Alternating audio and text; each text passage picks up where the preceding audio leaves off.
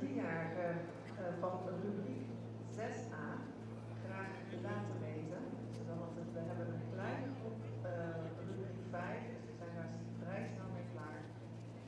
Ze willen graag al de merries van rubriek 6a, gezamenlijk nummer 66 tot 72, naar de meeplaats. Hebben er geen kaartjes in de tas voor ons?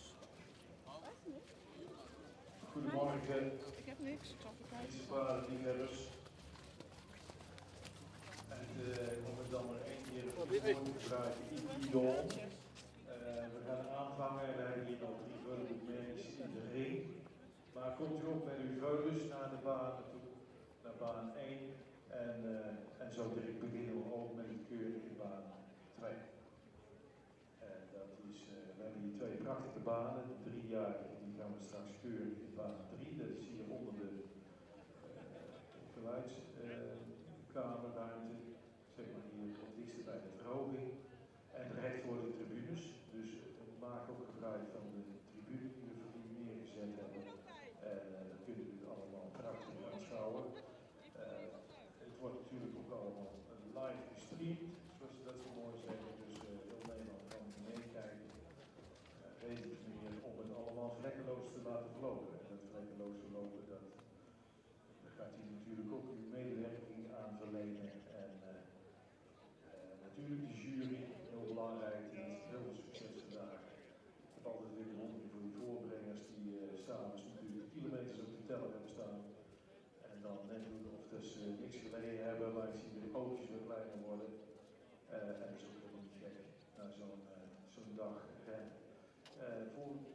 Natuurlijk luistert u even naar de ringmeesters, die het ook allemaal proberen soepel te laten verlopen. En u weet, we hebben altijd een straf tijdschema. 4 uur is kampioenskeuring en daar willen we natuurlijk heel snel naartoe werken. Nou, het weer is ons goed gezind. Niet te warm, maar vanmiddag een zonnetje. Dus dat lijkt helemaal goed te komen. En ik wens u heel veel succes. Mogelijk, het zal niet allemaal oranje worden, maar wees tevreden met wat je krijgt. En het zal ongetwijfeld een afspiegeling zijn van uw paard. Heel veel plezier ook. En denk ook aan de mensen die hier hun stand opgebouwd hebben. En de horeca. En mocht er iets zijn, meld u dit even bij de secretariaatstand. Dan kunt u terug voor alle vragen. Die worden zodanig behandeld dat we het voor u zullen oplossen waar mogelijk. En het eerste paard was gekeurd. We zijn er aan de slag. Heel veel plezier.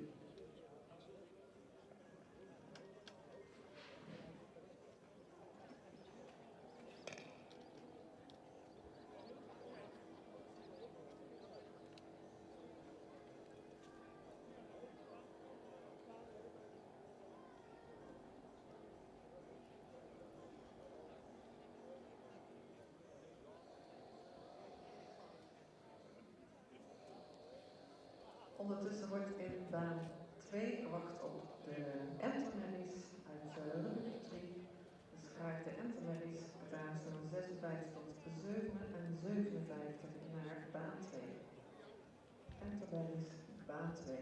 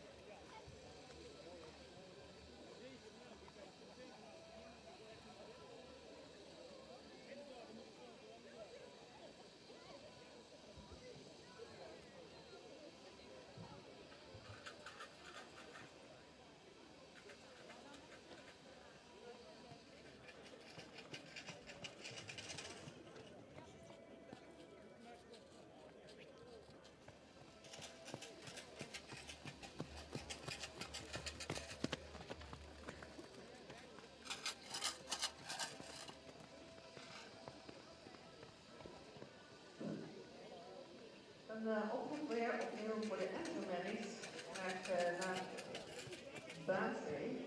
Rubriek de entermerries graag naar baan 2.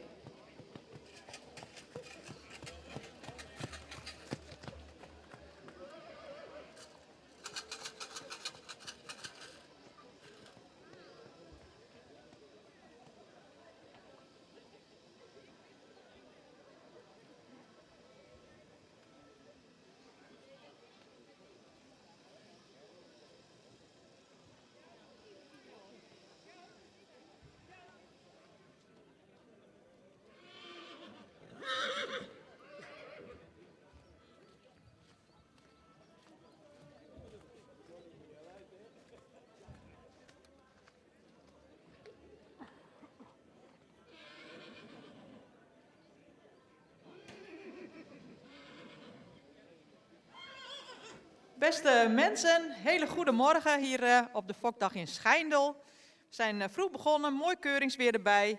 We keuren vandaag in 3 banen en in deze baan de opnames samen met collega's Jan Hellings en Manuel Gasseling. We zijn begonnen met de groep opnames van 4-jarige veulenboekmerries. Catalogus nummer 63 is afwezig in deze rubriek. Catalogus nummer 64, merrie die nu voor ons staat, wordt vandaag opgenomen in het stamboek.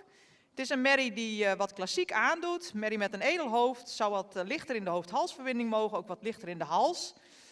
Voldoende lengte in de romp. Paard zou wat hoogbeniger mogen zijn. Voldoende droog beenwerk. De stap heeft voldoende tact. Zou wat actiever mogen zijn. In draf zou de merrie wat meer zweefmoment mogen ontwikkelen, wat meer kracht mogen ontwikkelen, gedragenheid. Een mooie stamboekmerrie vandaag en gefeliciteerd met de opname.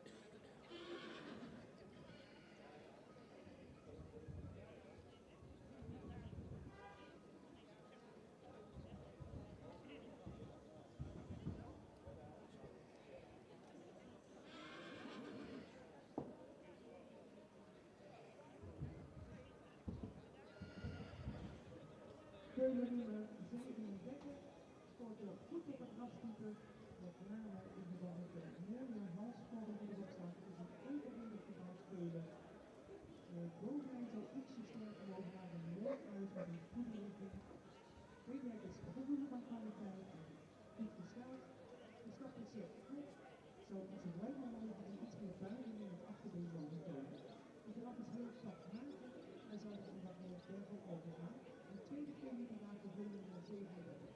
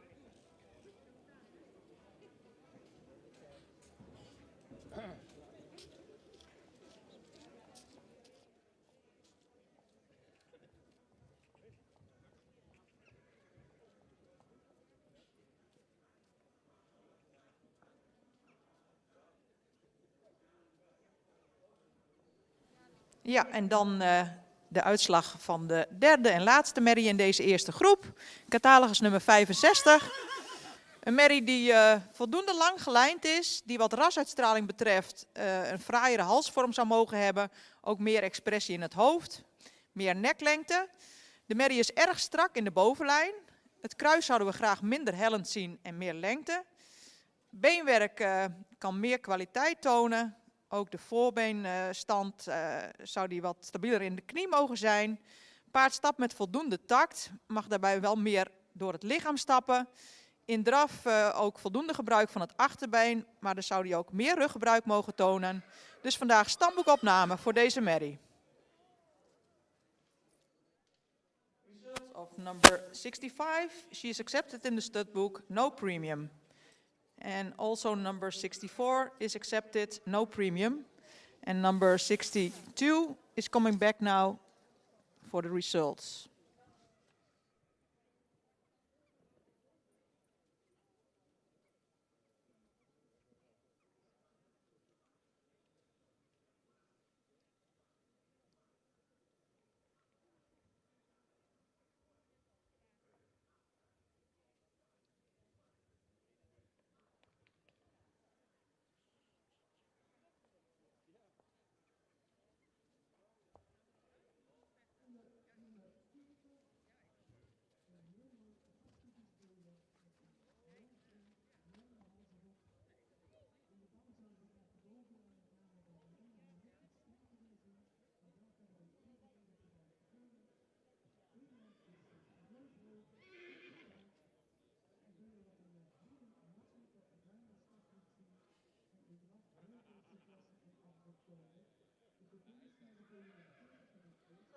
Dan hier bij de uitslag van de eerste groep dus. 63 was afwezig, 64 en 65 zijn opgenomen in het stamboek. En catalogus nummer 62 mocht terugkomen. Het is een merrie die lang gelijnd is. Merrie met een sprekend hoofd. Goede romprichting. De hoeven zouden wat royaler mogen. Het beenwerk heeft voldoende kwaliteit. Merrie is wat stijl gecoat. De stap is actief. Voldoende taktmatig. Kordaat. Zou iets meer door het lijf mogen stappen. In draf toont de merrie voldoende balans. Voldoende souplesse, zou het voorbeen iets verder uit mogen leggen. Al met al een hele correcte merrie die vandaag opgenomen wordt in het stamboek en ster wordt verklaard met een tweede premie. Gefeliciteerd. Result of number 62. It's a long-lined mare with a noble head, a nice shape of the neck,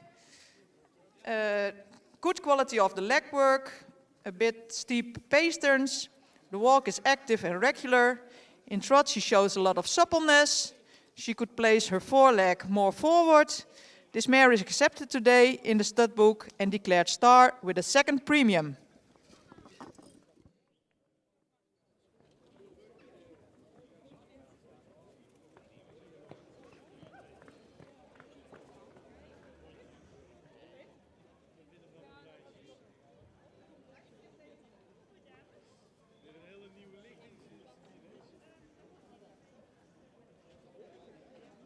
Wat hebben we hier prachtige linten, dames. Wat zien jullie er heel mooi uit en ja, prachtig. We zien jullie vast nog wel weer vandaag. En we willen eigenlijk een ereronde met een muziekje.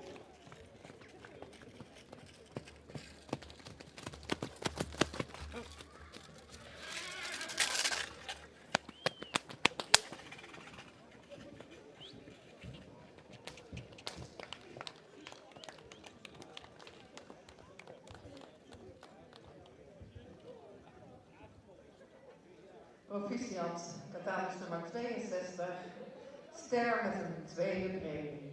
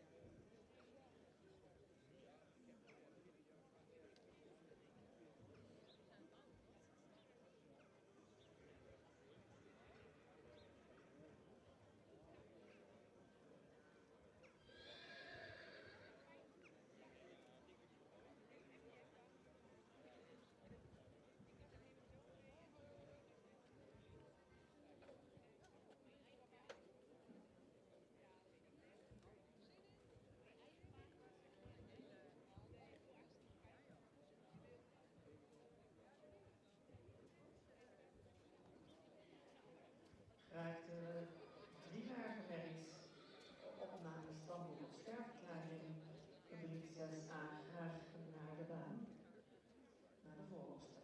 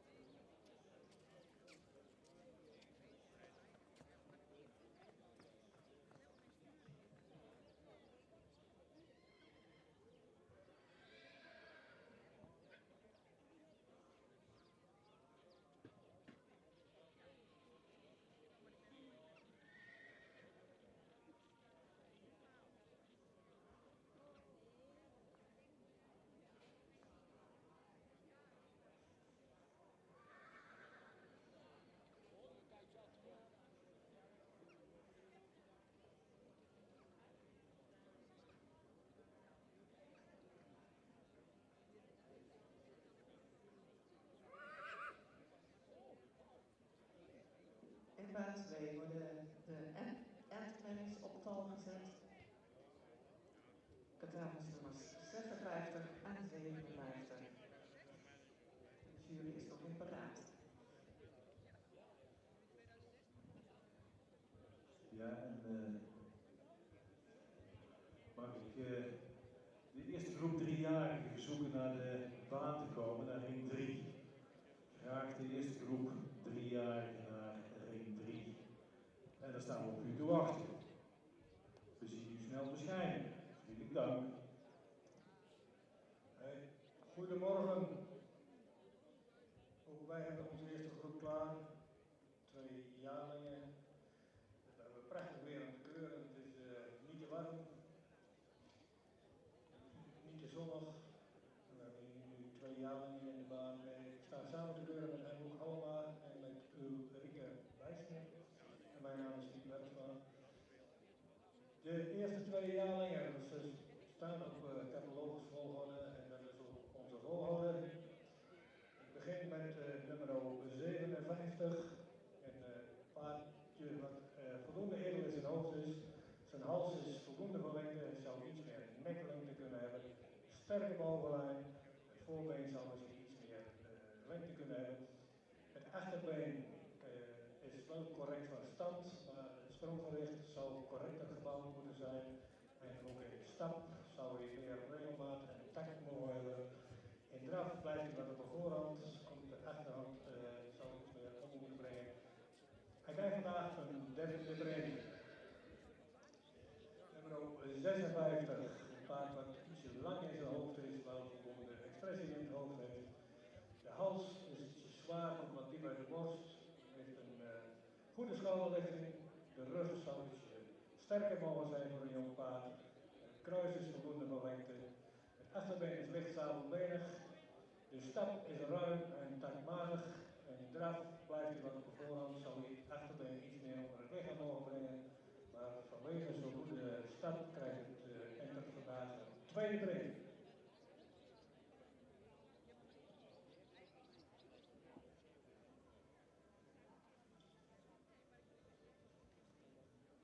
Dus bij de enters is entermerrie met catalogus nummer 56.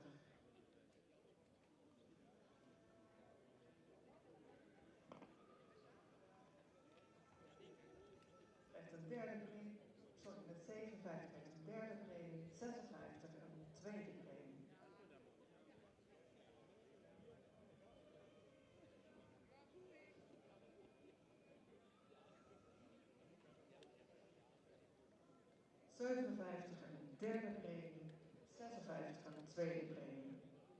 Eigenaar proficiat. Dan doen we nog even een kleine ereronde. Nee. Als de lintendames de baan hebben verlaten.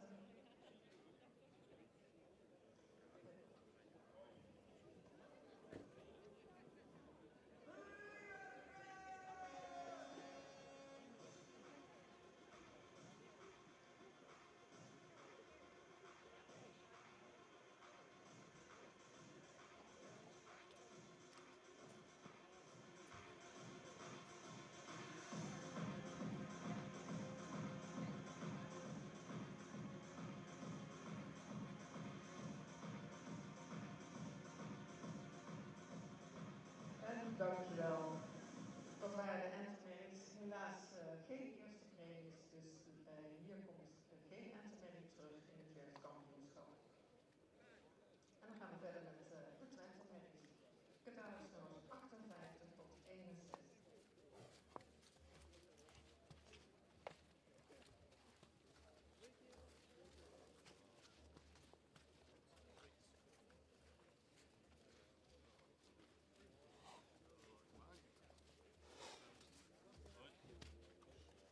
Goed, braaf hè. Oeh.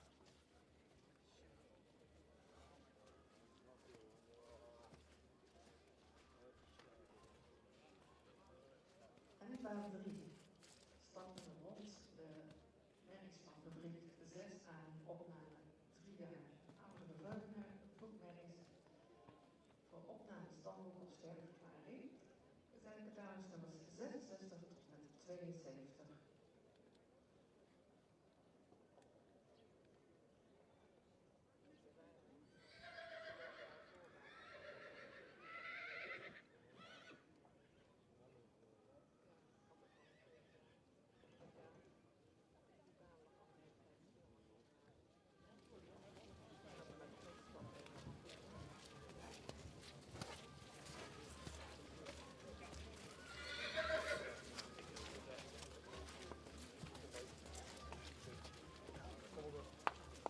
Lekker bezig.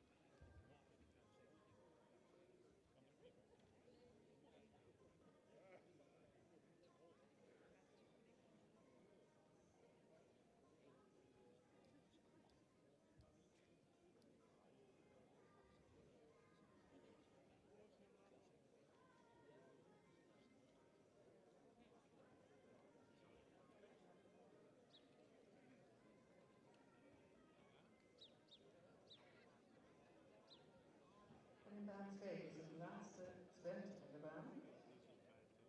Dus dan gaan we dadelijk door naar de vooropstelling, naar de opstelling.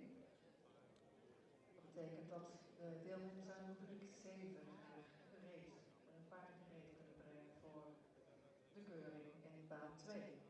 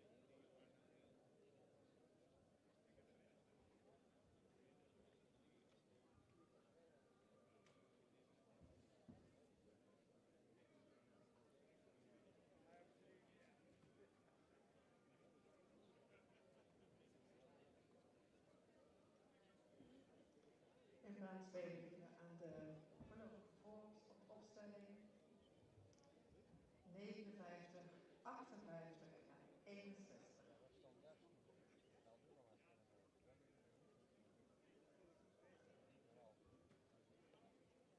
Dus op kop voorlopig de dames nummer 59, gevolgd door 58 en 61.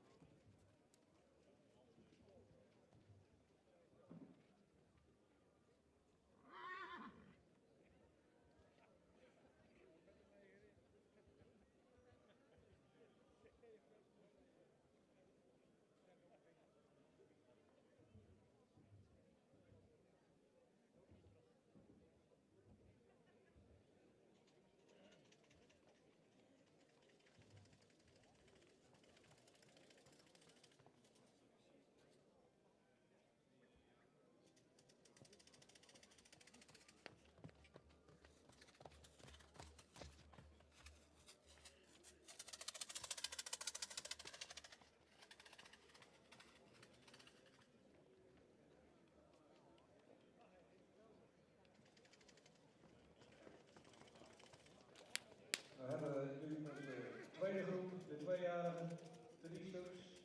Ik begin met nummer 61. Paard wat voldoende edel in zijn hoofd is. Die zou zijn hoofdlengte kunnen hebben. Schouderligging is schuin.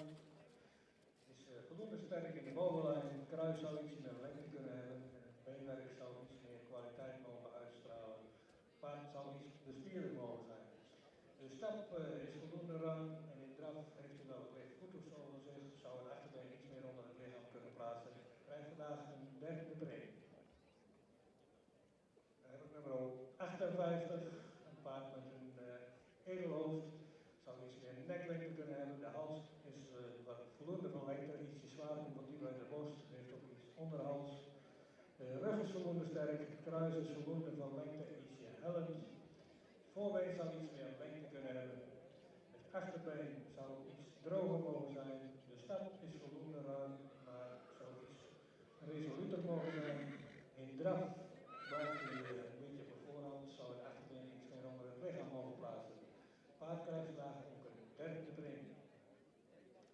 Dan heb ik nummer 59, een paard wat een beetje zwaarachtig aan doet, is goed opgepast, heeft voldoende vlees. Paard zou iets eerder in zijn hoofd mogen zijn, heeft een lange hals die ietsje zwaar is en ook iets diep uit de borst komt. De rug zou ietsje sterker mogen zijn, kruis is voldoende van lengte, ietsje hellend. Paard is licht zadelbenig. Het voorbeen zou iets meer lengte kunnen hebben. Paard wat goed stapt, ruim stapt. In draf heeft hij veel zweefmomenten, is hij ook lichtvoetig. Paard krijgt vandaag een tweede premie.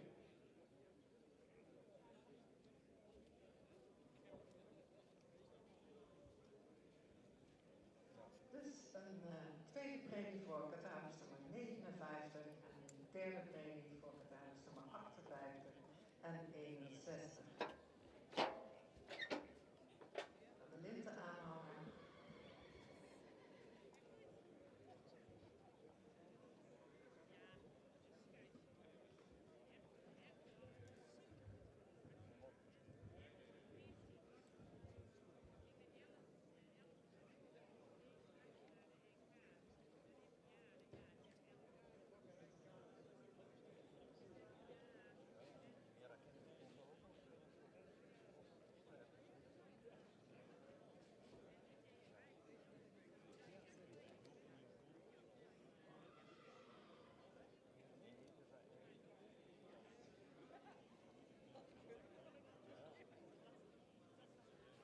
Ja, en als de linten aangehangen zijn, dan een ereronde voor de Twenters. Op kop, catalogus nummer 59 met een tweede premie. En gevolgd door 58 en 61 met een derde premie. Even een muziekje eronder.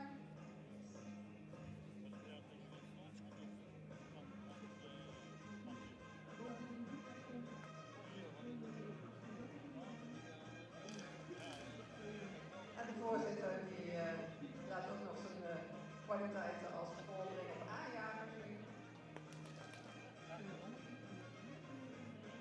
Hey.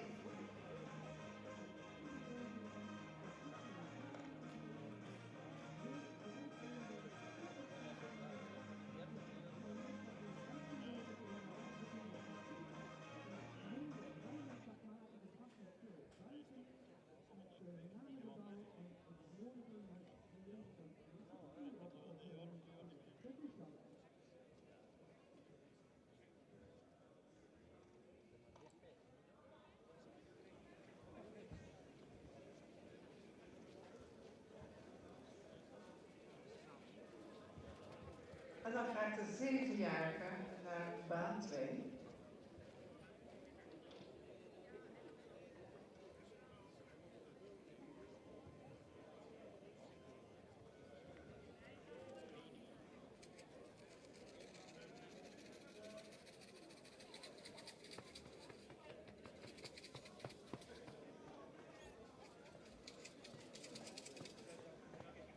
Van de rubriek 7, of de rubriek van de 7-jarige, is nummer 94 afgemeld.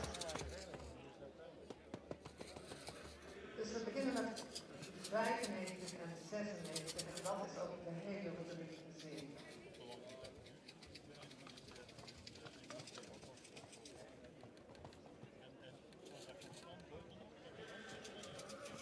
Rubriek 7, de premiekeuring van 4 jaar oude standsmelding voor sterfgevallen. Daar zullen 95 en 96 gekeurd worden.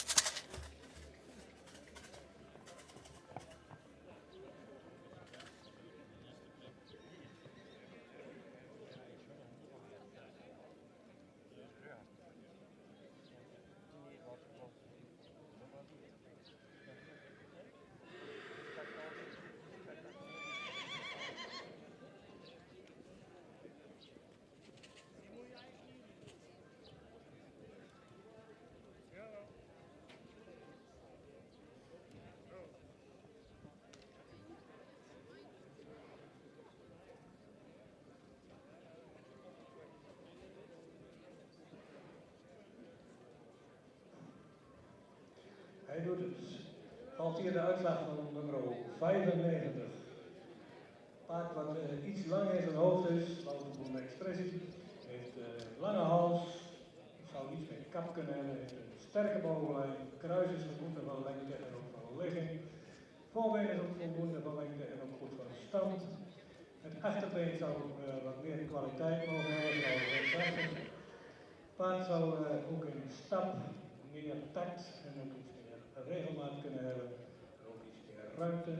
In draf zien we dat eigenlijk hetzelfde, zou weer iets meer tact kunnen hebben, zou makkelijker het bochtje door moeten lopen en ook meer het achterbeen onder het lichaam moeten plaatsen. Vandaag krijgt het paard geen premie.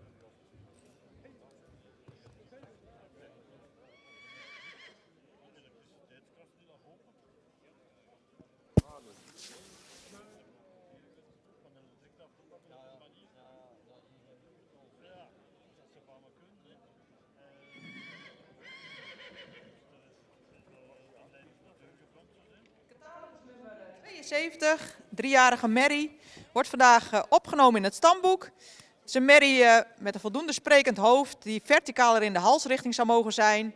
Mary die een sterke bovenlijn heeft. Kruis zouden we graag wat minder hellend zien.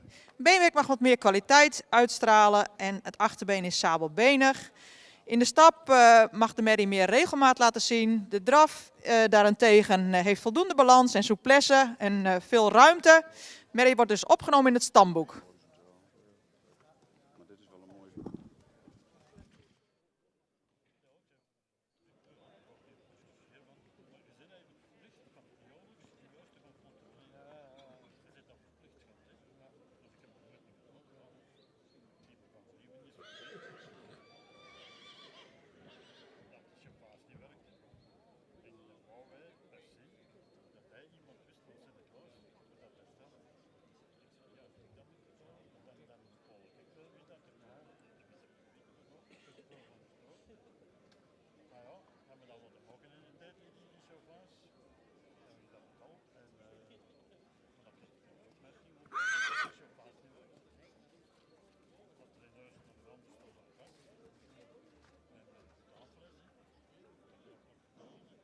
Hij doet het.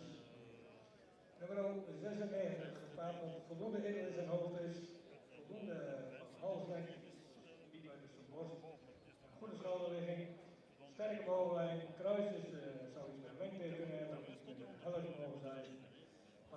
Wat voldoende hard in de benen is, ietsje sabelbenig. Het paard stapt met voldoende ruimte en ook activiteit in de stap, door zijn lichaam. In draf zou hij opwaarts mogen draven, meer houding mogen maken, maar onder de benen is hij heel ruim, heeft hij veel zweefmoment. Vandaar dat hij vandaag ook stamboek ster met een tweede premie. Gefeliciteerd.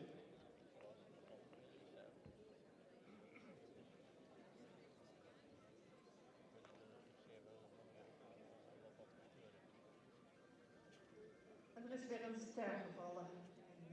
Catalogus nummer 96. Kijk, een ster, tweede premie. De wind is aangehangen. En dus het is weer even een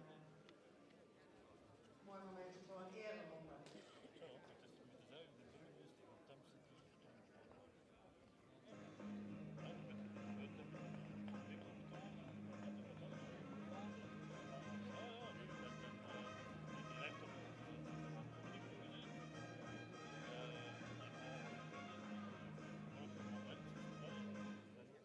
Tweede premie voor catalogus nummer 96, eigenaar van Hart Proficiat. En dan kunnen wij hier verder in baan 2 met 4 tot 6-jarige sterrenmerries voor uitnodiging van de centrale catalogus nummer 98 staat al klaar, catalogus nummer 97 is afgehaald.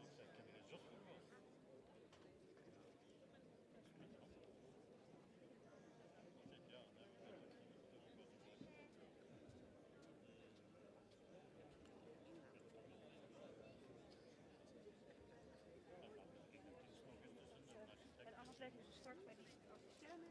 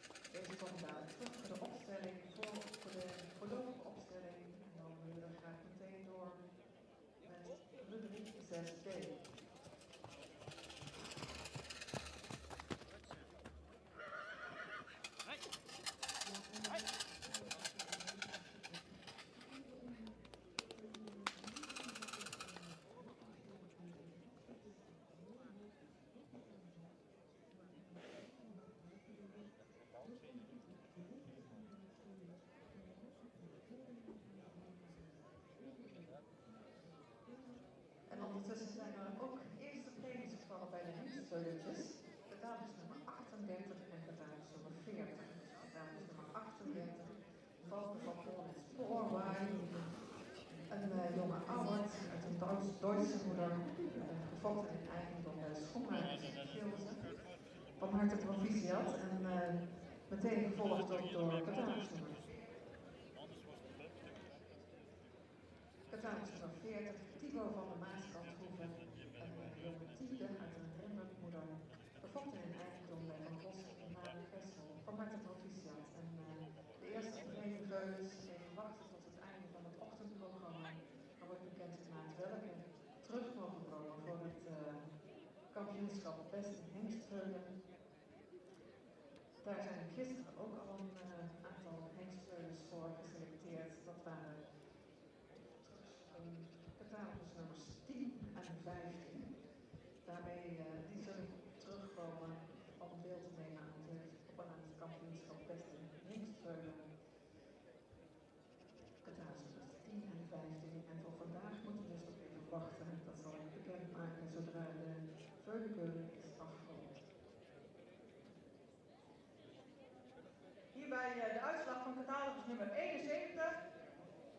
Royaal ontwikkelde merrie met een lange hals, goede bovenlijn. Merrie die iets naar voren gebouwd is. Merrie heeft royale hoeven. Zou wat meer kwaliteit mogen hebben. In de stap zou de merrie meer tact mogen tonen, meer ruimte mogen tonen, meer door het lichaam mogen stappen. De draf is ruim, veel buiging in het achterbeen. Achterbeen mag meer doortreden. Merrie wordt vandaag opgenomen in het stamboek.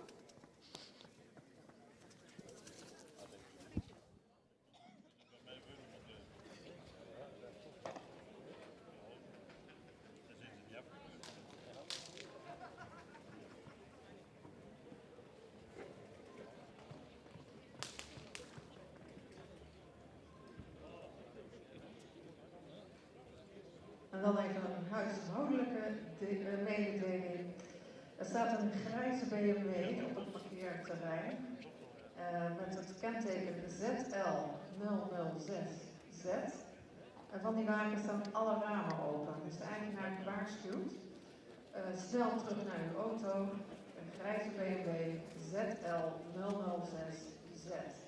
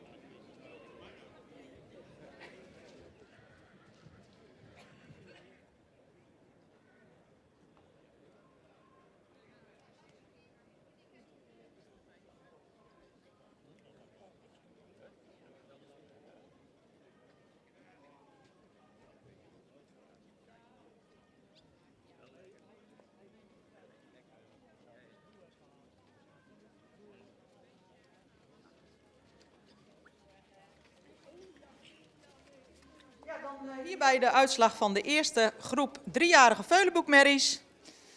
Helaas konden we vandaag catalogus nummer 67 niet opnemen. Opgenomen in het stamboek zijn de catalogus nummers 68, 71 en 72. En deze merries zijn teruggekomen voor primering. Te beginnen bij catalogus nummer 66. Het is een merrie met een edel hoofd, veel rasuitstraling, sterke bovenlijn. Kruis zou wat minder hellend mogen. Merrie heeft royale hoeven, voldoende kwaliteit beenwerk. De stap, daar hebben we even wat langer naar gekeken. Onder invloed van spanning was die wat ongelijk, maar nu bij het rondstappen in de groep was de stap ruim voldoende. In draf toont de merrie veel buiging in het spronggewricht. Merrie wordt vandaag opgenomen in het stamboek en sterverklaard met een tweede premie.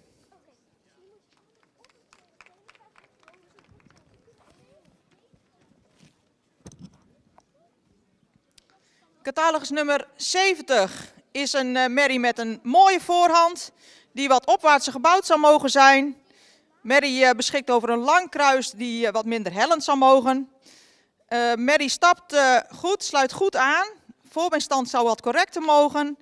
Draf toont ze voldoende buiging in het achterbeen. Iets in een hoog ritme blijft ze draven. Met name vanwege de goede stap en de goede rasuitstraling. Ook deze merrie opgenomen in het stamboek en sterverklaard met een tweede premie. En tot slot catalogus nummer 69. Merrie die voor haar leeftijd 3 jaar al gezegend is met veel behang. Merrie die behendig aandoet, sterk in elkaar zit, goede bovenlijn heeft, royale hoeven, voldoende droog beenwerk. Merrie die met voldoende ruimte stapt en voldoende lichaamsgebruik. Merrie die in draf veel lossigheid laat zien, kan schakelen, voldoende balans toont. Deze merrie wordt vandaag ook opgenomen in het stamboek en ster met een tweede premie. Gefeliciteerd.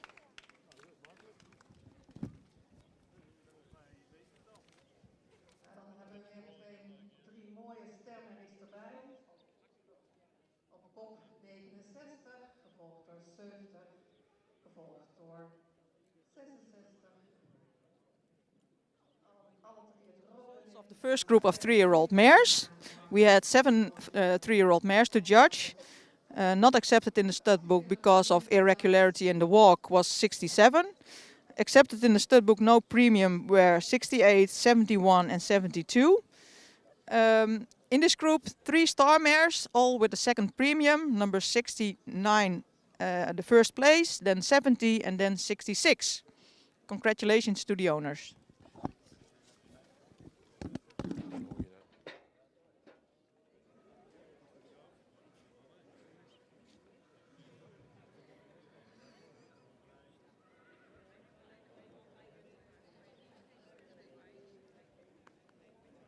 Nou, prachtig resultaat van deze eerste rubriek. 6A, 3-jarige merries. 3 merries met een sterk tweede premie. De lintendames verlaten de baan. En dan vragen we de merries voor een mooie ereronde. Welverdiend. Eigenaren van harte proficiat.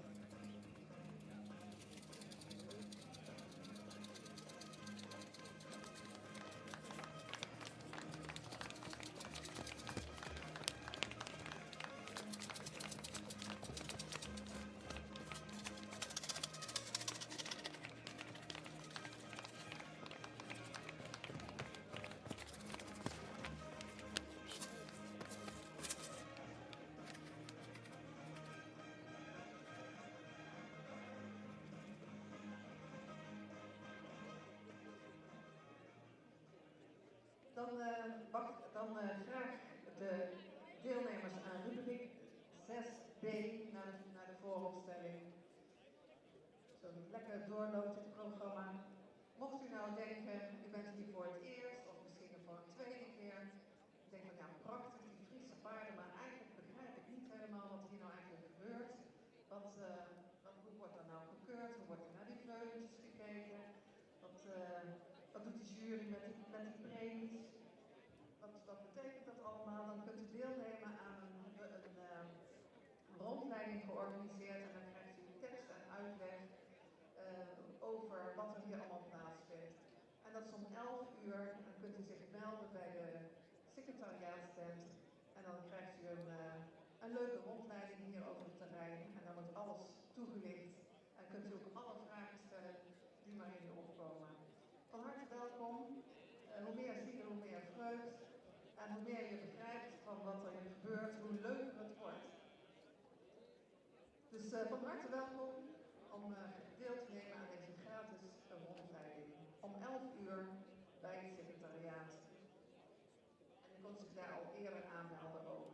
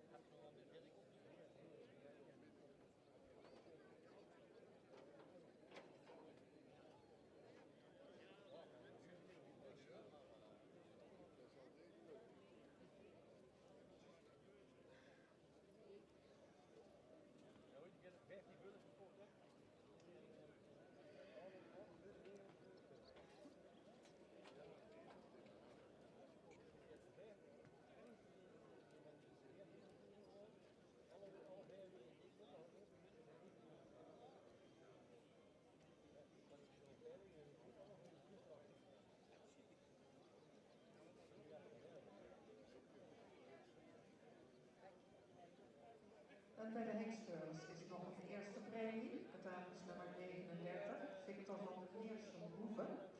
Een jonge Marcus uit de Ultelijke Moeder. Gefokt en in Wijndom bij de familie Populiers in Galder, van harte proficiat. Dat betekent dat er 3 hengstveulentjes zijn met een eerste premie.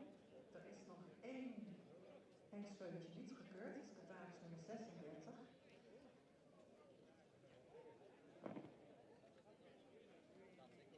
En dan is er bij de Merrieveulens ook al een eerste premie. En dat is catalogus nummer 46. Tara Kaap.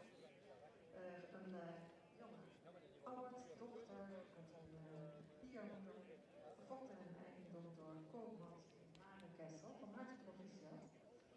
Bij de Merrieveulens zijn er gisteren ook al 2 aangewezen om mee te doen aan het jeugdkampioenschap. Dat waren de catalogusnummers 18 en 34. Aan het eind van het programma van vanochtend bij de Veulenkeuring zullen we bekendmaken welke er vanmiddag worden uitgenodigd voor het kampioenschap. Dus dat wordt nog even spannend te kijken hoeveel er zijn. Bij de hengstveulens zullen dus ook nog worden gemaakt. Dat maken we bekend aan.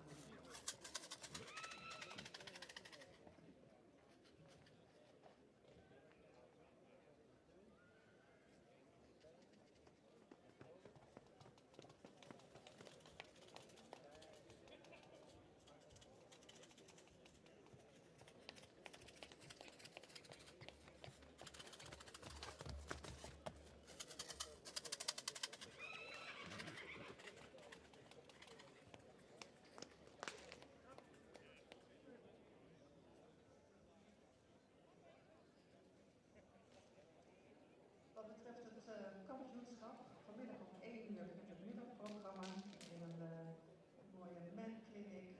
En daarin zullen dus ook eerst de hengstveulens, de merrieveulens die geselecteerd zijn voor het kampioenschap, gaan kampen om het kampioenschap beste hengstveulen, beste merrieveulen.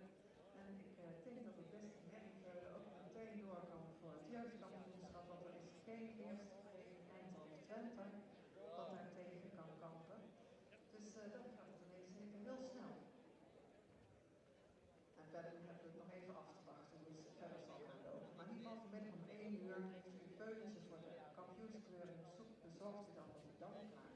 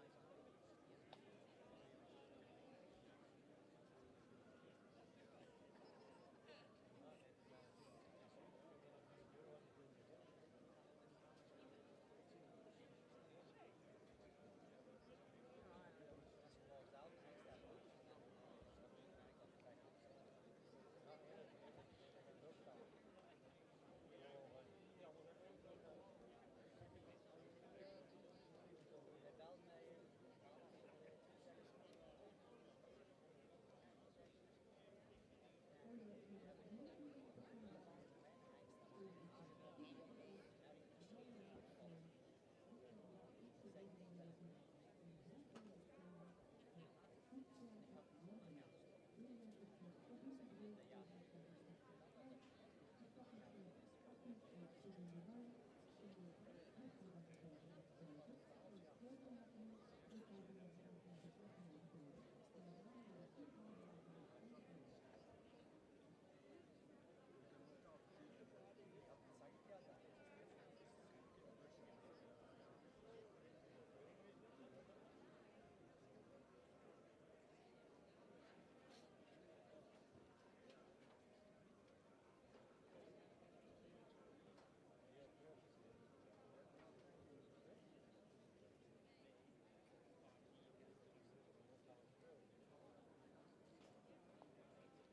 In baan 2 wordt gewacht op de 4 tot 6-jarige stermerries. Dus graag daar ook weer merries naartoe. Daar wordt met smart op 4 tot 6-jarige stermerries gewacht. Graag naar de baan.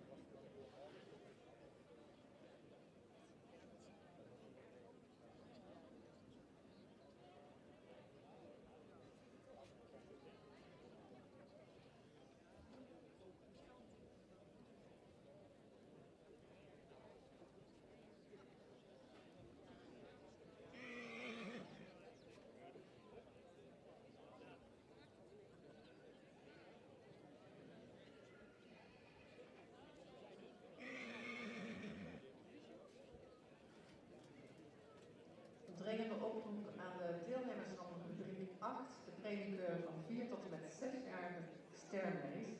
De catalogusnummers 100 tot en met 103. Met spoed naar die baan. De jury heeft niet veel geduld.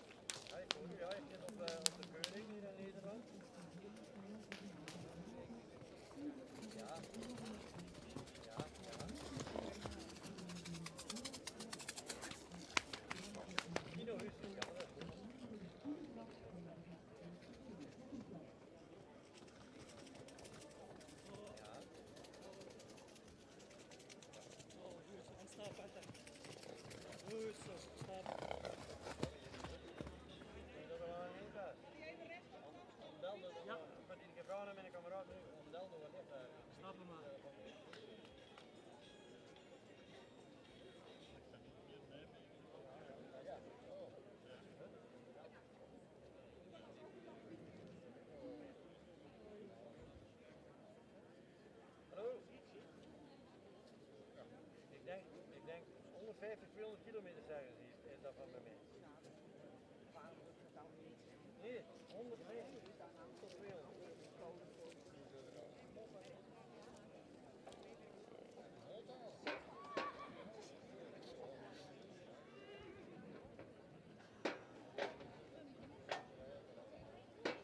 Ja.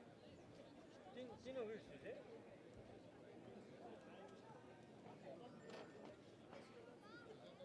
Ja. Ja, dat is heel goed, dat is heel goed, dat is goed.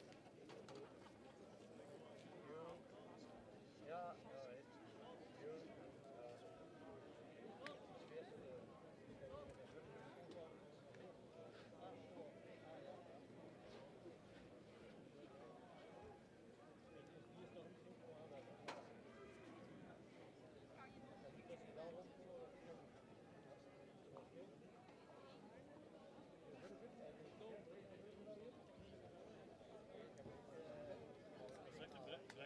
Breng het mee.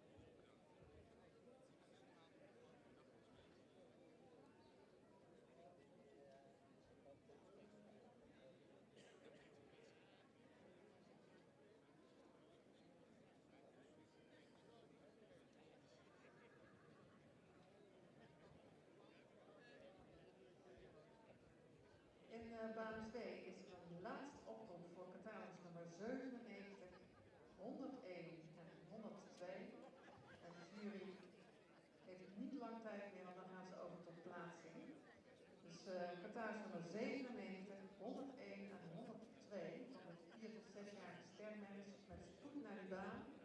Want anders dan valt die buiten de boot.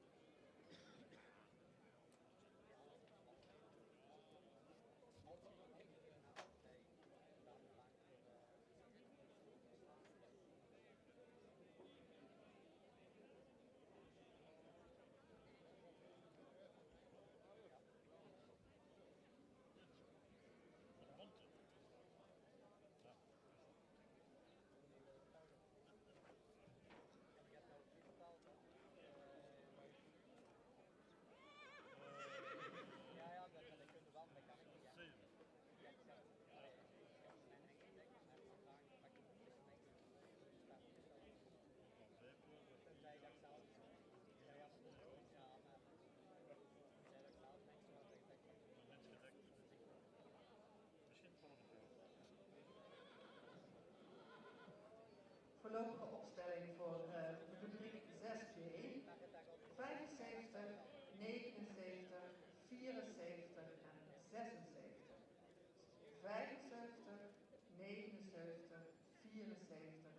76. Dus 4 paarden terug voor rubriek 76.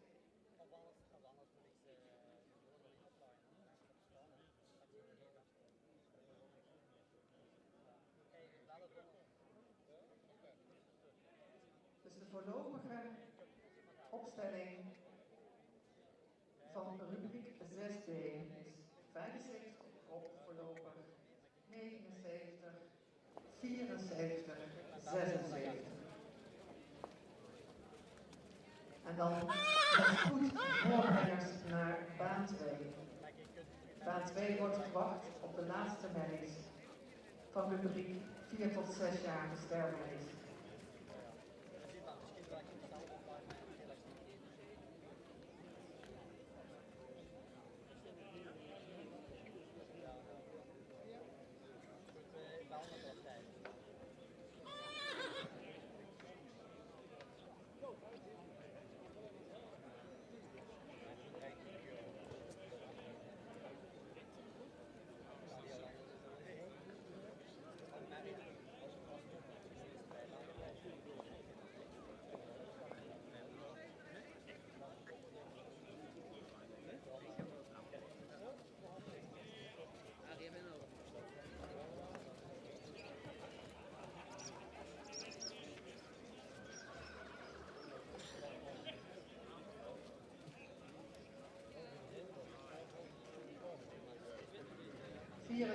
Gaat 1 op.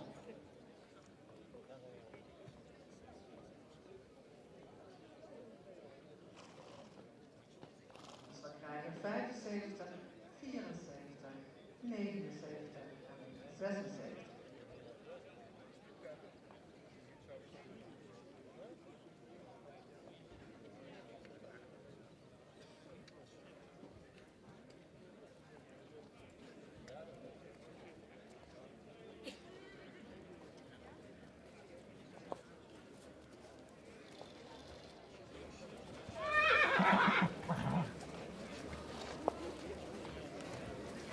Spannend moment altijd.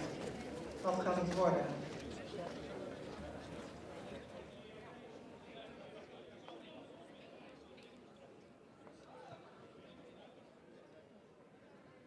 De jury is eruit.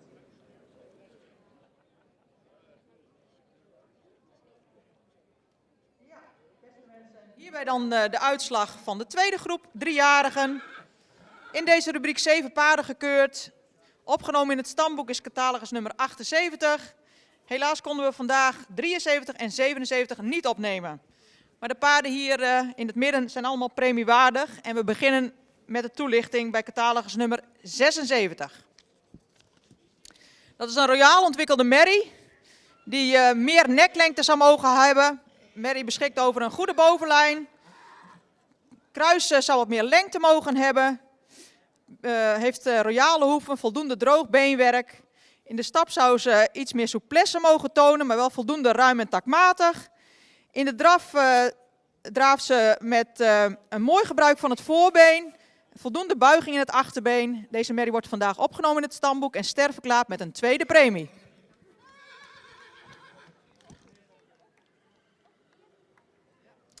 Dan catalogus nummer 79. Een grootramige rastypische merrie, mooie voorhand. Kruis zouden we graag minder hellend zien. Merrie zou ook wat meer jeugd mogen uitstralen voor deze leeftijd.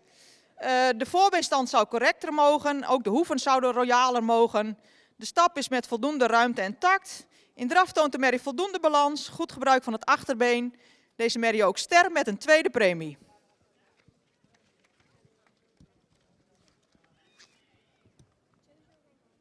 Catalogus nummer 74 is een langgelijnde, iets gerekte merrie die ruim voldoende rasuitstraling heeft, zou wat meer behang mogen hebben. Merrie heeft een goede bovenlijn, droog beenwerk, de hoeven zouden royale mogen. De stap is ruim en actief met voldoende lichaamsgebruik.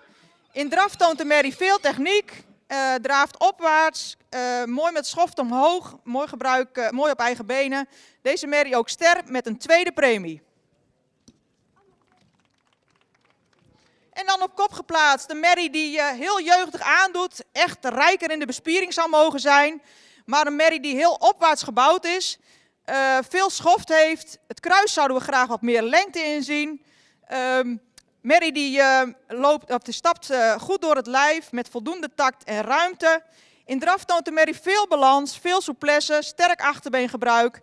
Zou daarbij iets meer schoudervrijheid mogen tonen. Deze merrie krijgt vandaag een eerste premie en wordt ermee ster. Met name op basis van haar bewegingen die compenseren voor haar exterieur. Gefeliciteerd met deze mooie groep stermerries.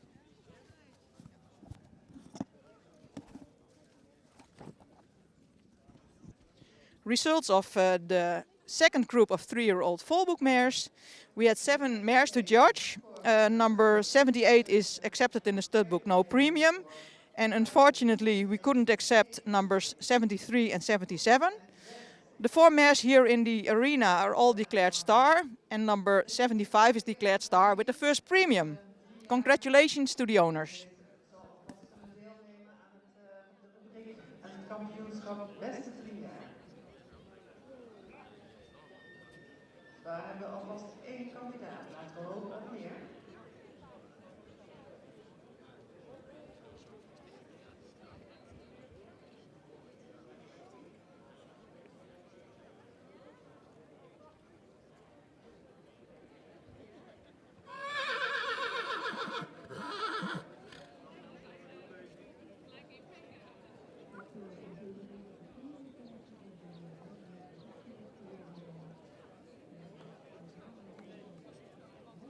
En oranje wint voor het koppaard, getrouwd nummer 75.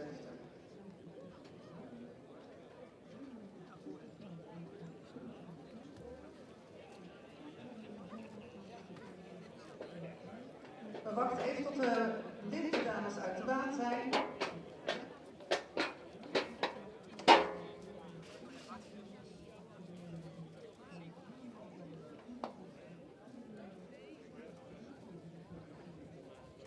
En dan een mooie ereronde voor deze 3 tweede premie, stermerries en natuurlijk de eerste premie. Daarvan hopen dat er nog meer komen, want we hebben oranje en lichten in ook.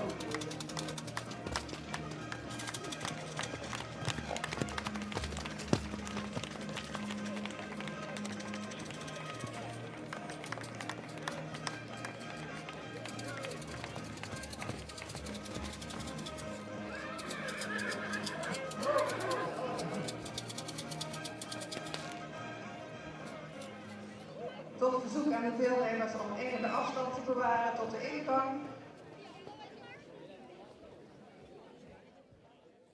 Secretaris nummer 75 zien we vanmiddag terug voor de rubriek beste 3 jaar.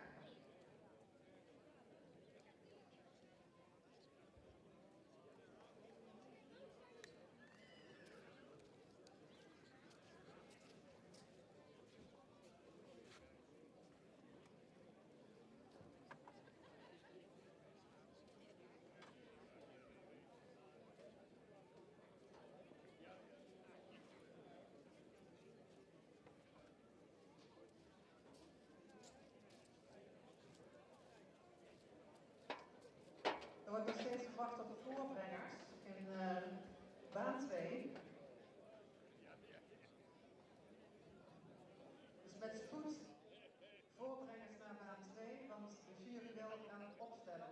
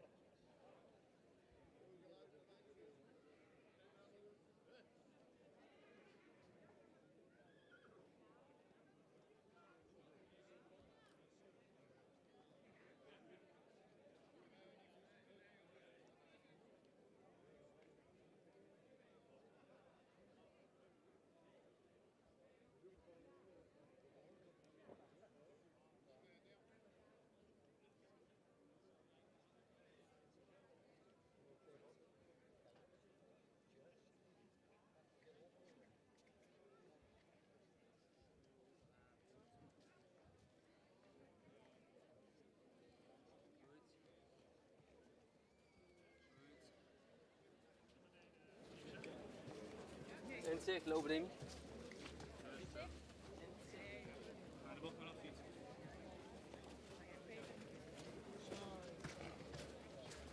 Oh.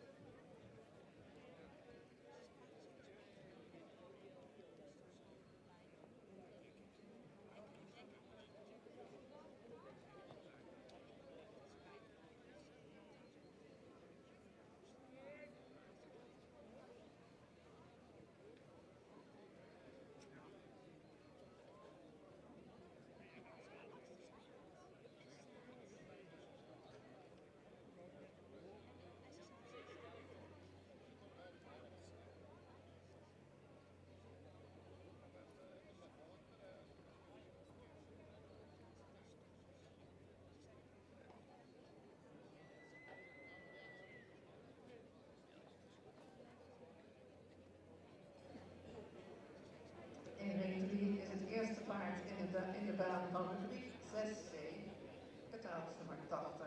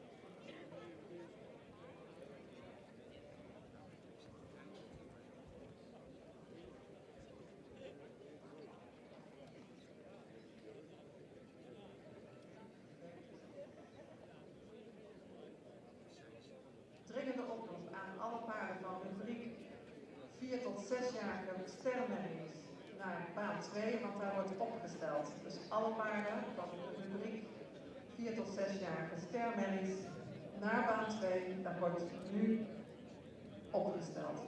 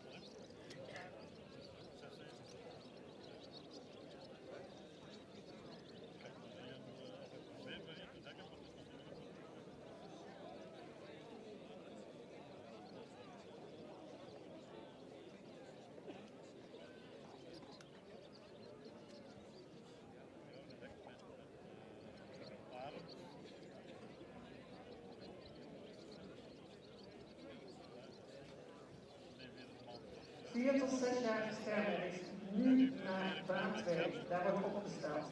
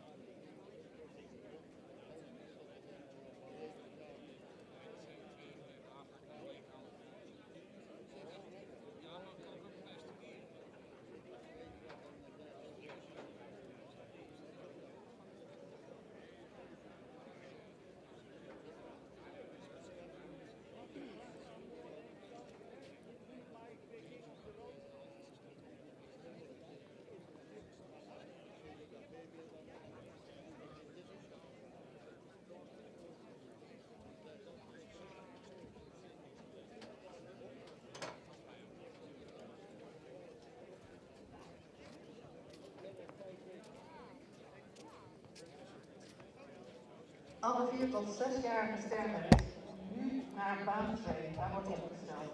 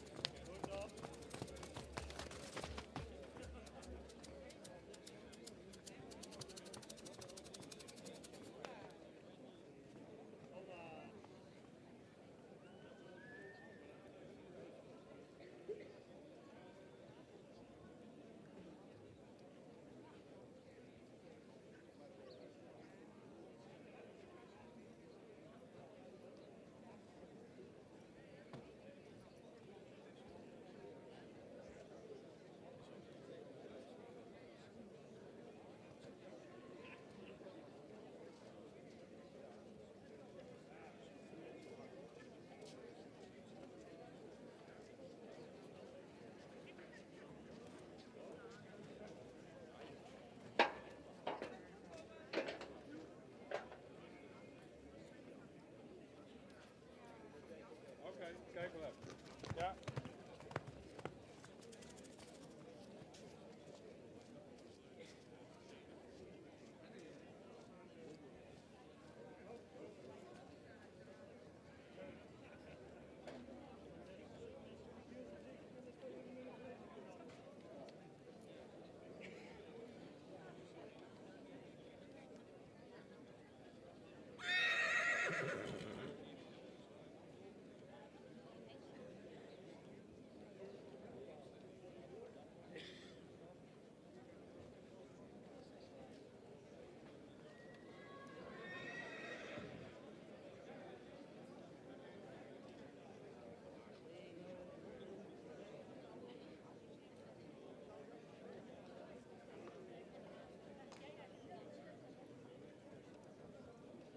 Bij de 4 tot 6 jaar stemmen is de voorlopige opstelling uitslag bekend. Kop 99, gevolgd door 103, dan 100, dan 98, 102, 101 en 104.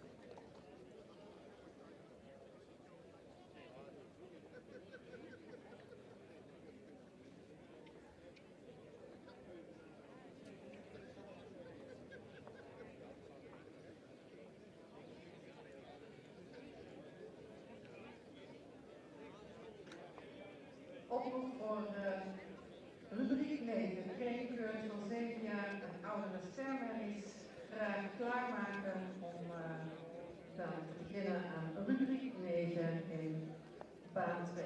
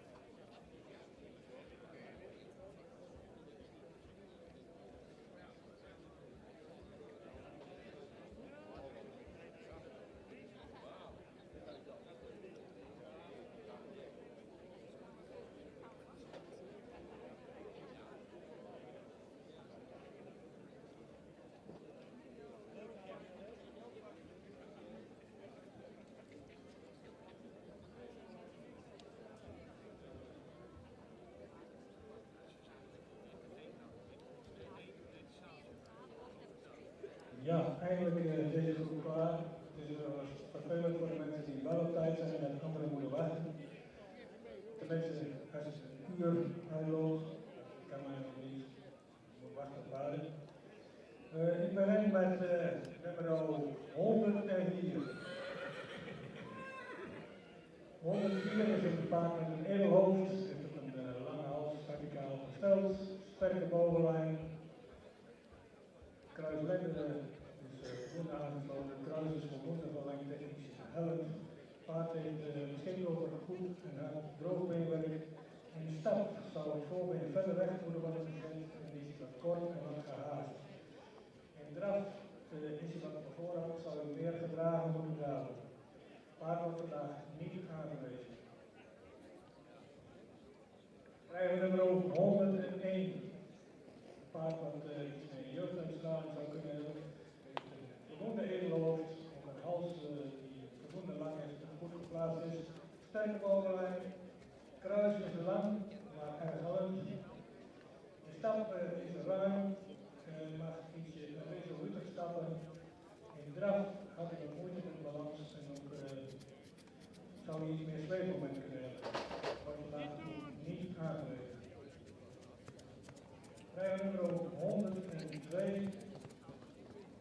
Paard met een gele hoofd, een lange hals, paard is iets meer hard gebouwd. Een schouder die is stijl, sterk overlijn, kruis is gevoelige lengte, maar ook erg hard. Paard is licht aan de benen. In stap is hij wat hoger actief, zou ook iets ruimer kunnen zijn. In draf, dan is hij wel goed over de benen. Hij zou iets meer gedragen mogen dragen, maar het blijft iets meer laten dragen, was vandaag nog niet aangewezen. Nummer 98 is goede evenhoofd, een lange hals die goed geplaatst is. Schouder die schuin is, ook een ietsje gerekt in het middenstuk, een lang kruis. Beenwerk is ietsje recht.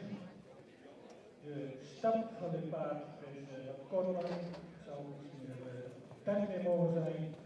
De draf is iets verbonden plaats, is hij ook goed zweefmoment. Vanwege de stap, daar geen snelheid. Dan krijgen we nummer 100. Een paard die verbonden is rood, zou iets meer neklengte kunnen hebben, een lange hals, sterke bovenlijn, een lang kruis. Het paard zou hier misschien iets meer beenlengte kunnen hebben, maar een paard wat heel ruim en gemakkelijk stapt, ook goed door zijn lichaam stapt, en draf is hij gedragen, zou hij misschien iets meer oprichting kunnen hebben, maar een paard wat we graag terugzien op de centrale keuring krijgt de eerste premie. We hebben nummer 103, ook een paard met een edelhoofd, een lange hals, schouder wat goed geplaatst is ietsje strak op zijn lendenpartij, heeft een kruis wat minder van lengte is, ietsje helft. Ook dit paard zou je hoogbeeniger willen zien, iets in de samenbenen. Maar een paard dat heel goed stapt en in de draf als hij opblaast, had hij op veel zweefmomenten en veel ruimte. Het paard krijgt ook de eerste premie aangewezen voor de centrale keuring. Dan ons koppaard, een paard dat misschien iets eerder in zijn hoofd zou mogen zijn, heeft een lange hals die goed geplaatst is, een stijl gehouden, wel een sterke bovenlijn, iets meer laten gebouwd, waar hij geen last van de beweging. Een lang kruis, iets meer voorbereiding zou het paard niet bestaan, maar een paard dat enorm ruim stapt, goed door zijn lichaam en ook in draf, heel geplaatst en eigenlijk wat sterk onder geplaatst had, een heel goede test gelopen. Paard dat ook aangewezen wordt de centrale keuring.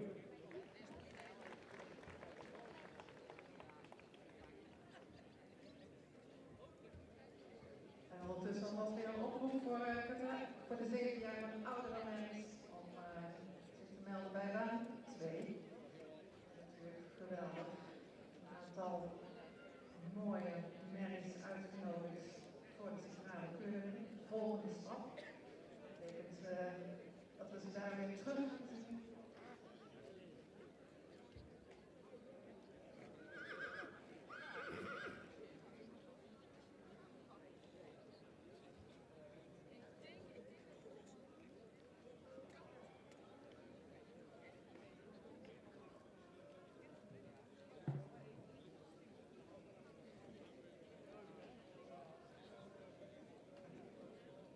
Dan wachten we op de centrale keuring. Betalings nummer 99 op kop 103 aan 100. We krijgen een uitnodiging voor de centrale keuring. Nou, dat is super spannend. Volgende stap. Op weg naar het voorlopig kroonschap en misschien wel definitief kroon.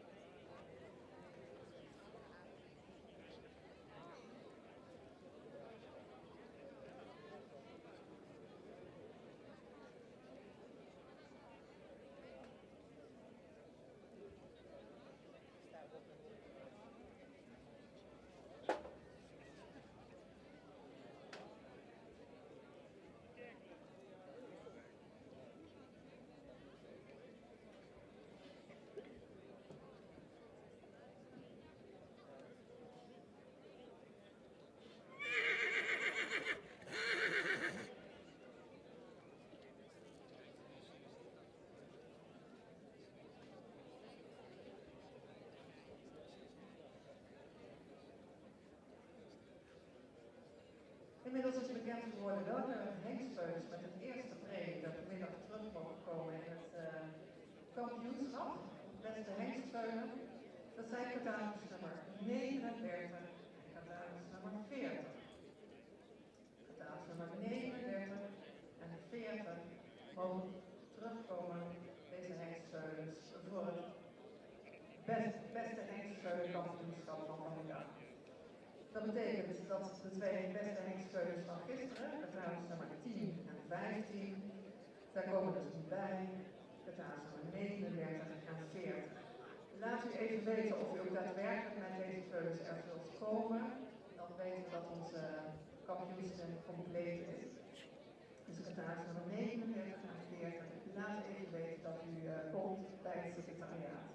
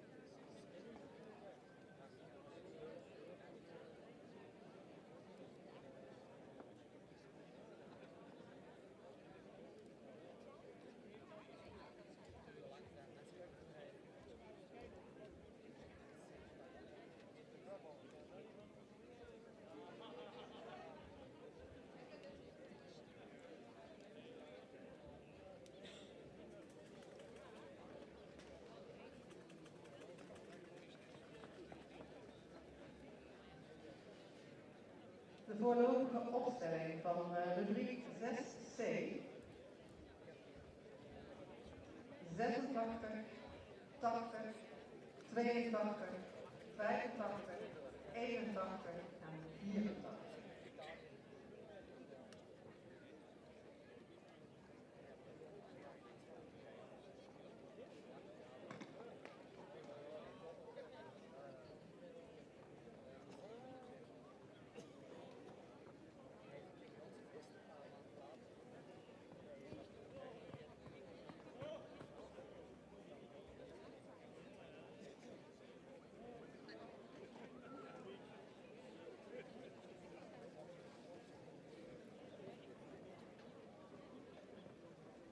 Dus de voorlopige opstelling 86, 80, 82, 85, 81 en 84.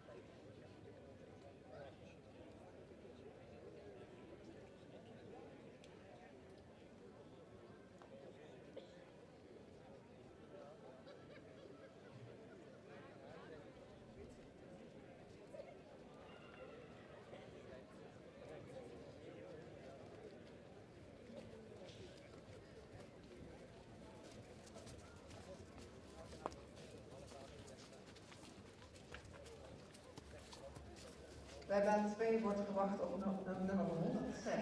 106 met stoep naar baan 2.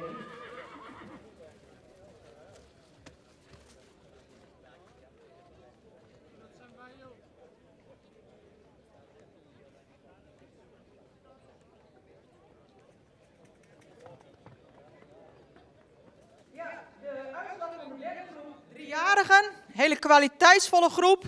En we kunnen ook alvast mededelen dat alle merries in deze groep ster worden verklaard. Catalogus nummer 83 was afwezig in deze rubriek. In het algemeen even een opmerking. De paarden worden in draf vaak in een hoog tempo voorgesteld. En dat maakt dat ze de passen vaak niet af kunnen maken. Dus we zien graag de paarden in een rustige tempo worden voorgesteld. Ook vanaf de camping in Frankrijk wordt meegekeken via de livestream. Welkom. De paarden zijn jong en deze baan is ook vrij intimiderend voor de paarden. Levert soms wat spanning op. En we geven de paarden voldoende tijd om zich optimaal te presenteren. Dan de toelichting. We beginnen bij catalogus nummer 84. Merrie met een hele fraaie halsvorm. Veel rasuitstraling. Merrie die in de bovenlijn, in de rug, wat sterker zou mogen zijn. Goede kruisligging. Merrie die stapt met voldoende ruimte en tact. In draf toont de merrie een goede beentechniek. Veel afdruk. Zou erbij wat meer ruggebruik mogen tonen. En ik had het al verklapt. Deze merrie wordt ster. En wel met een tweede premie.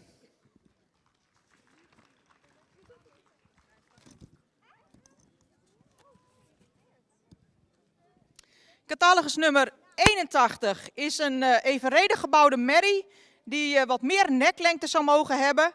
Merrie heeft een goede bovenlijn, kruis is lang maar erg hellend. Merrie heeft droog beenwerk, was in de stap, toonde ze veel spanning, maar stapt voldoende taktmatig, zou er iets meer lengte in de passen mogen laten zien. De merrie draaft lichtvoetig, functioneel, mooi op eigen benen voorgesteld en goede techniek. Deze merrie ook ster met een tweede premie.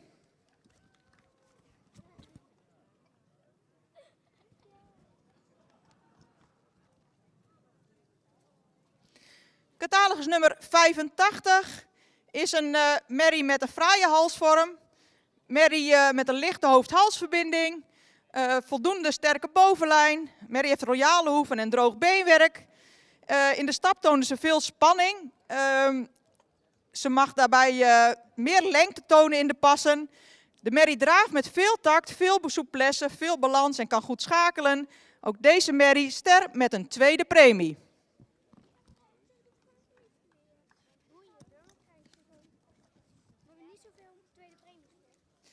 Oh, dan gaan we nu over naar de andere. Ja? Oké. Ik hoor net dat de tweede premies op zijn. De linten, de rode linten. Catalogus nummer 82 is een merrie met veel rasuitstraling, sierlijke beleiding. Merrie die het kruisvaar zou iets minder hellend mogen zijn. Merrie beschikt over droog beenwerk, stapt goed met veel kracht en veel ruimte. Merrie draaft met veel techniek. Deze merrie wordt vandaag ster verklaard met een eerste premie. En dat betekent dat de andere twee merries ook een eerste premie krijgen. Catalogus nummer 80. Een royaal ontwikkelde merrie. Met veel uitstraling. Zou misschien een tikkeltje meer jeugd mogen hebben. Merrie die stapt ruim, taktmatig, met veel kracht. In draf toont ze een goede techniek. Mooi gebruik van het voorbeen. Ze werd wat in een te hoog ritme voorgesteld. Maar in een lager ritme kan ze het achterbeen meer onder de massa plaatsen. Ook deze merrie een eerste premie vandaag.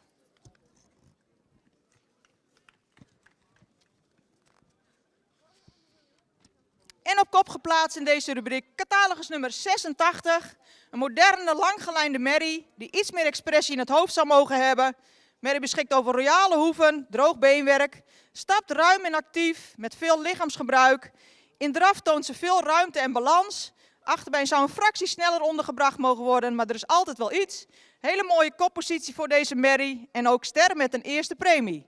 Gefeliciteerd met deze kwaliteitsvolle rubriek paarden.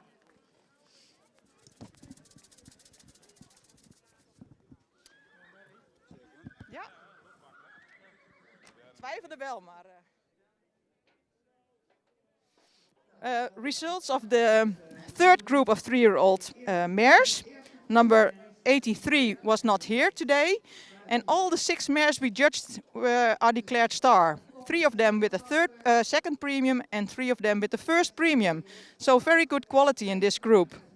Numbers 86, 80 and 82 deserve a first premium. And numbers 85, 81 and 84 a second premium.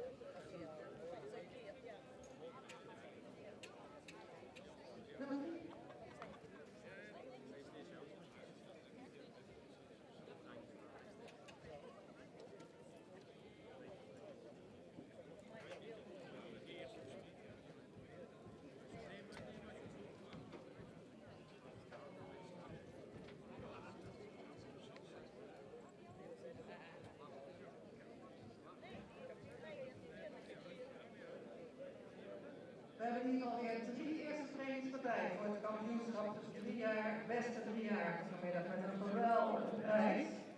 Dus ja, dat wordt spannend. Maar in ieder geval al 4 deelnemers. Een ereronde.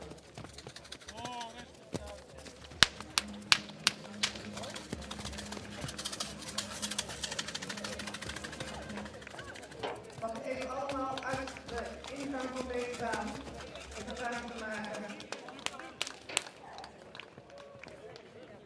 Rustig. Rustig. Er staan hier te veel mensen bij de ingang om er doorheen te racen.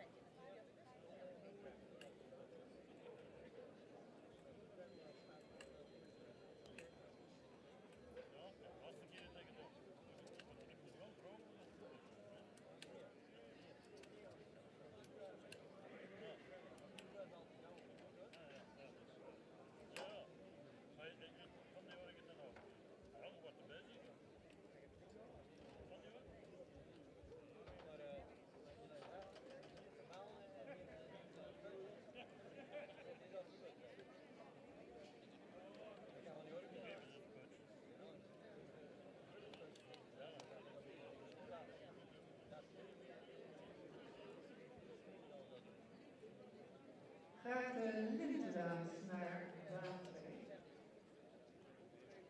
En dankjewel.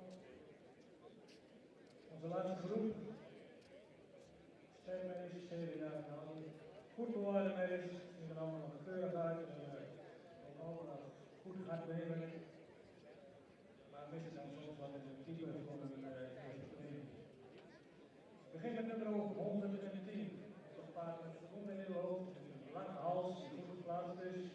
Heeft een voldoende sterke bovenlijn, kruislegger, dat tijdens iets sterker aangesloten kunnen zijn. Paard is lichtzaam op weg.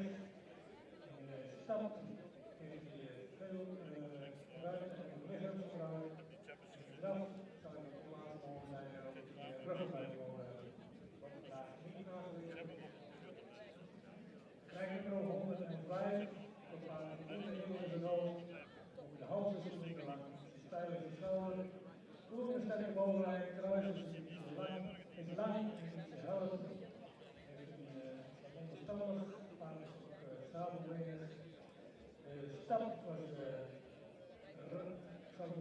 ruimer mogen zijn, iets minder gehaast. De draf is een paard geplaatst, goed achterbeen gebruikt. Daar wordt vandaag alweer exterieur gras en beenwerk in aanwezig in de centrale keuring. Rij nummer 107. Een paard dat lang in het hoofd is. Iets korte, zware handen die diep in de borst komt. Een voldoende schouderligging. De rug is voldoende sterk.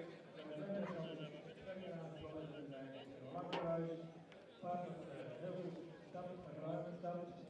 Waar je draf zal die geplaatst moeten zijn. En ook het achterin om het lichaam moet plaatsen. En misschien met ruggenbuik kunnen hebben. Wat vandaag ook niet aanwezig wordt in de centrale keuring. Nummer 106. Merrie met niet lang hoofd, maar wel een sprekend hoofd. Die lange hals, die goed geplaatst is, voor een goede schouderligging, sterke bovenlijn, lang kruis, dat het goed wel ligging is. paard beschikt over hard en droog weerwerk. Paard heel ruim en goed stapt, goed door het lijden. Draf is onvoldoende ruim en opwaarts en goed achterbeen gebruik. Dit paard krijgt een uitnodiging voor de centrale keuring en een eerste premie. Paarden die hier worden aangewezen wil niet zeggen dat de paarden geen kwaliteit hebben. Het zijn goede merries, maar voor een centrale keuring is nog niet luxe paard hebben. Vandaar, fijn dat we jullie gezien hebben.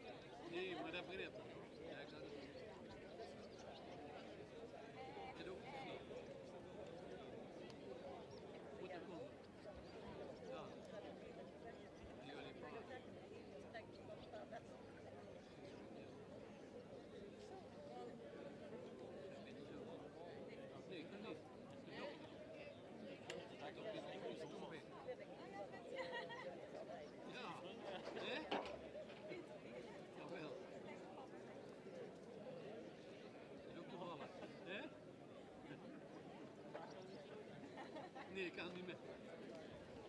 Hè?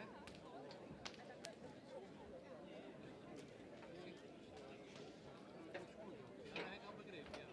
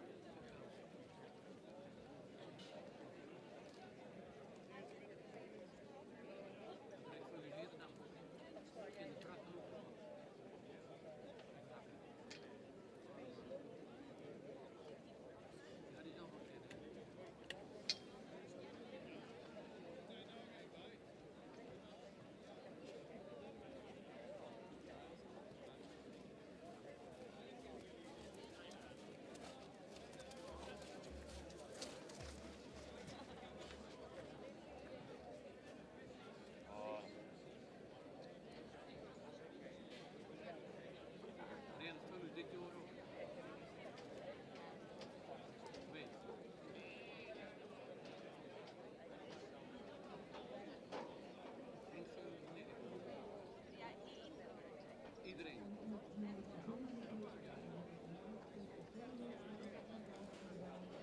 Deze doet het.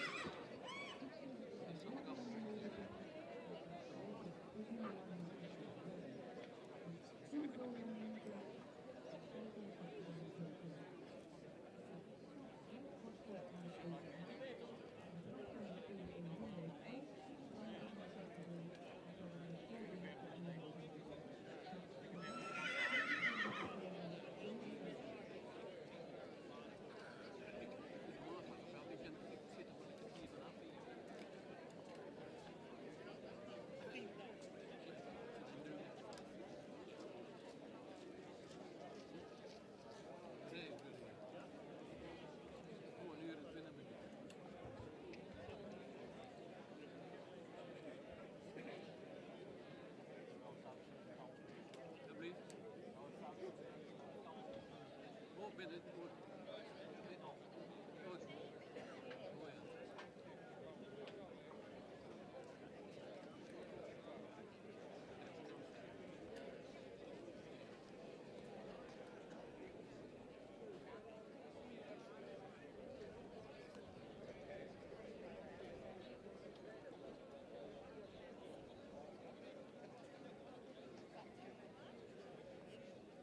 Jullie nog maar één.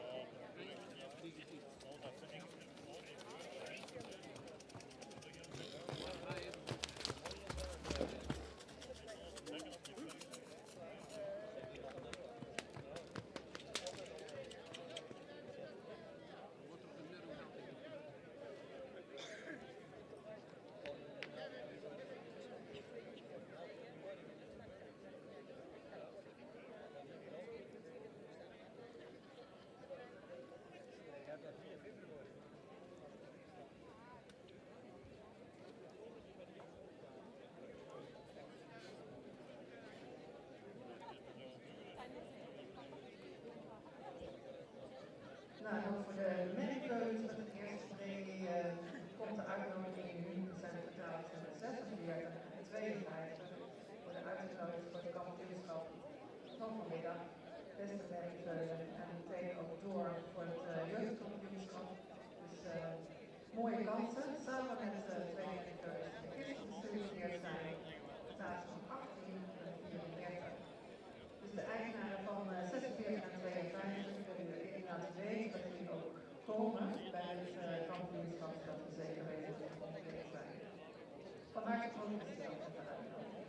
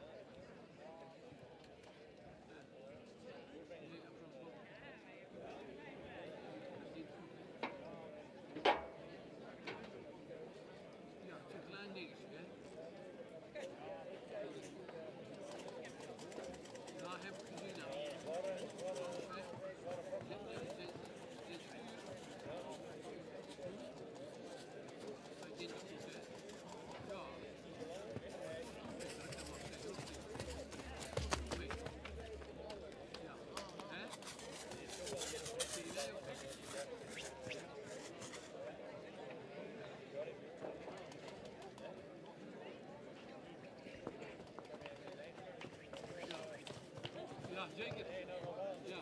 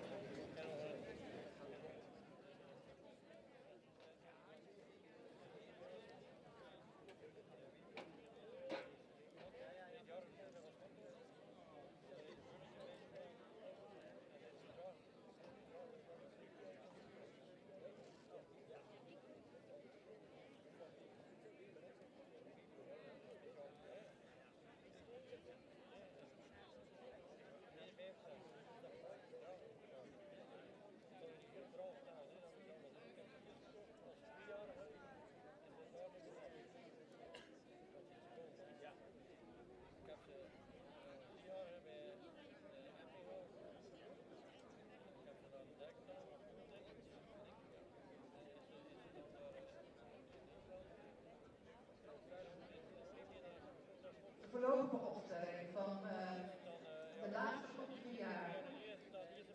93, 87, 90, 91, 88, 92.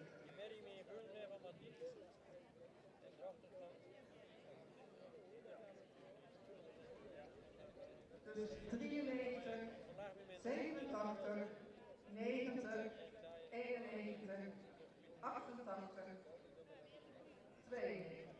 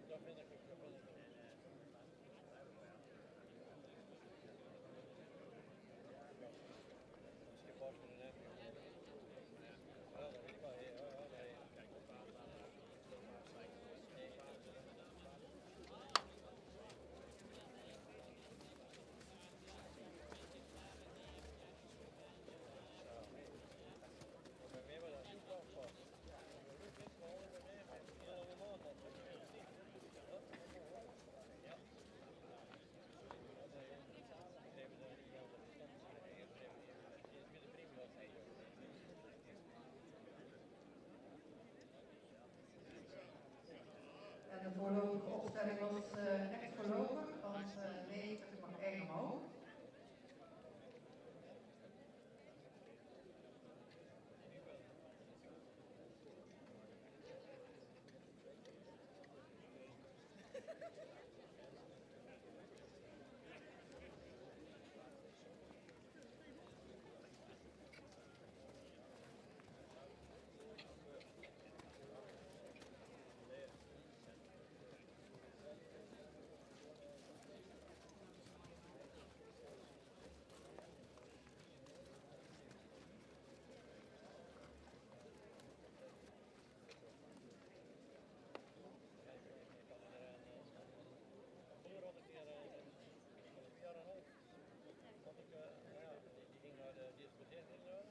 Ja, en dan zijn we aangekomen bij de laatste groep driejarigen.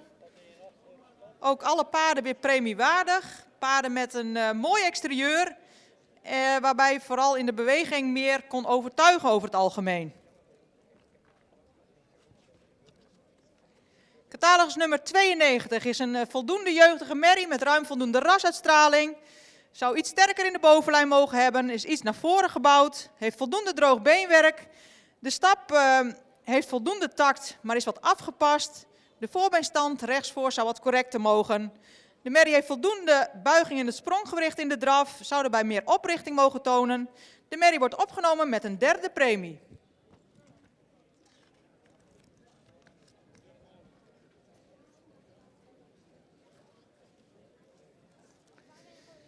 Catalogus nummer 88 is een hoogbenige merrie met een mooie bovenlijn van de hals.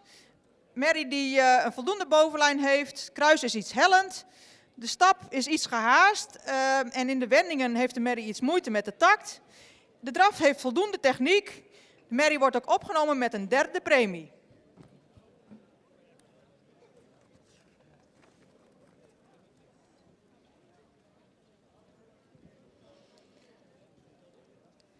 Catalogus nummer 91 is qua type een heel mooi paard om te zien. Veel rasuitstraling, mooie halsvorm, sierlijke belijning. Merrie staat voldoende in het rechthoeksmodel, beschikt over droog beenwerk. De merrie zou in beweging meer mogen overtuigen. De stap is afgepast. De draf heeft ze voldoende buiging in het achterbeen, maar blijft in een hoog ritme draven. De merrie wordt ook opgenomen met een derde premie. Voor sterverklaring zou zowel de stap als de draf meer moeten overtuigen.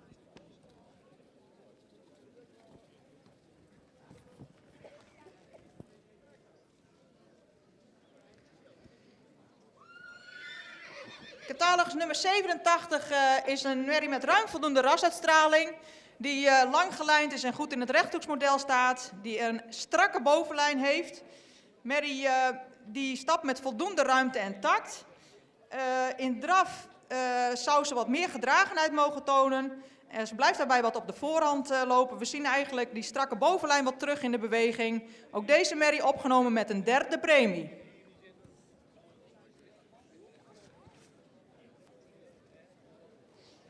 Catalogus nummer 90 is een merrie met een mooie voorhand, veel rasuitstraling, lang gelijnd, heeft een goede kruisligging, beschikt over droog beenwerk.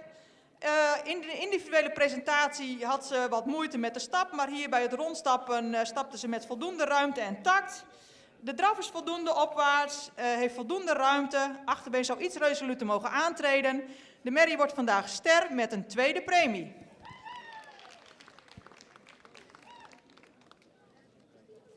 En dan tot slot op kop geplaatst in deze rubriek catalogus nummer 93. Langgelijnde moderne merrie. Merrie die iets meer neklengte zou mogen hebben. Het kruis is lang, heeft een goede ligging. De bovenlijn is voldoende. Merrie beschikt over hard beenwerk. In de stap was ze wat terughoudend in aanvang en later was dat voldoende ruim en taktmatig.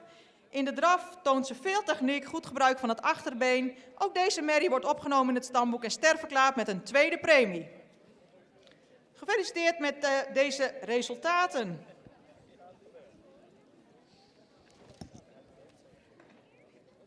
Last group of 3-year-old volbook mares. Number 89 was absent. The numbers 87, 91, 88, 92 are all accepted in the stud book with a third premium. And we have two star mayors in this class, numbers 93 and 90. They are both declared star with a second premium.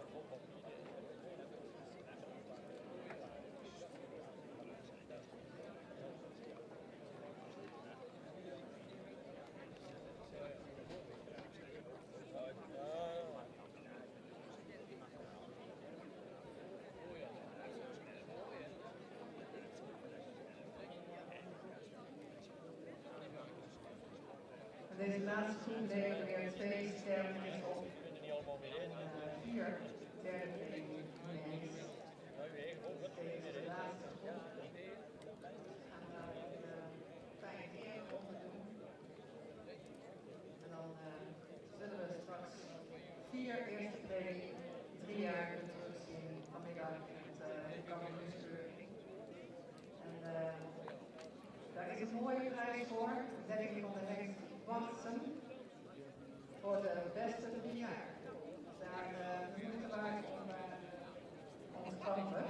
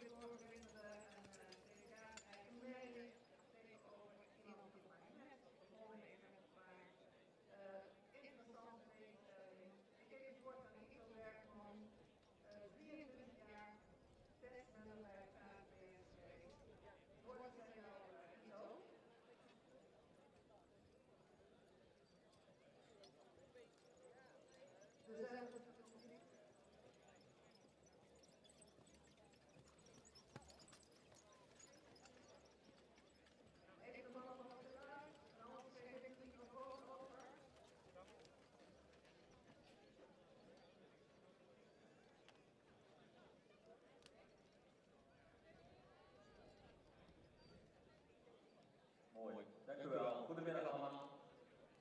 Ik zal me even heel kort voorstellen. Ik ben Ivo Werkman. Ik ben zelf actief vanaf 1988.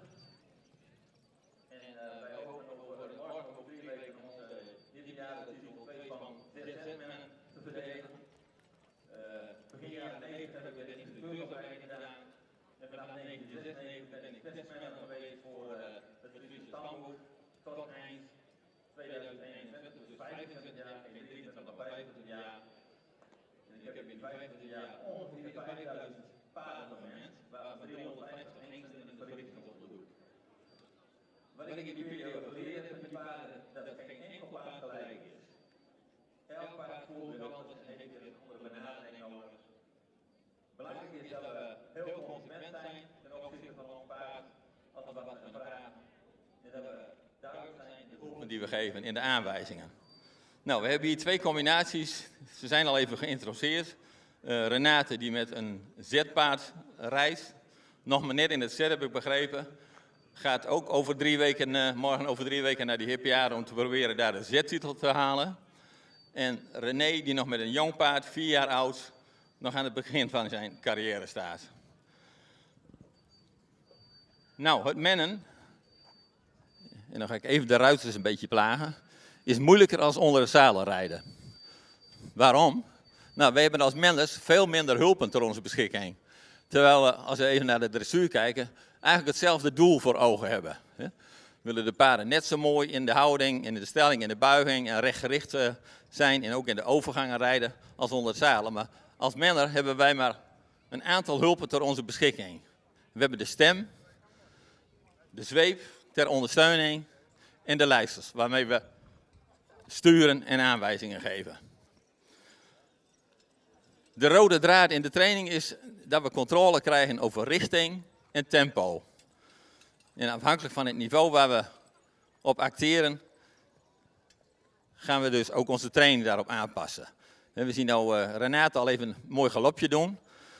Het paard van René, 4 jaar oud, is een beetje terughoudend. Ik heb hem net ook al even gezien in de losrijruimte. Daar hebben we al even samen over gesproken. Beide paarden worden gepresenteerd voor de presentatiewagen.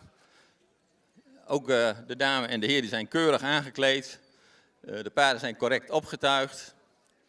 Worden met broek gereden, dat is verplicht in het enkelspanrijden.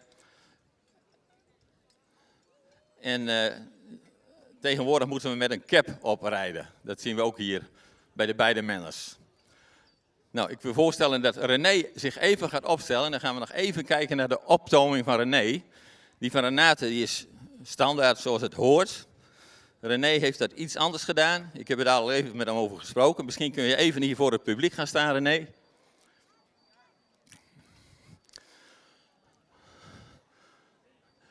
De paarden worden allebei gereden op een Liverpoolstang. En ik hoop dat jullie het kunnen zien, dat ik het kan uitleggen. En die rijden we normaal in het bovenste gat met de leidsters. Wat heeft René gedaan? Die heeft hem in de bril gezet, het ronde gedeelte. En ik heb hem gevraagd, waarom doe je dat? Nou, René heeft een jong paard, die is een beetje terughoudend, nog wat kijkerig op de omgeving. Vandaar dat hij gezegd heeft, ja, ik wil hem zo vriendelijk mogelijk rijden. Dan heb ik tegen René gezegd, ja, dat snap ik ook wel. Maar ik rij liever mijn paard op het eerste leidstelgat. Dan heb ik ook nog een stukje hefboomwerking. Want wat gebeurt er nu als René over een hobbeltje rijdt? En we hebben hier gelukkig een mooi vlakke baan. Maar als je een keer op de weg rijdt en je rijdt over een hobbel. En je hebt netjes verbinding met je paard. Dan komt ook onmiddellijk die hobbel, als het ware, in de mond van je paard. Zet je de leistel nu in het eerste leistelgat, bovenin. Dan heb je nog een stukje schaarwerking. Ja? De kinkketting is zo afgesteld dat hij op 45 graden staat. En op het moment dat ik dan verbinding heb, en ik rijd toevallig wel over een hobbeltje, dan is een beetje onrustig. Ja, dan komt niet de klap als het ware direct in de mond van je paard terecht. Plus dat je ook iets veiliger bent. Ja, als je op deze manier gaat rijden en je hebt toch een keer paniek, dan is het alleen maar trekken en vasthouden. Maar daar ontstaat vaak meer paniek. Het is veel beter om dan te zeggen, ik zet hem in de bovenste lijstgat en ik heb dat stukje hefboomwerking en ik heb meer invloed op mijn paard. Ja? Maar dat is even ter aanvulling. Goed, we gaan even rondrijden.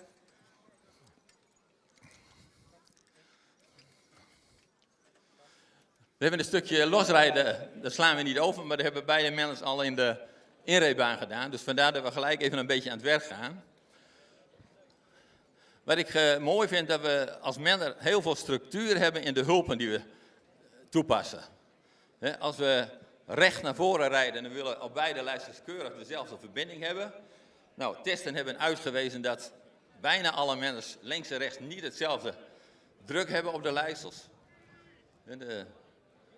Maar goed, wij zijn ook links of rechtshandig en zo ook met onze paarden natuurlijk. De kunst is om te voelen, mennen is voelen, van hé, heb ik nu aan beide handen dezelfde druk? En dat is een uitdaging voor jezelf ook. Goed, als we zo de hoek in rijden, wat Renate gaat, dan wil ik de hulpen die ze toe moet passen, dat ze van tevoren, voordat ze de hoek in rijdt, even een kleine ophouding op de binnenlijster maakt. En dat ze het paard aan de buitenteugel, buitenlijster moeten we eigenlijk zeggen bij het mennen, door de wending heen rijdt. En dat kan een wending zijn, dat kan de hoek inrijden zijn, dat kan een volte zijn. Maar belangrijk is dat je in de wending of op de volte je paard aan de buitenteugel rijdt en dat je binnenhand een beetje vriendelijker is. Niet dat je los bent van die mond. Je moet in alle tijden, zodra je op de kar stapt, moet je verbinding hebben met de mond van het paard. En dat houdt eigenlijk niet eerder op voordat je weer afstapt. Maar als voorbereiding op het rijden van de wending even een ophouding op de binnenlijstel. Dan weet je paard op het moment dat hij de bocht om moet en de buitenhand staat toe, dat hij naar links of naar rechts moet. Als je die structuur in je hulpen hebt, je gaat later vaardigheid rijden of hindernissen rijden, en je maakt voordat je naar links of rechts gaat even een kleine ophouding op de binnenlijstel, dan is het nooit een verrassing voor je paard welke kant dat hij opgereden wordt. Dat is structuur in de hulp. En dat vind ik heel belangrijk dat je daar heel consequent in bent en heel duidelijk in bent. Nou, gaan we eens even aandraven, Renate. Begin ik even met jou. Nou, Renate rijdt al, M-niveau is bevestigd, rijdt inmiddels op Z-niveau. En wat we dan willen zien, dat het paard wat meer in oprichting gereden wordt.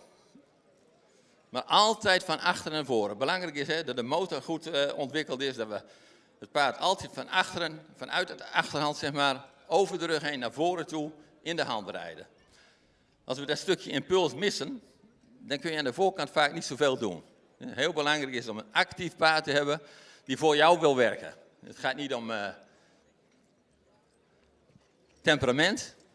Impuls is door de menner of ruiter opgewekte drang naar voren, waar we het paard mee kunnen verbeteren. Als de impuls ontbreekt, dan wordt het heel lastig om je paard in de houding te verbeteren. Dus belangrijk is dat stukje impuls. Gaan we eens even een stukje naar verzameling toe, Renate. Ja, ik moet wel om mijn tijd denken, zie ik, dat gaat heel snel. Dus dit paard in de zet, die moet al verzamelen draf rijden. Dus proberen het paard wat meer in de oprichting te krijgen.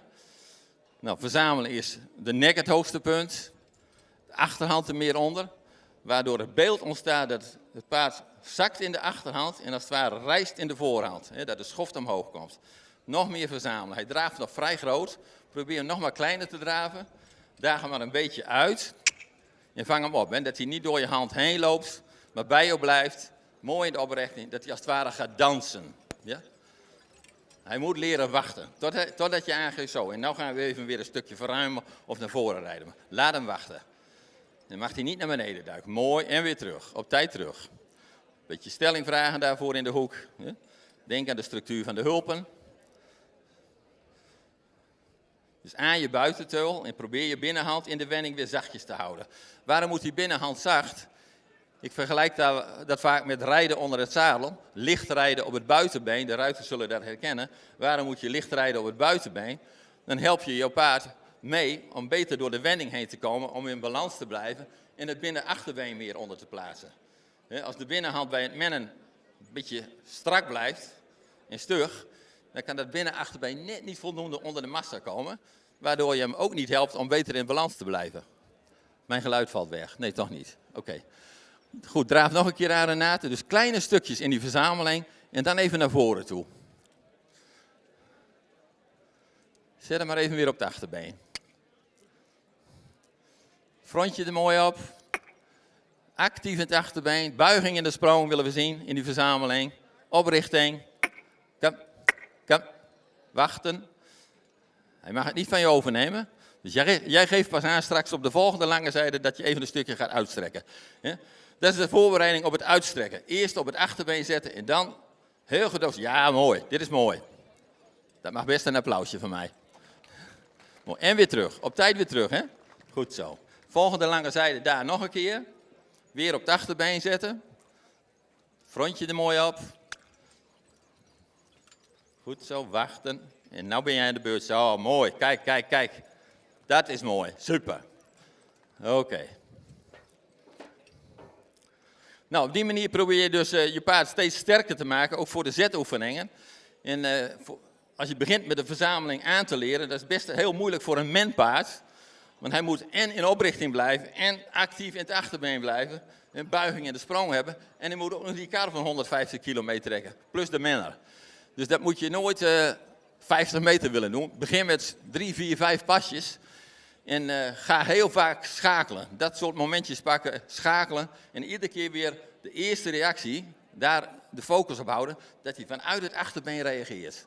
En dan komen die 3, 4, 5 passen, die worden vanzelf 5, 10, 15, 20, tot je over de hele diagonale het paard mooi in oprichting kunt houden en in verzameling of in het uitstrekken. Ja? Goed.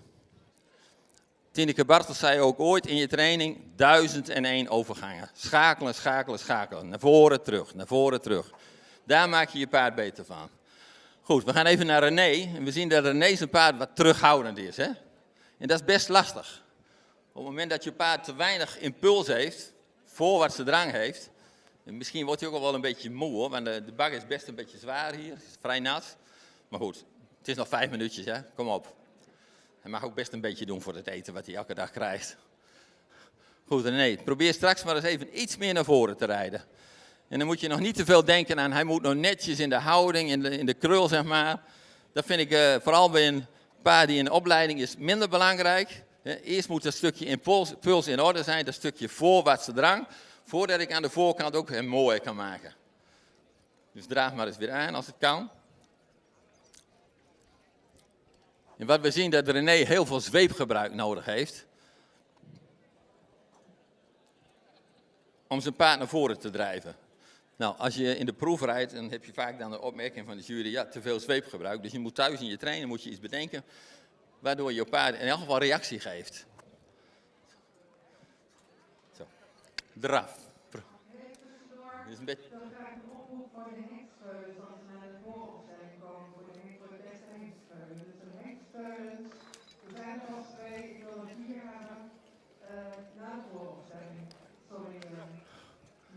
Ja, geeft niet. We gaan verder.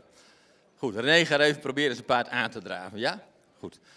Even in het basistempo. En nou kun je nog niet verwachten dat het paard in een hele mooie actieve draf naar voren rijdt. Dus we moeten eerst zorgen dat het stukje impuls in orde komt. Kom, kom. Dus je moet tools vinden thuis, ook in je training, waardoor jouw paard reactie krijgt. Hij is nu een beetje terughoudend, dus daar kan je verder ook niet zoveel meer mee doen. Dus drijf maar aan, drijf maar aan. Waar je rijdt maakt me ook niet uit, zorg dat je reactie krijgt. Kom. Kom. Goed zo. Kleine stukjes en weer terug. En weer naar voren. Dus we zien dat dit heel lastig is voor René om hier wat moois van te maken. Maar goed, het is basiswerk. En ik zei dat in het begin ook al, controle over richting en tempo. En daar ligt voorlopig het huiswerk voor René, denk ik. Hè? Dat hij invloed krijgt op zijn paard, dat hij wat meer aan het werk komt. Goed zo. Oké, dan ga je even een ophouding op je binnenlijster maken. En je gaat afwenden, zo. Goed zo. En zachtjes blijven op je binnenhand, zo. Rijd door, rijd door. Kom. Kom. Klein stukje nog.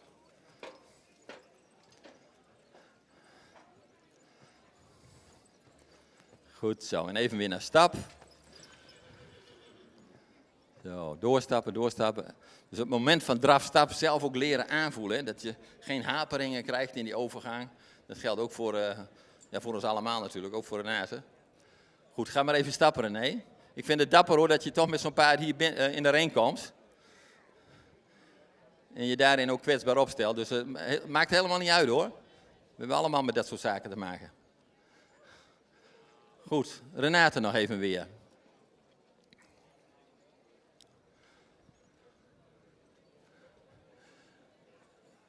Draag maar even weer aan, Renate.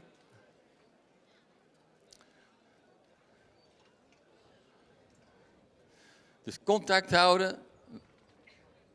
En de hulp is met de stem. Ik heb vaak de gewoonte waarschuwingscommando, bijvoorbeeld opletten. En een uitvoeringscommando draf. Dan moet er ook echt iets gebeuren. En er moet niet 3 passen onderweg zijn en dan pas reactie komt. Vooral voor zo'n zetpaard, directe reactie. Goed zo.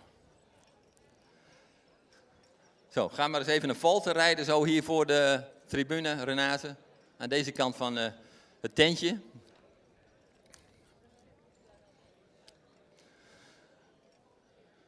Wat we nu op de volte willen zien, dat het paard ook rechtgericht is.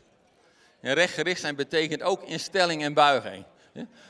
Gebogen en gesteld volgens het beloop van de wending staat in de boekjes. We willen nu zien dat het paard netjes in stelling loopt. In stelling, daar heb je als menner invloed op. Door op de binnenlijst een klein beetje stelling met het hoofd naar links te vragen. En goed je buitenteugel eraan houden. Je begeleidt hem als het ware op de volte in tempo en richting op je buitenteugel. En je gaat iets meer aan stelling en buiging werken op je binnenhand. Zachtjes op die binnenhand even een ophouding en weer ontspannen. Een ophouding en ontspannen. Maar wel contact houden, ook op de linker binnenkant. Je laat hem nooit los, want iedere keer als je het contact verbreekt, moet je ook het contact weer herstellen. Dat geeft weer storing. Dus probeer altijd contact te houden. Ja, ga maar een beetje rijden. René, probeer maar eens even een beetje aan de praat te krijgen. Goed, als Renate nou de voltes even gaat doorsluiten. Doe maar, in draf. We zien dat het paard al behoorlijk zweet. En niet alleen in de voorkant, maar gelukkig ook op de achterkant. Zo, draf hoor. Nou, de zweep moet je eigenlijk zo leren gebruiken zoals de ruiter zijn been gebruikt. Dus bijna altijd aan de binnenkant van het paard. Dus op de linkerhand leg je hem aan de linkerkant. Dan kun je de lengtebuiging ook nog wat meer uitwerken. Dus stelling heb ik al genoemd met het hoofd naar links. Dat doe je met je binnenlijstel. En meer lengtebuiging door de zweep aan de zijkant aan te leggen achter het schofje. Waar ook het been van de ruiter aangelegd wordt. En dan is het mooi dat een menpaard ook leert voor de zweep dezelfde reactie te geven als voor het been van de ruiter. Kijk, Renate gaat nu alweer over naar rechts. Dat was eigenlijk niet de bedoeling, geeft niks. Ik probeer altijd in een oefening waar ik aan begin even uit te werken, dat ik ook resultaat heb. Ja, hij wil wel showen, hè? Dat is goed. Doe nog maar een keer de volte. Nou op de rechterhand, dat maakt ook niet uit.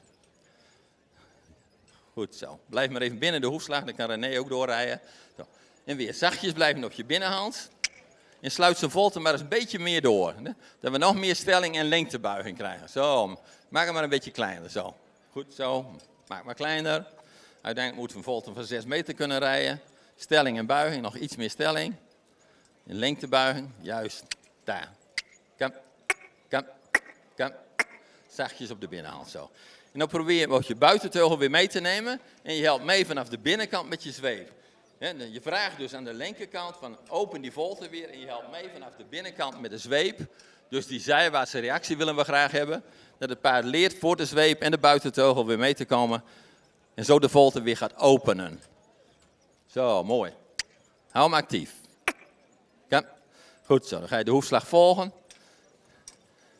Nog even weer naar een stukje verzameling toe. Op de lange zijde. Goed zo, oprichting. Actief houden. Ja, het is best wel zwaar, dat heb ik al genoemd. De bodem is vrij zwaar. Zo, weer verzamelen. Nog kleiner draven. Hou hem bij je. Kleiner. Kleiner. Goed zo. Nog meer. Kom. Zakt een beetje terug. Kom. Denk aan jouw impuls. Geen impuls kun je verder niks doen. Wat ik net in het begin zei. Zorg dat je aan de gang blijft. Goed zo. Op de lange zijde even weer naar voren toe. Even weer dat tempo verruimen. Ja, mooi. En terug. Als je nou weet dat hij halverwege die rijbaan een beetje inzakt of wat voorover gaat duiken, dan maak je even weer een ophouding. Op beide lijstels, als het ware, dat noemen we in het Duits een parade, dat je even zegt, kom, blijf even een beetje bovenin lopen. En dat je dat even in 2 stukjes doet, zo. Goed zo. Anders wordt die 60 meter vrij lang misschien. Hè? Dus de volgende lange zijde halverwege, oh, het is een beetje over denk ik. Goed. Nou, het zag er heel mooi uit. Ik denk paard met veel mogelijkheden. Ik hoop dat je in Ermelo heel veel succes hebt. Nog even naar René. Hij wil niet meer, hè? Net wel. Nou, ik hoop dat iedereen dat gezien heeft. Nou, een stukje huiswerk voor jou is dat je thuis gaat trainen, maar dan niet langdurig trainen. Dan kun je beter kort en intensief trainen. Bijvoorbeeld een kwartiertje, 20 minuten. En dan probeer hem flink achter de broek te blijven zitten, dat hij in die 20 minuten echt actief zijn werk gaat doen. En dat bouw je op. En dat is niet een kwestie van een dag of een week, maar je moet, in de opleiding van je paard moet je denken aan 2, 3 jaar, denk ik. Ik heb al mijn paarden die gereden hebben altijd 3 jaar de tijd gegeven om van B weer naar Z te komen. En dat moet je doen, maar probeer dat in je training mee te nemen. Heel consequent te blijven en dan beter inderdaad 20 minuutjes. En dat bouw je vanzelf uit naar een half uur, 3 kwartier, uur. Ja? Dat is belangrijk.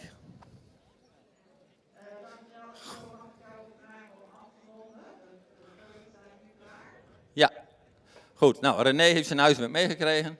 Renate, ja, dat zag er mooi uit. Maar het kan altijd, je kunt altijd de lat nog weer een beetje hoger leggen. Hè?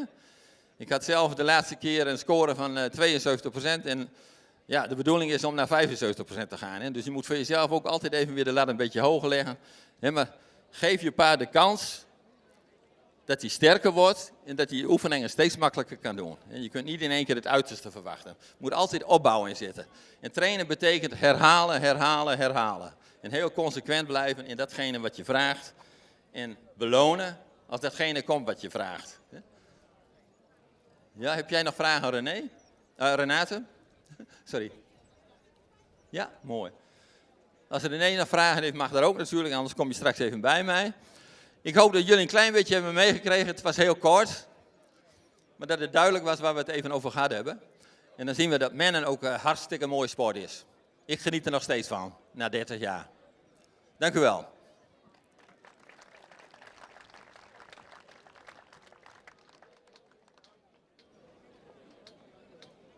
Mogen de paarden opstellen.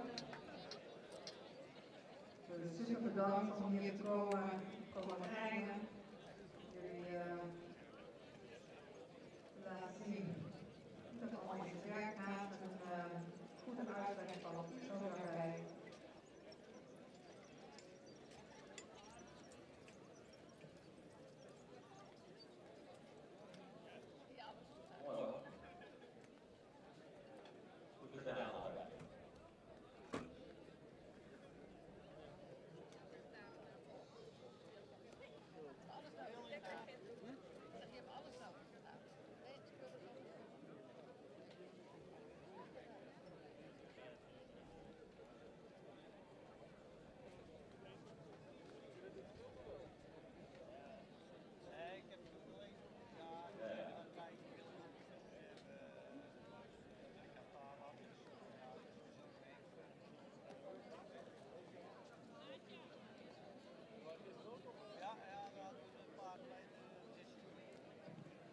Dan meter aanvangen, volgens kijken of dat ook lukt.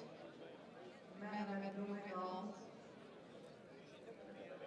Toch maar muziek.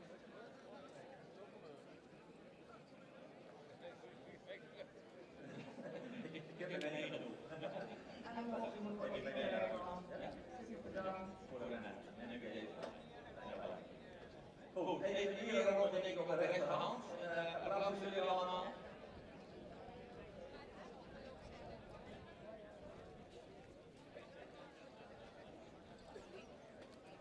Dank voor jullie aandacht.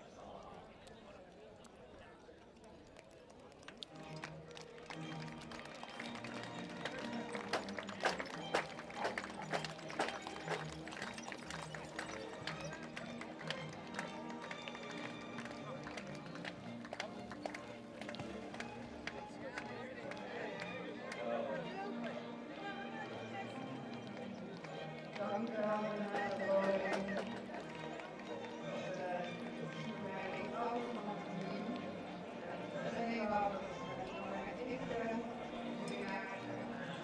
Super bedankt dat jullie weer zijn gekomen om mee te doen aan deze wending.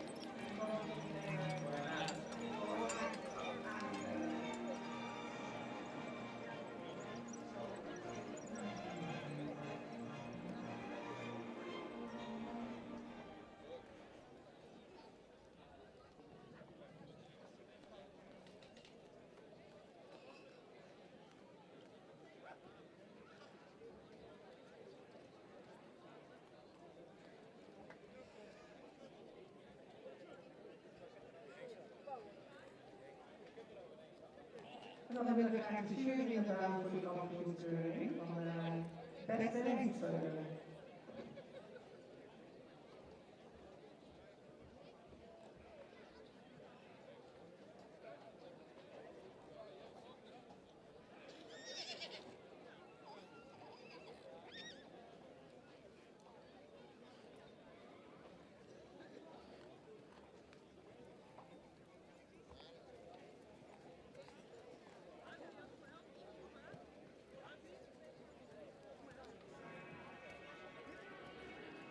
Dan hebben we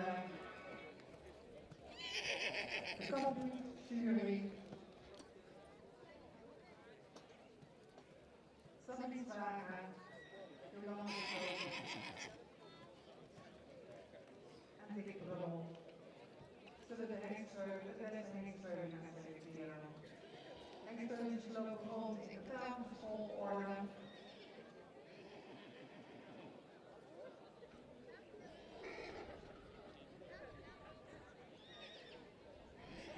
Twee werden er gisteren geselecteerd en twee vandaag.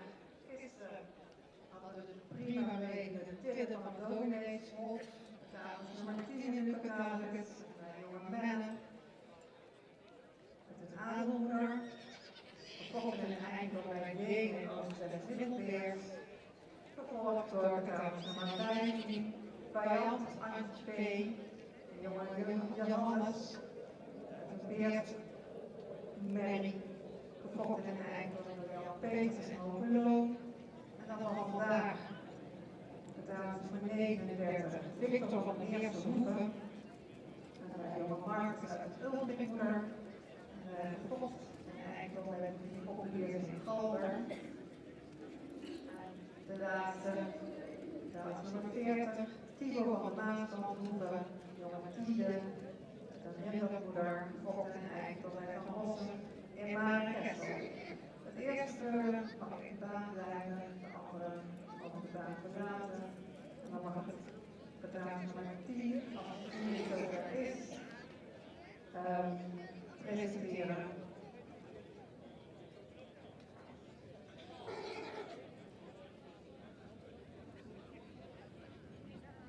En dan is het even de vraag of de microfoon aanwezig is bij de jury.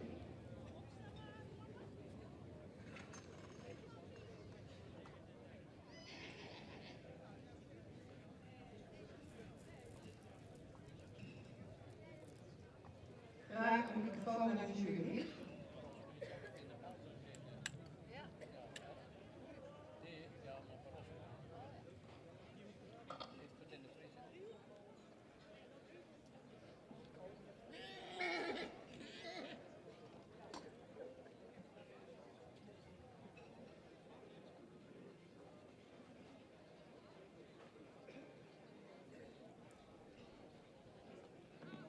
Mirella, is er een microfoon bij de jury?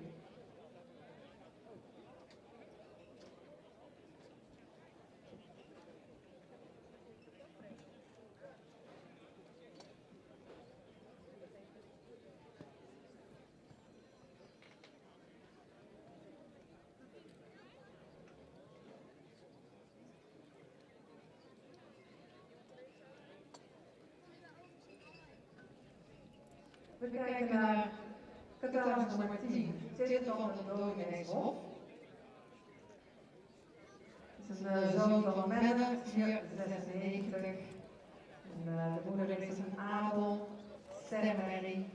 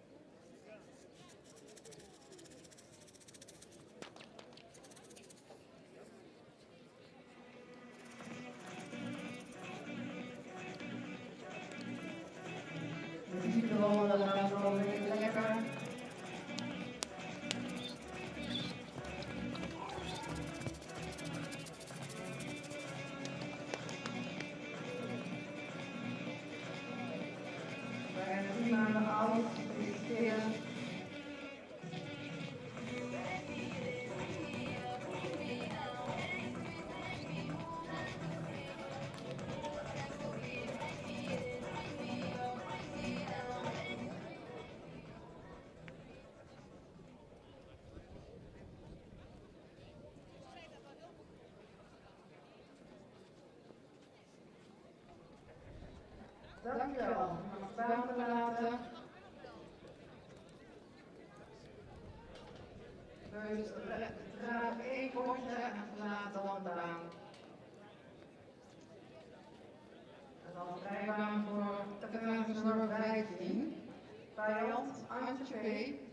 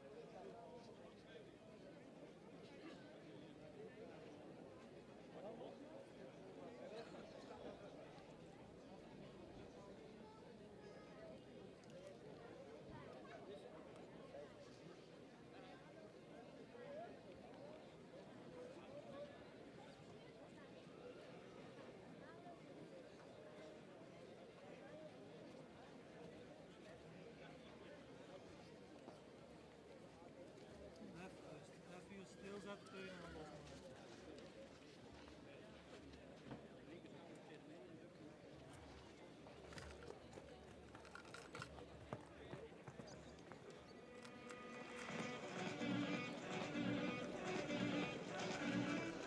Vijand Antje P.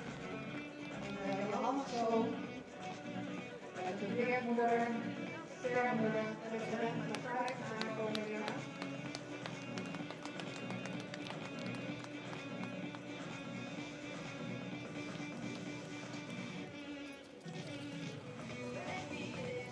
En natuurlijk de zoekernaam op een feestschapperij. Vijand. Nog een kleine afwijking. Antje P. De moeder. We hebben nog een beetje bij gekomen.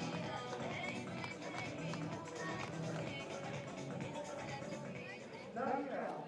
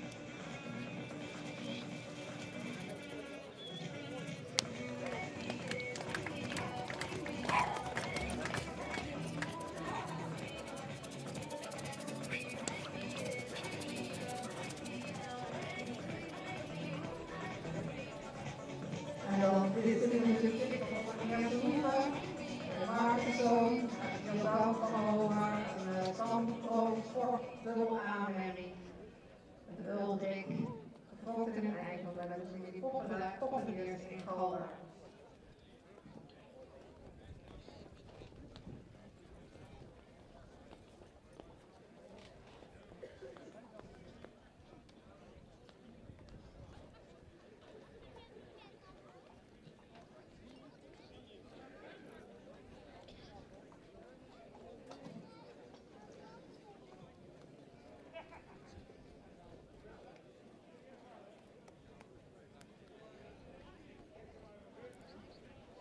En nu de ring Tibor van Maaskamp voor de gedaante nummer 40.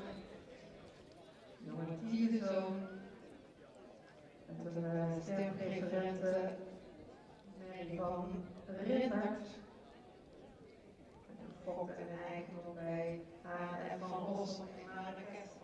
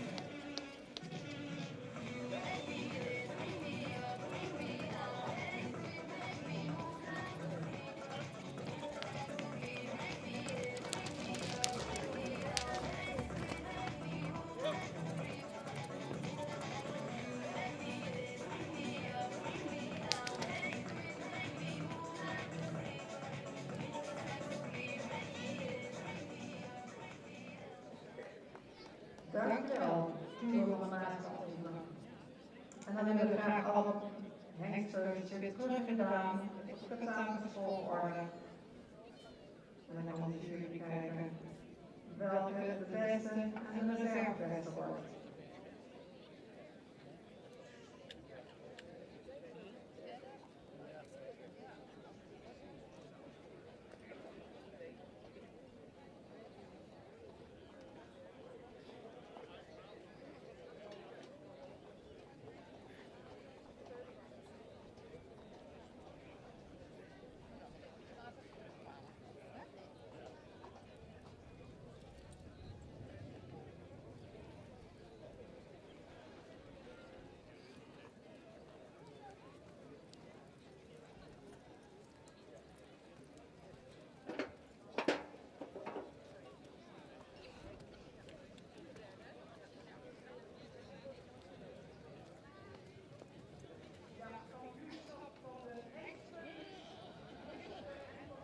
Heel veel plezier, gekeurd, met name omdat de kwaliteit heel erg goed was. Alle veulens hebben we kunnen primeren, veel eerste premies gevallen en ook heel veel mooie tweede premies. Goed ontwikkelde veulens en de 4 beste hengstveulens vandaag in de baan voor het kampioenschap. We gaan beginnen met de reservekampioen. Dat is een heel luxe veulen met veel ras, wat een goede stap liet zien, een mooie houding in draf. Vandaar dat wij als reservekampioen hebben bedacht, veulen nummer 10, Proficiat.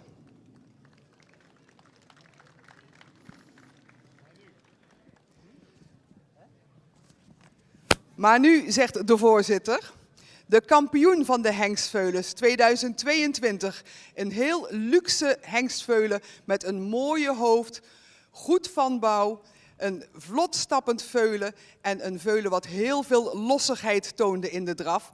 Kampioen vandaag is geworden nummer 40, Proficiat.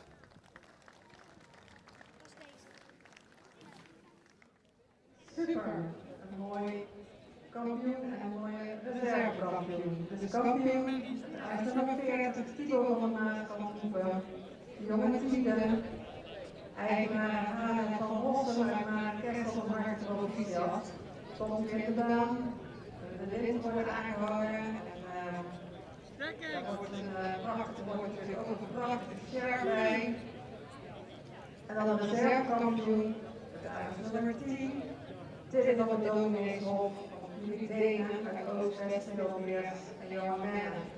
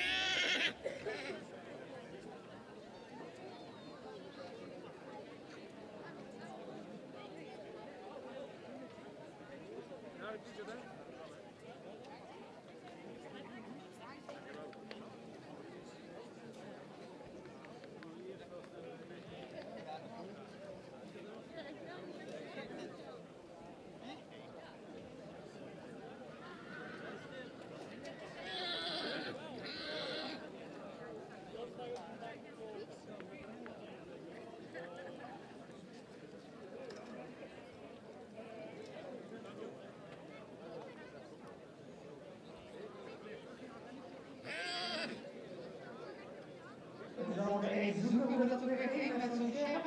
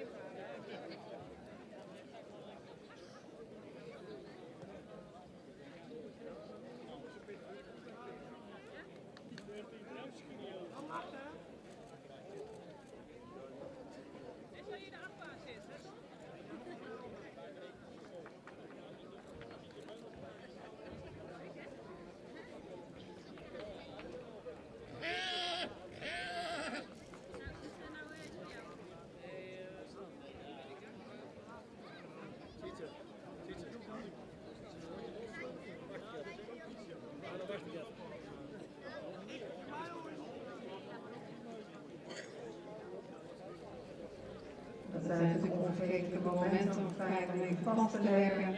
De foto, iedereen te delen. Dat als iedereen een beetje veiligheid is, dan zitten we een keer ronde.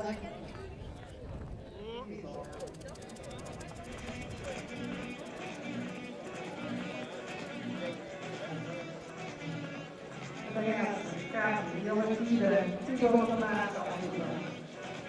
Mooie kampioen, Henk Scheuren, 2022 in Schijndel van Rotterdam. Supermooi begin van de Rotterdam.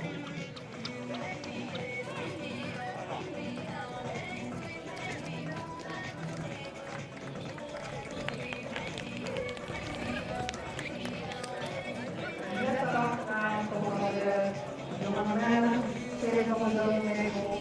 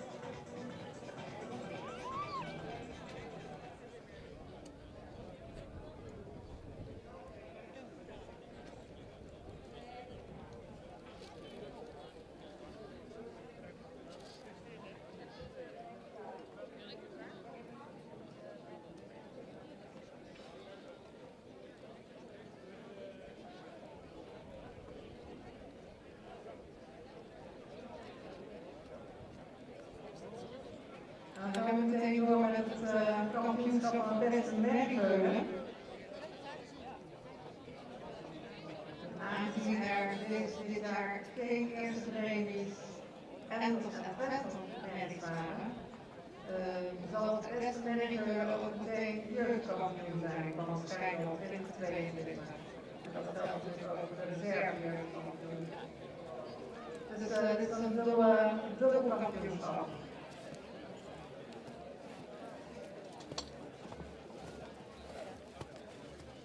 Betaald de volgorde. Betaald nummer 18, Renske, Tine, dochter, met een stermoeder van Peert. Verkocht in eigendom bij Toon en Adem. Volgende nummer 34, Kitske Erg van de Winterse Weg. Ook een Tine dochter. Uit de Tjerkmoeder. Verkocht in eigendom door de Rijnmakers uit Nistelrode. En dan geboren door Victoria Bosser, een managerdochter uit een sterveling van Bartelen.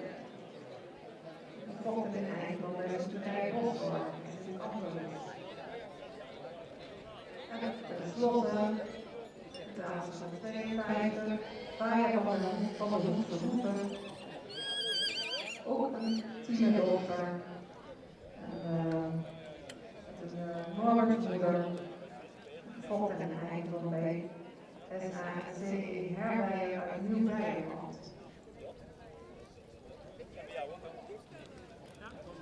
Dan mag dadelijk de binnen blijven en gewoon de andere dagen verlaten. En wij op de achterpartij wachten op de beurt. We zullen allemaal één keer voorstellen aan de jury, wegstappen en dan wordt het gedaan. En dan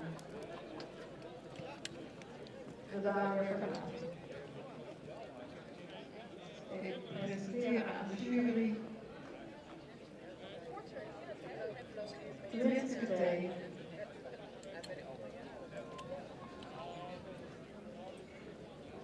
Drie van de vier beste medewerkers uit de keuring van gisteren en vandaag zijn dochters van Tine. En dat is dan wel weer opvallen.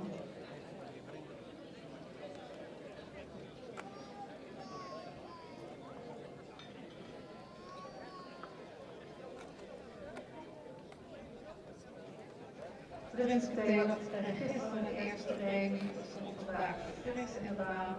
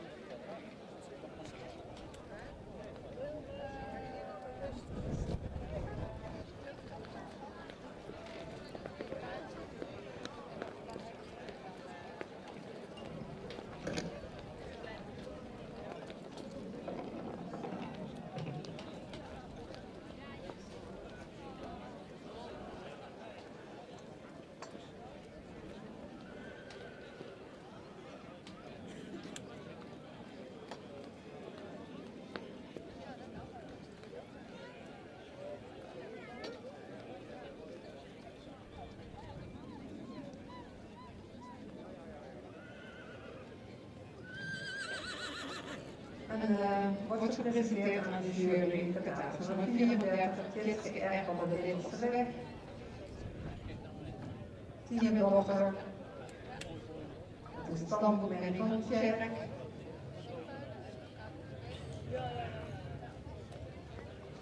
Ook gisteren de eerste training gekregen als beste, een van de twee beste. Geselecteerd om vandaag en uitgenodigd om vandaag terug te komen.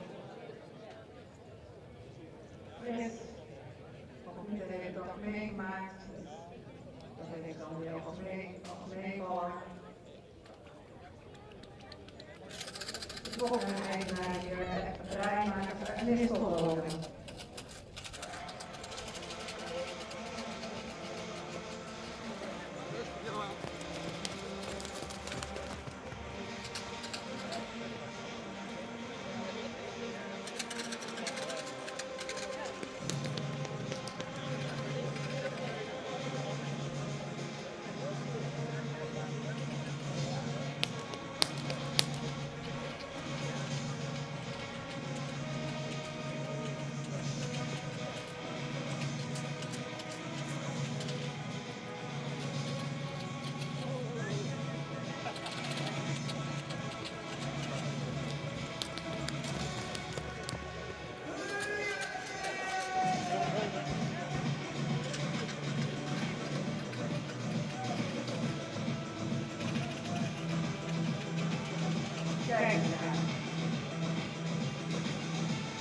Dankjewel.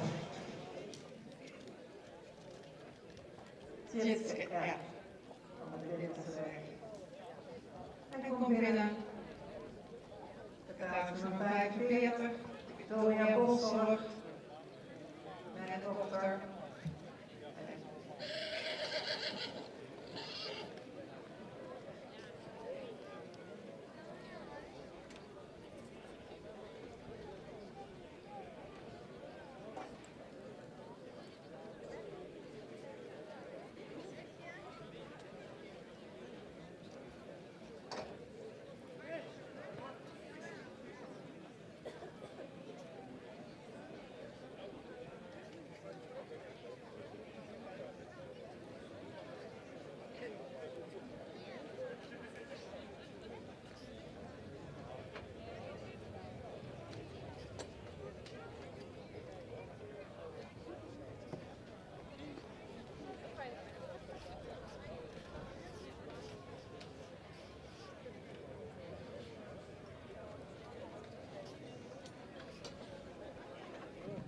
Excuses, er is een kleine vergissing in ons oproepboek. We hebben catalogus nummer 46 natuurlijk hier staan. Dat is een jonge Albert. Wat een vergissing, excuses daarvoor. Dus Tara K, een Albert dochter, uit een Piermoeder, stamschermoeder van Pier, en een eigendom van een erfgoedland in Marrakesh. Dus nu is het goed. Nummer 45, het is de 46.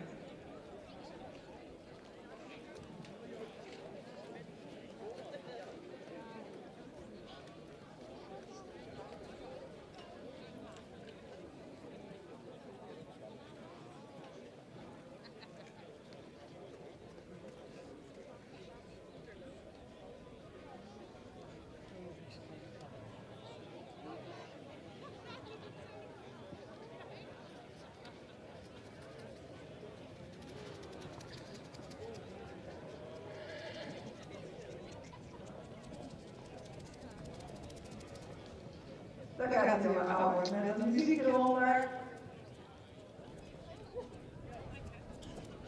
Tara K, catalogus nummer 46.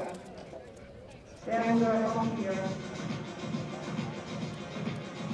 Op een eigenaar Koopmans in Marrakesh. Doen we nog maar.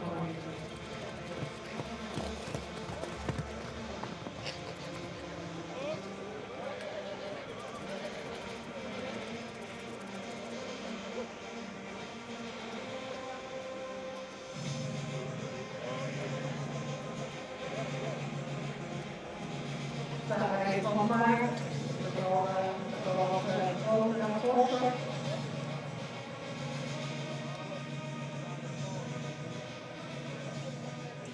Dankjewel.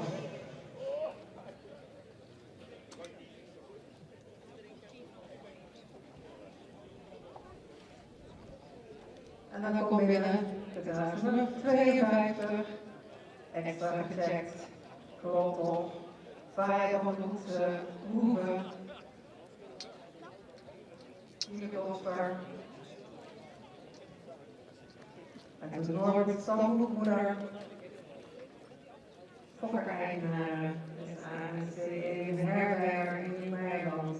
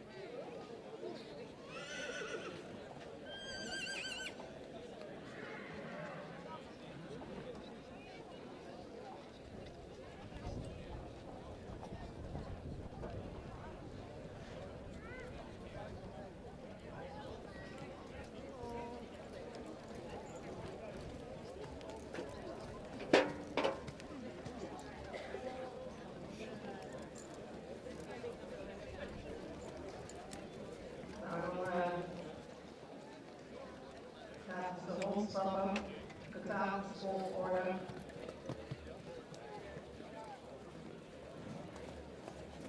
Ik heb dat hij niet in de achter staat, nou? Ja.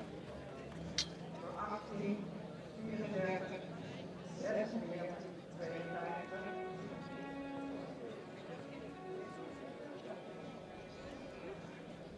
Ja, ik hoop dat u het met ons eens bent dat we een mooie collectie eerste premie Merrieveulens hebben uitgenodigd voor het kampioenschap van de Merrieveulens. En het gaat ook ergens om, want het is ook automatisch reservekampioen en kampioen van de jeugd. Voor de reservekampioen hebben wij gekozen voor een veulen met een heel mooi rastype, sterk en evenredig gebouwd, goed ontwikkeld, met een voldoende stap en met een mooie manier van draven. Reservekampioen vandaag is geworden catalogus nummer 52, Proficiat.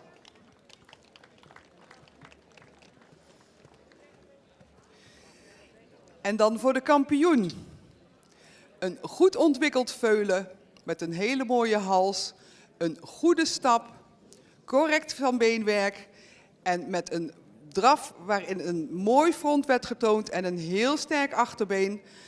Kampioen van de Merrieveulens 2022 en daarbij ook kampioen van de jeugd is geworden catalogus nummer 18, Proficiat.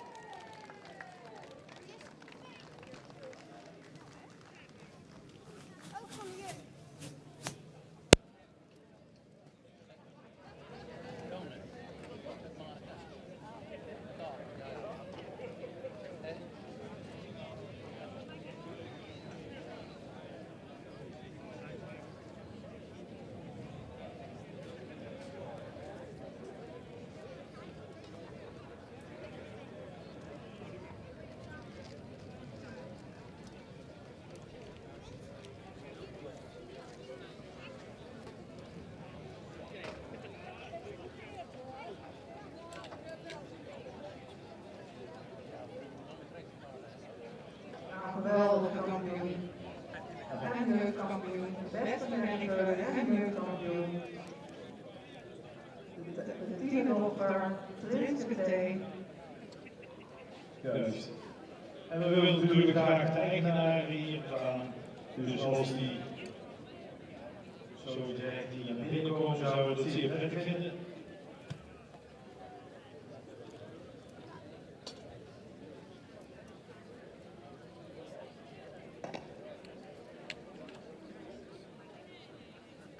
Reservekampioen. Faya van de Hoekse Hoeve. Tienerdochter. Met haar stamboekdorp van Norbert. Volgens eigenaar van harte proficiat. En onze herleider uit de Weiland. En natuurlijk ook eigenaar van de kampioen. Jullie tonen en adem van harte proficiat. Een sjerp ontvangen.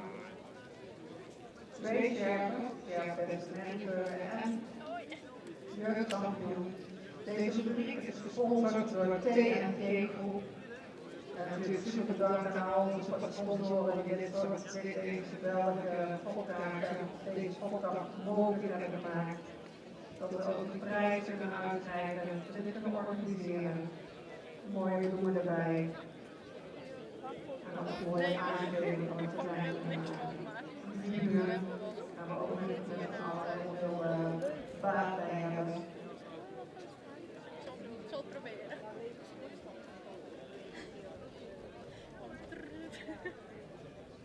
Ja. Ja.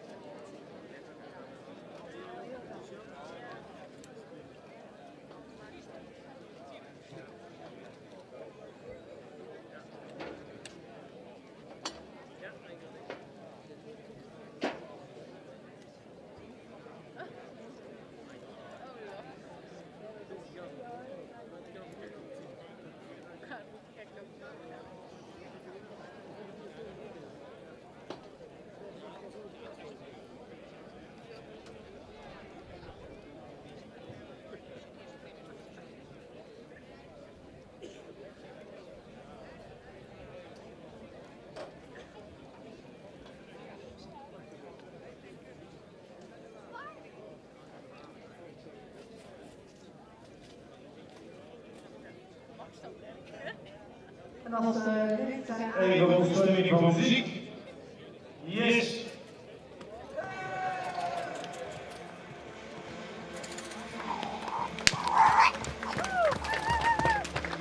Dat zijn de lippen te mooi, mensen.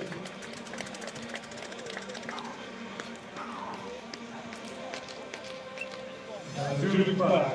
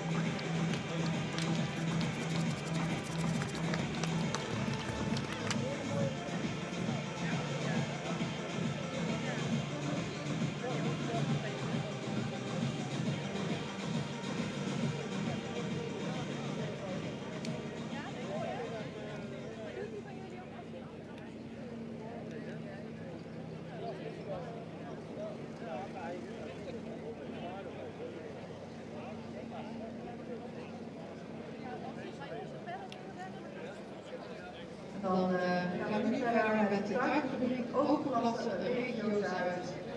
Met Jan Nijmakers als speaker. De aanspanningen zijn klaar op het achterterrein en kunnen binnenkomen.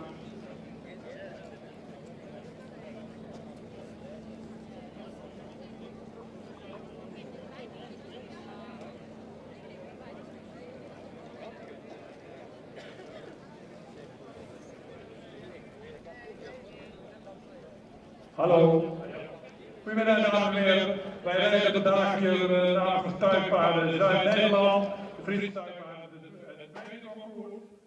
En er komt er bijna allemaal merries. Als eerste komt weer nummer 57, Melle van der Walenhoeven. De tweede premie Stef Sportmerrie. Die rijdt de vierde klasse. Merrie heeft intussen al 4 veulens gehad, waarvan 3 meer premie. Dit jaar is die veulens geselecteerd voor de 5. Ze is in 2017 kampioen dames Zuid-Nederland geweest.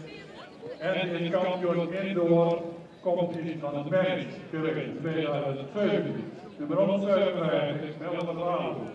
Dan komt binnen onder nummer 135, Annabel. Meer bijhouden. Meer bijhouden. Kjallen, een kroon met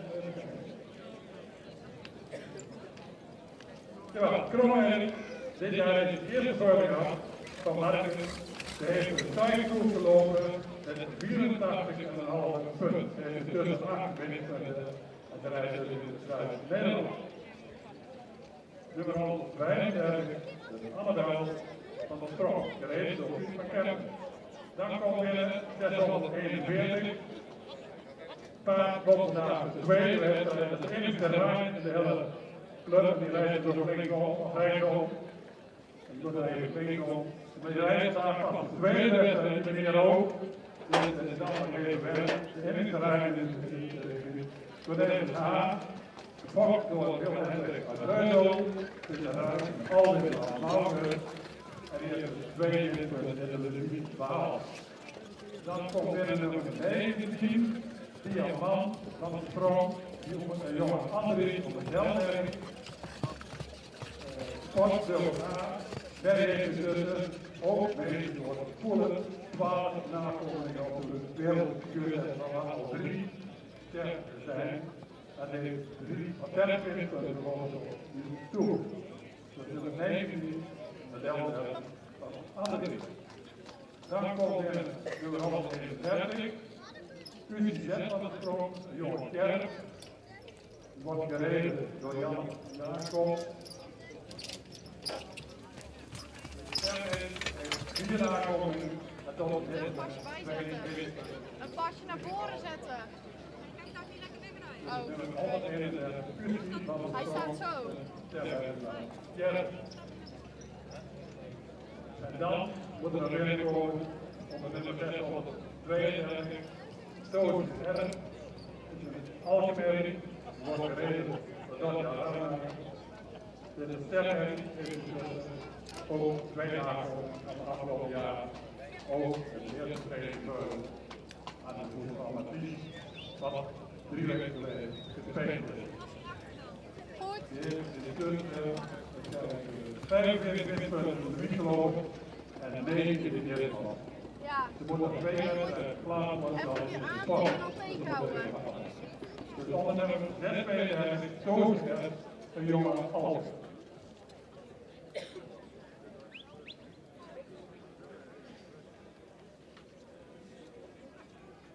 De jury.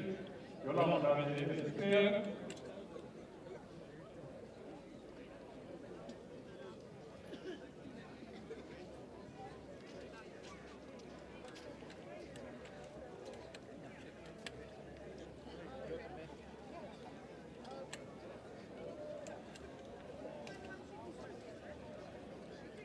Je ziet dat onze jury er heel veel rijden is. Jolanda heeft morgen de veulens allemaal gejureerd, gisteren ook. En nu door de tuinpaarden die erin, waarvoor ze ook officieel begonnen zijn. Het is allemaal in de tuin.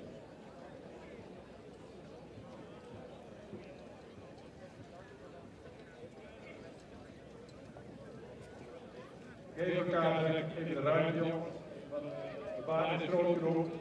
Dus het is wel lekker even rustig allemaal rond kunnen rijden en onze wedstrijd kunnen laten zien.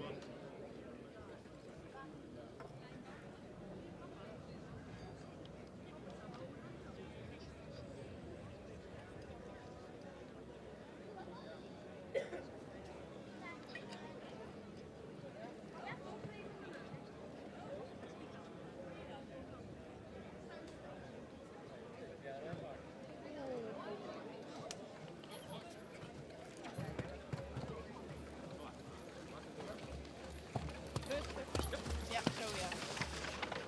Ja? Zo ja. Rechterhand.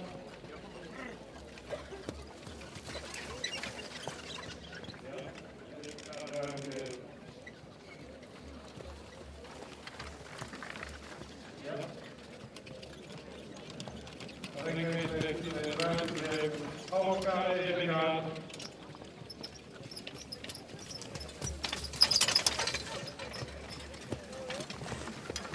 Zo ja. En bovenin houden.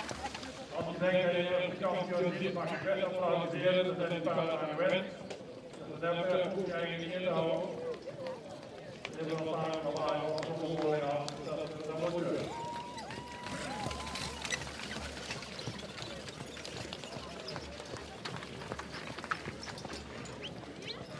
Goed zo. Dan Super. heb je prima afstanden. Ruben, jij dat ook wel doen?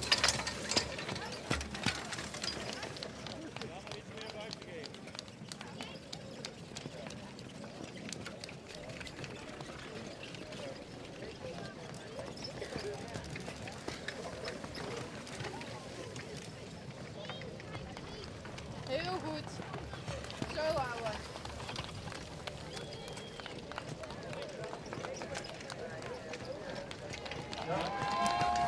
We zijn intussen al wat aan de hand, dus ik kan het natuurlijk weer goed kijken van hoe de Nederland verder in. En dan ga je direct naar je land toe. En dan kan je al de volgende.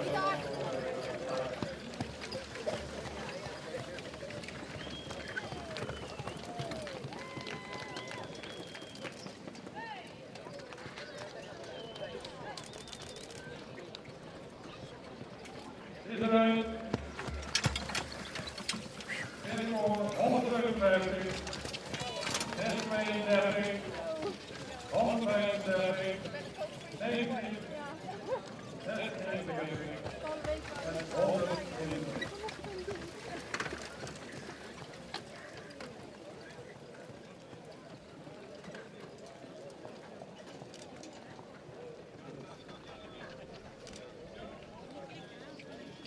Beginnen. Doe je één.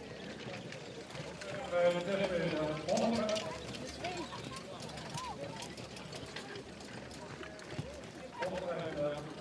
19, 19 gewoon. 16 gewoon. En 161.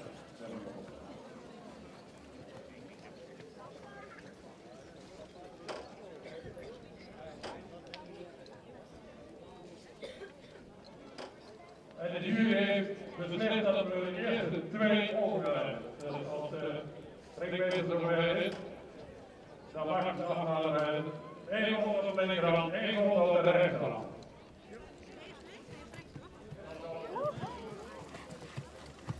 Draaien, net zoals net.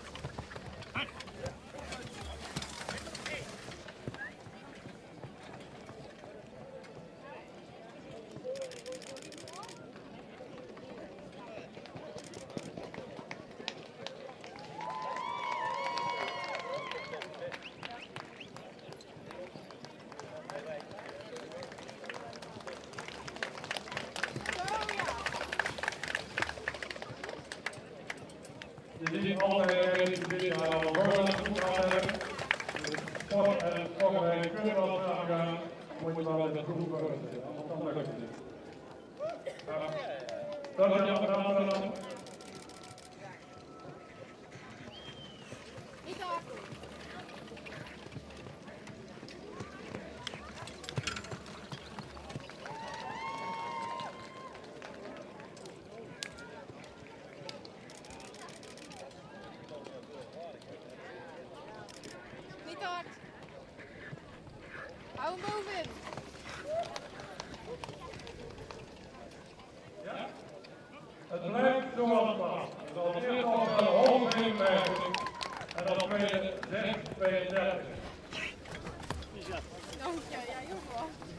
de bedoeling.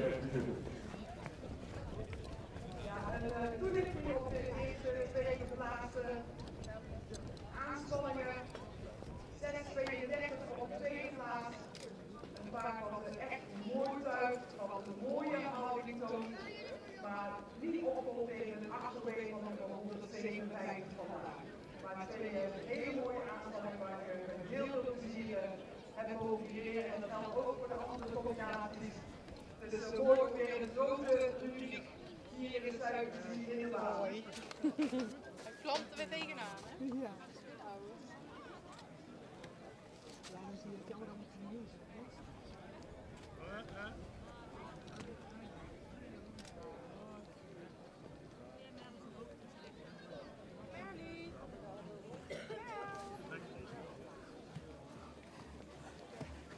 Hij doet zijn oren niet naar voren. Hé, kijk. Je hebt het sowieso, ik niet. Nee, helemaal niks. Ja. Ik klik tegelijk. Ja, eerst. Ja. Ja, hij liep echt heel goed. Hij moet eigenlijk op damesklasse lopen. Hij moet eigenlijk op damesklasse lopen. Nee, hij niet. Hè?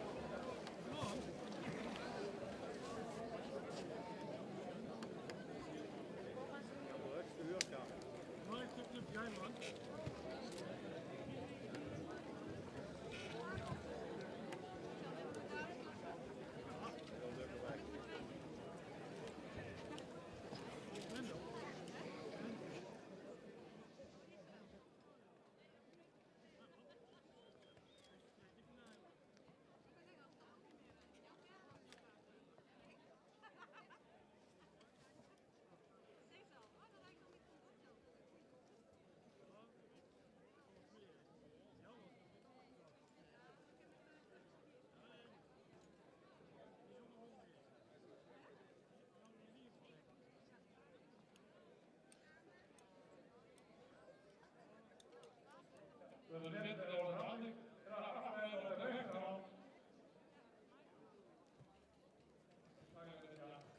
En dan mooi volgen. 3.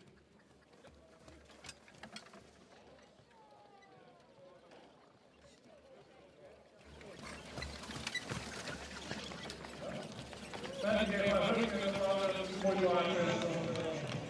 Zo werkt het ook een keer. Voor de beeld maar altijd om een uur te rijden. Dat zal echt goed werk doen. Bedankt aan de rijding, bedankt voor de aanwezigheid. Kijk uit, kijk tegen ik ook.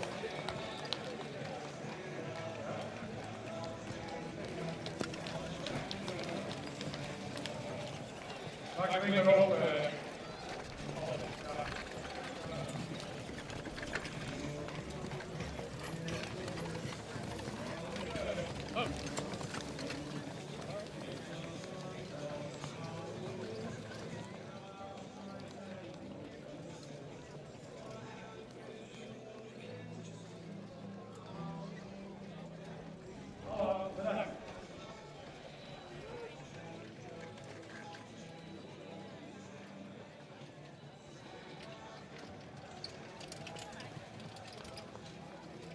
Super bedankt voor deze bijdrage aan onze feestelijke volkdag.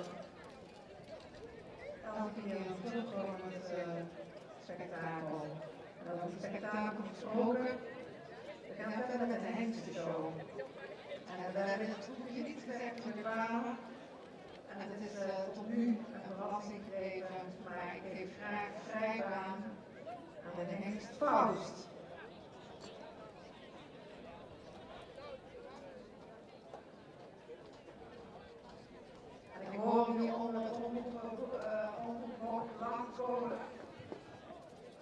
Faust 5-2-3 met uitzonderlijke hoge punten voor zijn rijgroep, namelijk 86. De mengroep van 92 en een tuiggroep van 95 is Faust 5-2-3 de verrichtingstopper van 2021.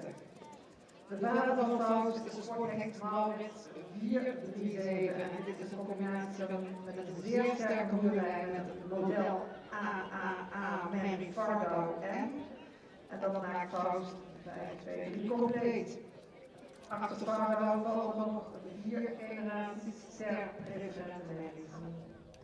Zeer predikaatrijke en moederbeleid.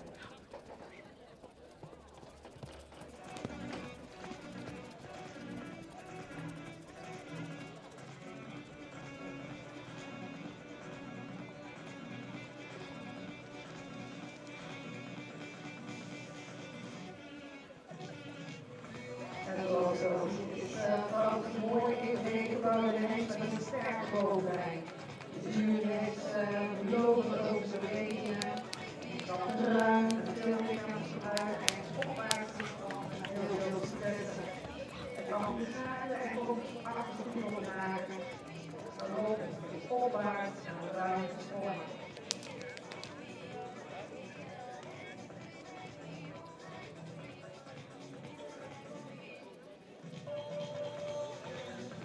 En geef me een applaus, want doet het altijd nog veel beter.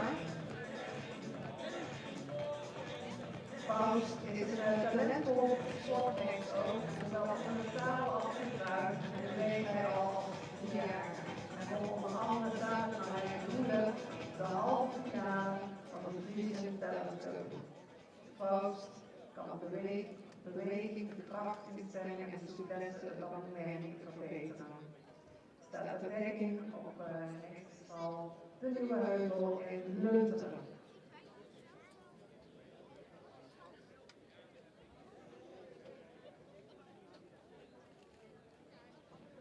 Wordt even aan ons voorgesteld.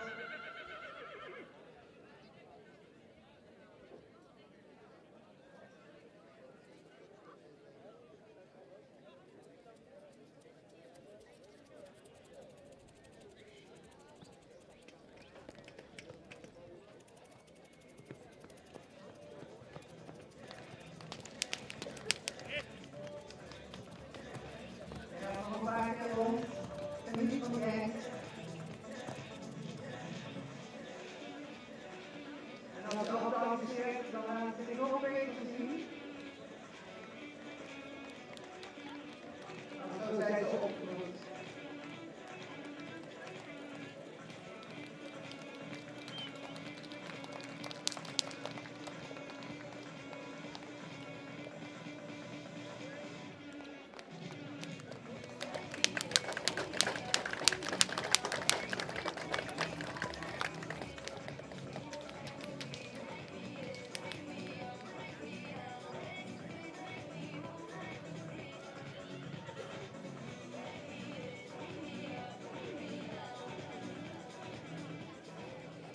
Dankjewel, Faust.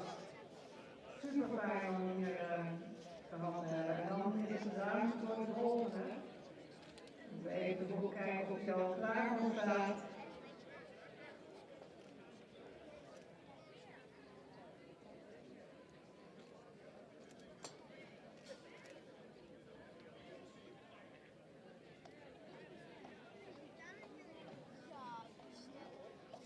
Het is toch bijzonder dat ze dan hier onderdoor komen.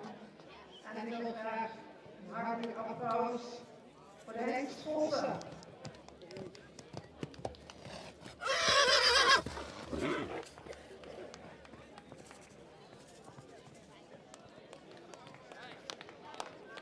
Vossen 526. Namen Kibbeert, Hille voor Kibbeender. Vos is een prachtige rastypisch hengst met veel lengte in hals en verticale halsstand. Een mooie, lang geleide jeugdige hengst die sterk opwaarts gebouwd is met een sterke hooglijn.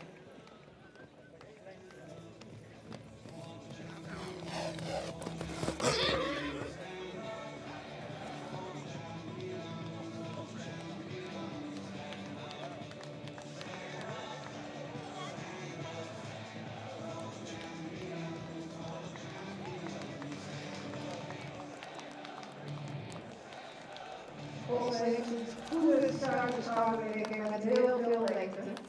En hij beschikt over veel voorbeenlengte en enorm veel schoudervrijheid. Os 526 scoorde tijdens het centraal onderzoek met een prachtige cijferlijst met 89 punten voor de rijproef, 88,5 punten voor de menproef, 90,5 punten voor de tuinproef. Hij wordt geroemd om zijn enorme souplesse en zijn fantastisch werk.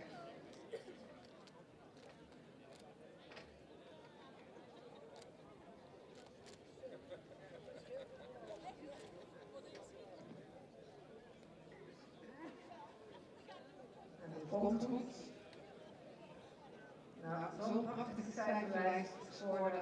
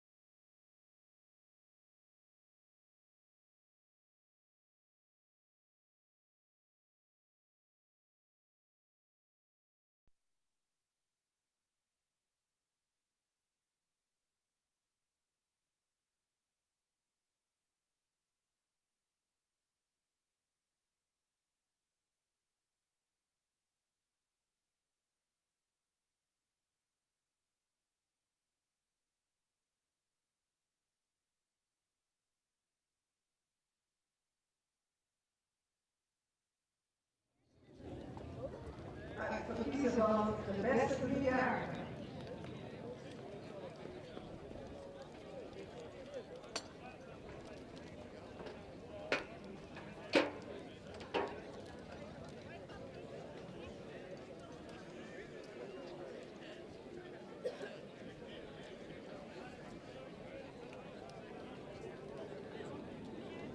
De 3-jarigen hebben allemaal vanochtend een eerste verdeling gekregen. En ze zijn nu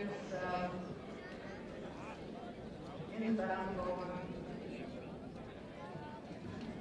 Maar wij hebben een vervolg van de jury de beste 3-jarigen aanwijzen.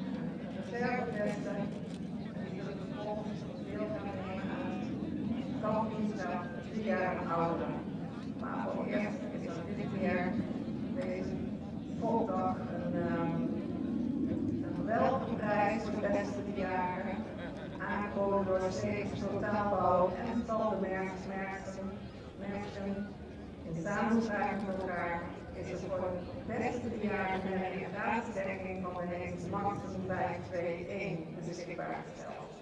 Dus we maken er natuurlijk extra van.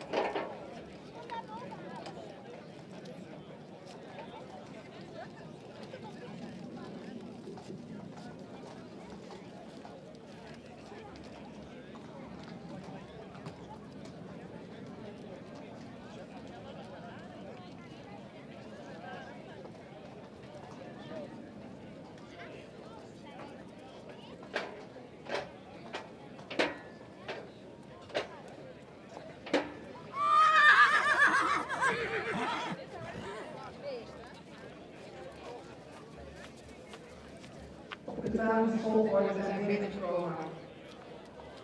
De meeste vanochtend een eerste premie kregen, 3 jaar betaald nummer 75, een ijzerdochter, Laurine D. van de Schom,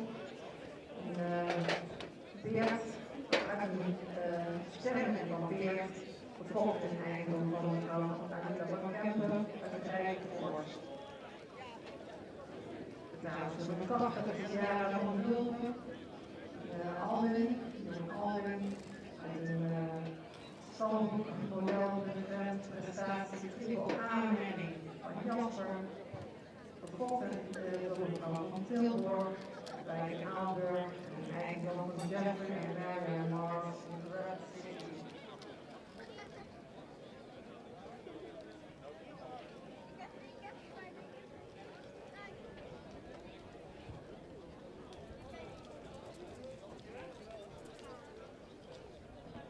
Dan volgt op plaats nummer 82 Jolene S.A., een Marcusdochter uit een sterk referentenonder van Beert, gevolgd in eigendom van Aaron van Ver uit Westvleteren. En tot slot plaats nummer 86 Joost Kenhaan, een jonge Tiende, en Jasper, met ceremony, gevolgd in eigendom van Johan Hendricks uit Reuzel. En ook de Laurine van de Sprong uit om het aan te rijden te blijven en de andere mensen te even aan te laten. En dan vraag ik Henry Kort.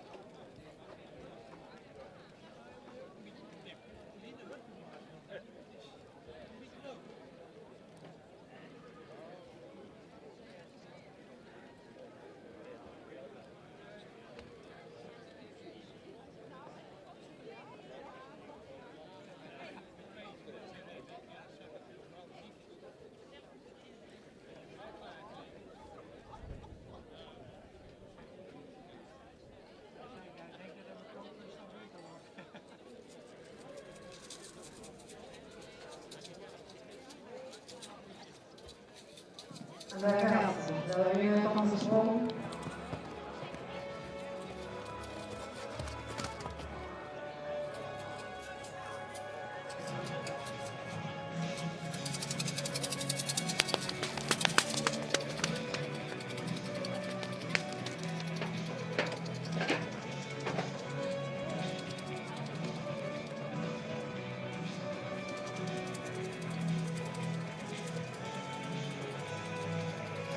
Mooi is dan toch weer creëren die echt een hele rally die hier nu voorbij komen.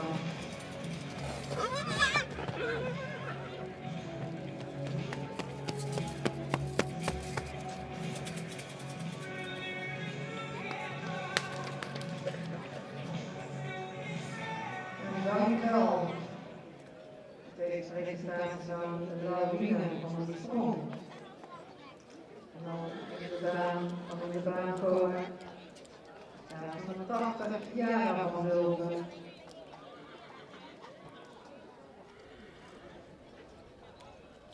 Ja, hij is een dochter van Alwin. En moeder Impje van het Bandhuis, model, referent Prestatie Triple A met referent op 5 nakomelingen. Dat is weer een dochter van Jasper. Door mevrouw van Tilburg, Aalburg en eigen van Jeffrey en Harry en Mars in Rapid City.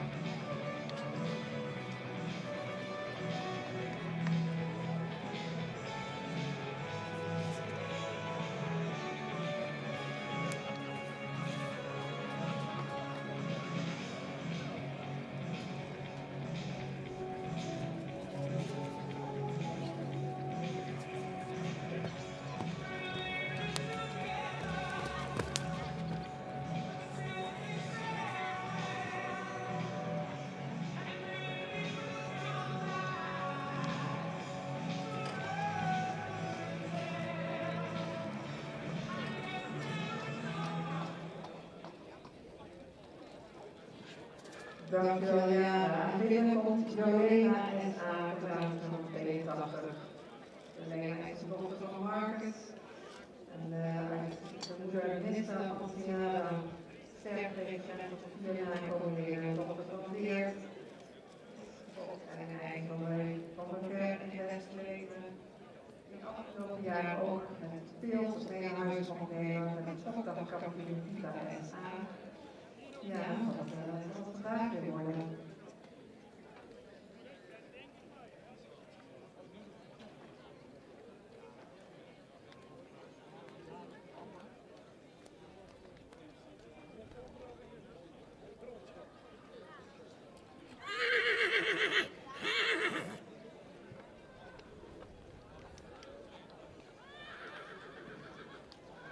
Dan Jolena mag zich in het draf presenteren.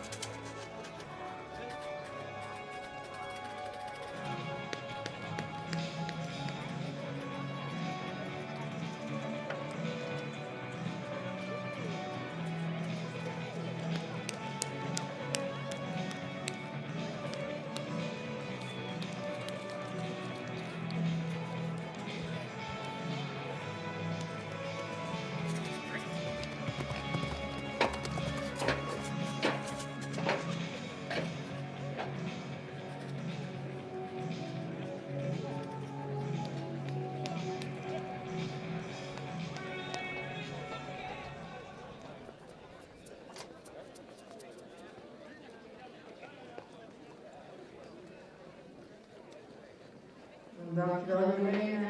Jolena is binnengekomen. Jilske Haan, getrouwd met 86. Jilske is een dochter van Tiede. En de sterrenmening van Jasper. Gevolgd en eigen van Wil Hendricks en Reuzel. Dat beeld is onbekend in deze ring. Wat bijzonder omdat ze steeds weer dezelfde gezichten.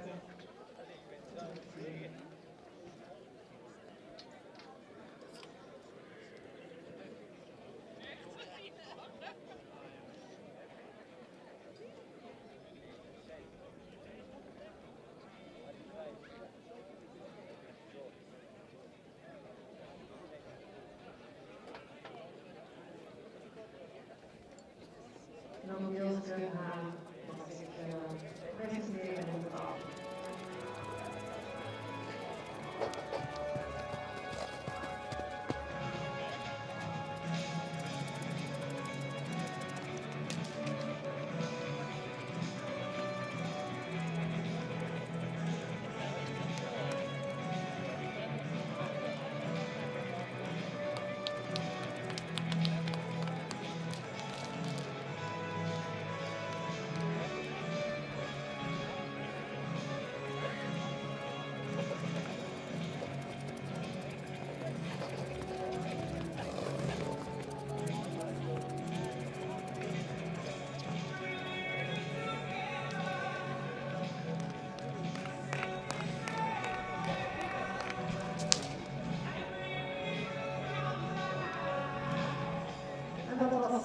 Joost mag de rollen allemaal weer terugkomen en rollen dan op het naam van volgorde.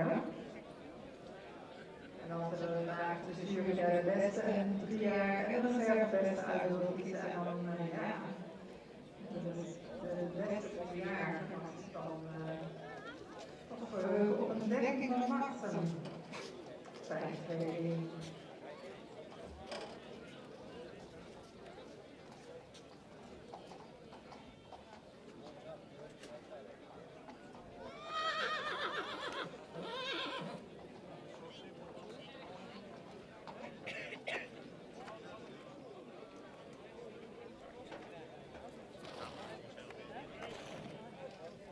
Wat zo bijzonder is, als je hier boven iemand op zit en dan komen een paar zo onder je tevoorschijn, dan zijn ze allemaal heel verschillend van boven. Bijzonder op de basis niet zo heel.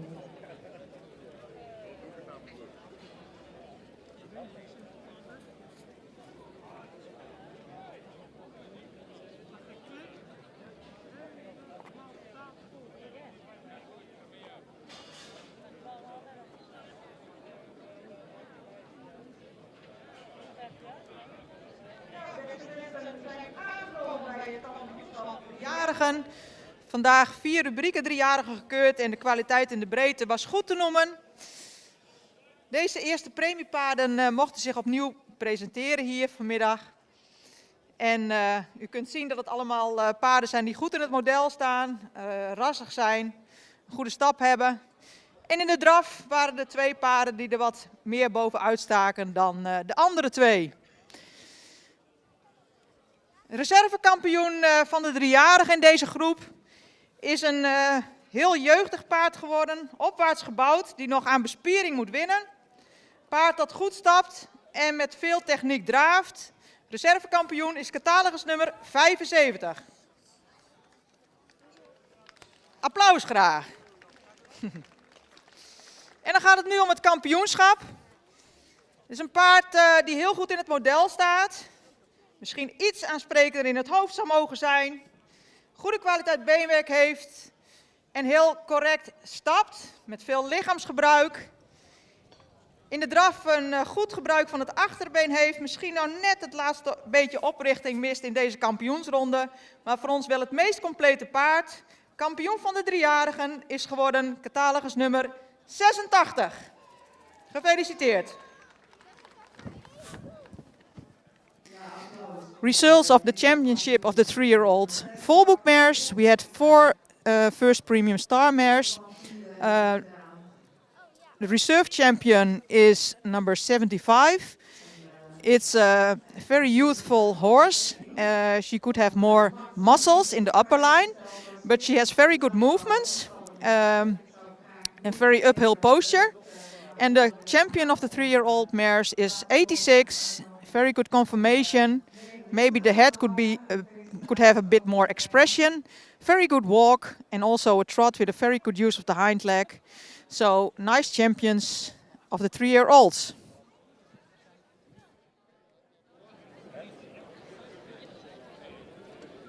Nou, prachtige mening.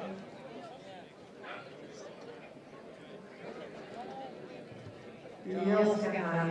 En wel de reservekampioenschap voor Lawine, de week van de Sprong. Wie kan Kempen. Voor eigenaar van Jilske Haan. Daarnaast staat natuurlijk voor Hendricks.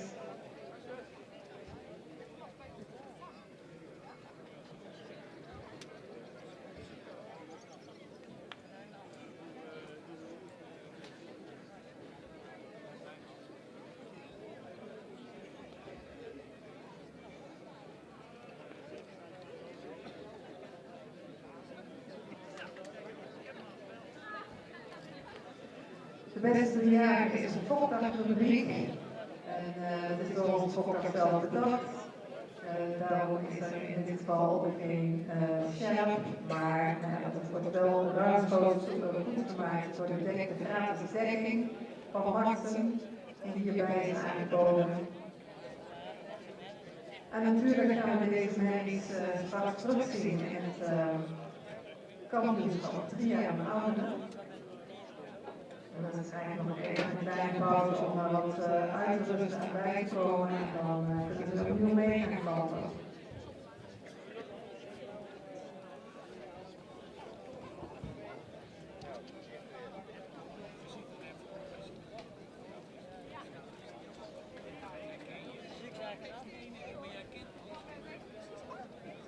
Felicitaties aan de eigenaren, die Hendricks.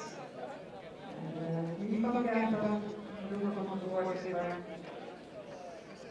Die prachtige merries. Dan gaan we zover zijn en de foto's zijn gekomen, dan een mooie ereronde.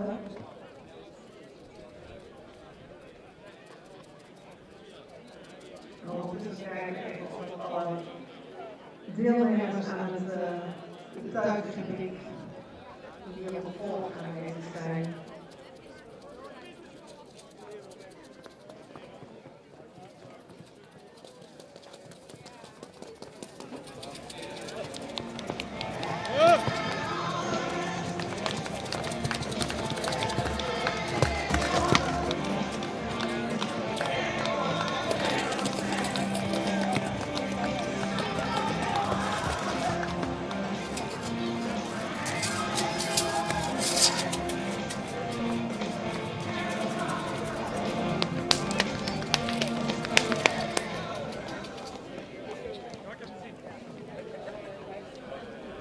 Dank u wel. Dan gaan we nu verder met de tuigenrubriek. Daans, Las en Regio Zuid. En ook daarvoor vraagt Dejan Rijmakers om het commentaar te leveren.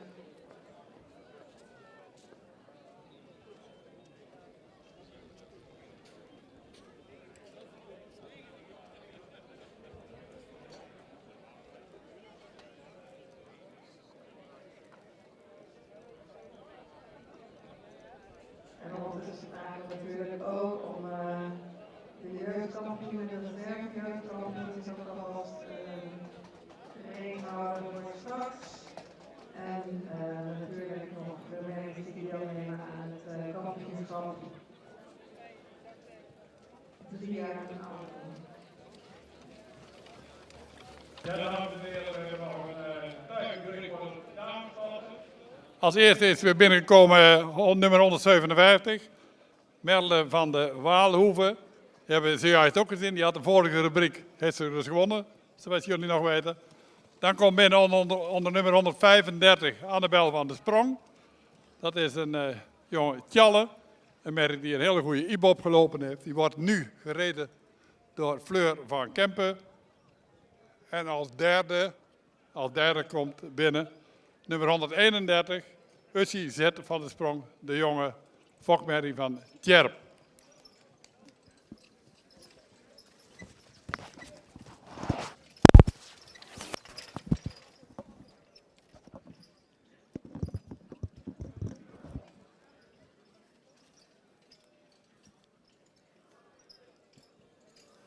En die wordt gereden door Janne Jacobs. Jolanda zal ook deze paarden eerst inspecteren. En dan kunnen ze weer op dezelfde manier af gaan rijden als straks met de open klasse. Even kort, straks hadden we een open klasse. Voor degenen die niet in de tuigen zitten. In de open klasse mag je limietklasse en ereklasse in dezelfde rubriek rijden. En anders heb je alleen ereklasse of alleen limietklasse. Maar om dan een beetje grotere groepen te hebben, omdat we niet heel veel rijders hebben hier in het zuiden, rijden we dan in een open klasse. Dus dan kunnen we die in dezelfde verrichting laten zien. Ja, Jolanda? Je mag afrijden, Margreet, op de rechterhand.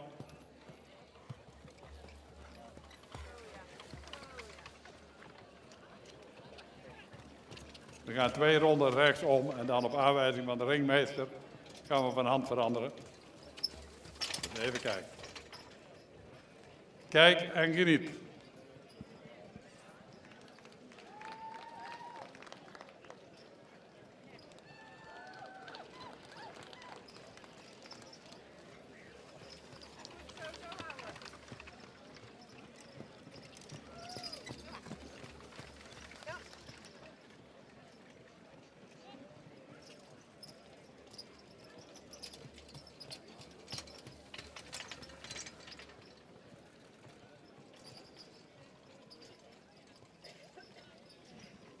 Margreet, als je direct weer bij de ringmeester komt, dan mag je per hand veranderen.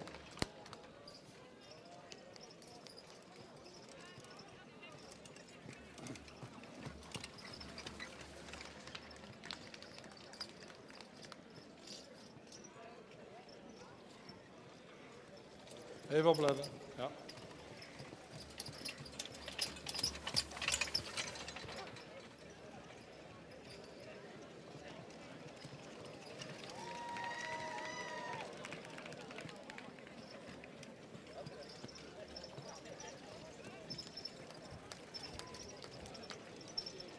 Zoals je kunt zien, deze 3 merries hebben alle 3 nog een veulen aan de voet.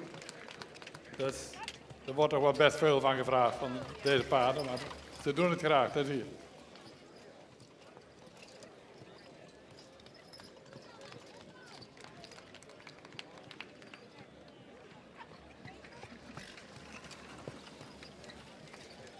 De jury is eruit. Als eerste mag opstellen nummer 157. Als tweede nummer 135. En als derde nummer 131. Ja, tweede. Margreet, en ik kom even naar jou. Hoe voelt dat nou als je zo allebei de rubrieken wint? Voor de tweede keer dat we dit jaar rijden. Wat vind je ervan? Ja, buiten verwachting, fantastisch. Dankzij het publiek en de medewerkers en de groom en iedereen. Dankjewel. Oké, heel mooi.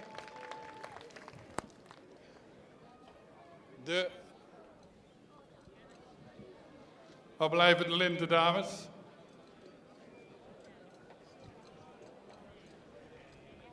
En de voorzitter, is die ook hier in de buurt? Of waar is die? Of niet? Nou, ja? Oh ja. Ja, zo 3 dus wel.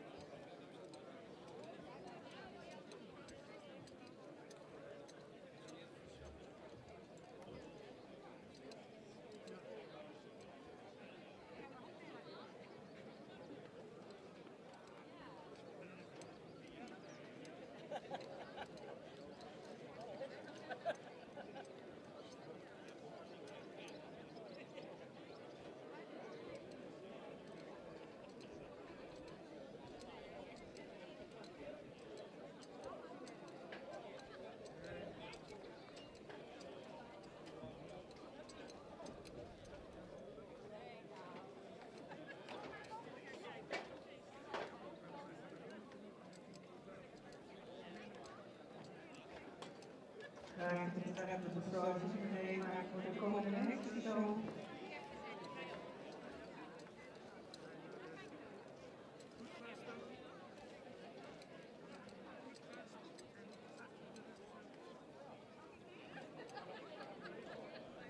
Dan onze lindendames nemen plaats. Misschien nog wel inspiraties voor de toekomst. Voor de ereronde. Ja. Hier is ons even aan. Voetbalprogramma. Wel de rij.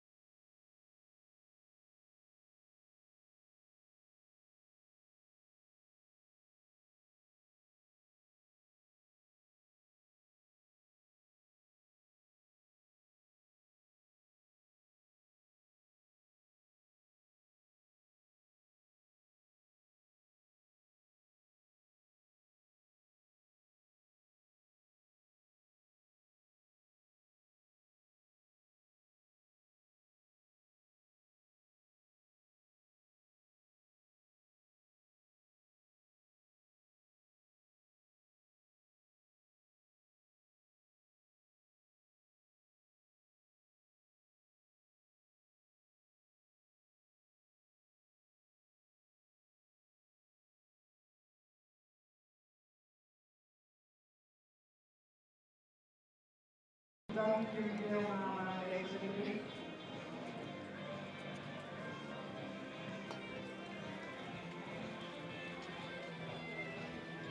Dan staan we inderdaad vrij voor de volgende eindstation.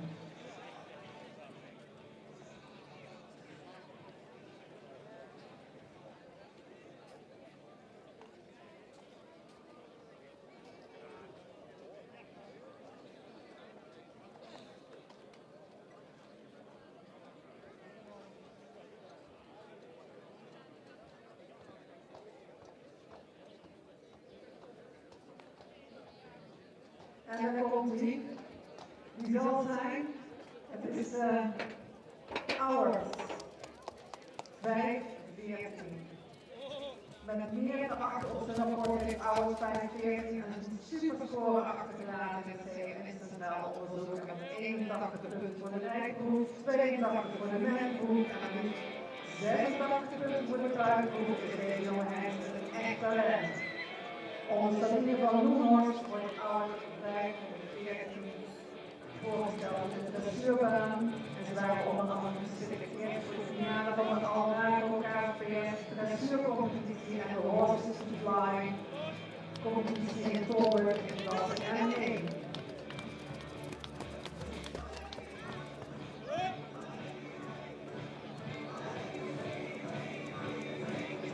Het is altijd weer bijzonder om de opdracht ook een aantal mensen te hebben, dus daar zijn we super blij mee. Geef een applaus. Auwers 514. Vader van Auwers 514 is Johannes 4 een bestsoort en hij heeft al een aankomen en een goede indruk achterlaten. De moeder van wel de BBB kwam uit een bijzondere bedrijf en hier zijn de onder andere de bolmensen uit zijn geboren. Sigal, Olik, Eelweg, Walling.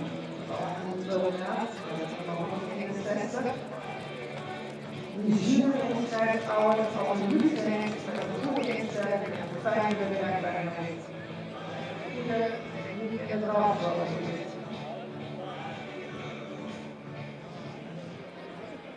Auwers kan het rastype bouwen en beenwerker weten. En 92 van Auwers eerste nakomelingen hebben het eerste of tweede premie. Wordt geprezen om een luxe beenwerk, lange halzen en mooie hoofdjes. Ze zijn een belofte voor de toekomst. Auwers staat er denk ik op. De nieuwe heuvel in Lunten. voorgesteld.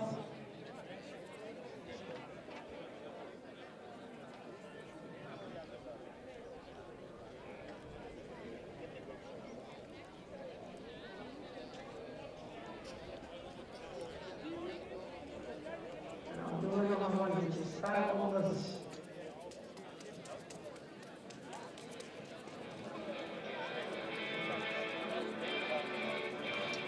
En dan voor of zij het overleefd heeft.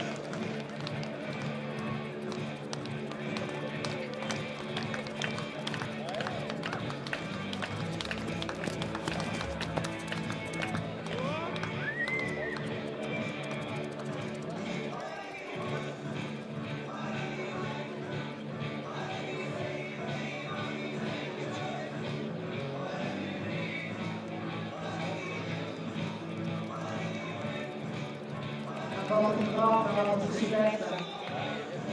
Ja, nog één keer rond.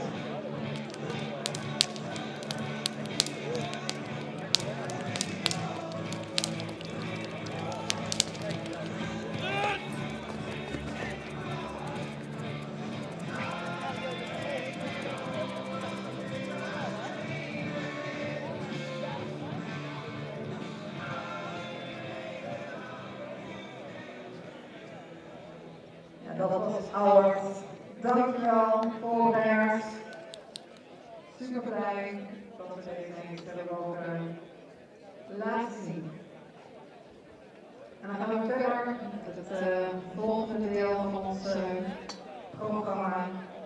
Het kampioenschap voor de 3 jaar en oude merries. En de reservekampioen komt daar ook uit.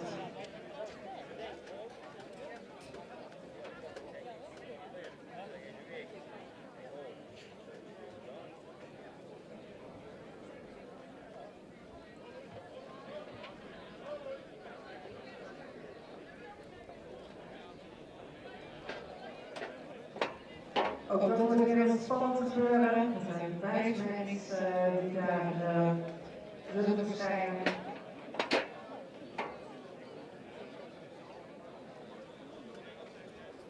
Twee natuurlijk. De beste 3-jarige en de beste 3-jarige. En dan vervolgens nog de 3 4-jarige oude sterrenmerries die nog een uitnodiging kregen voor het nationaal.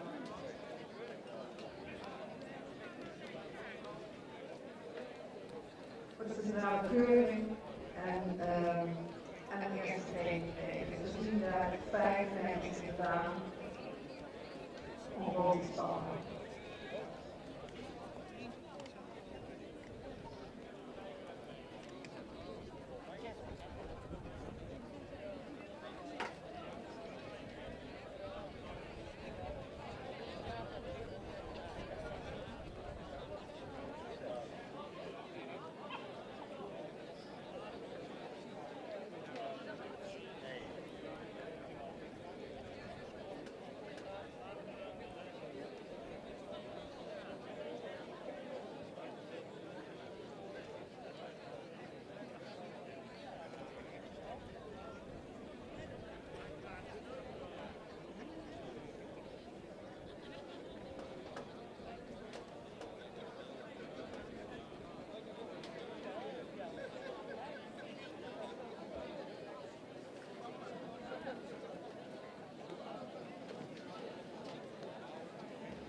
De deelnemers mogen binnenkomen aan dit kampioenschap.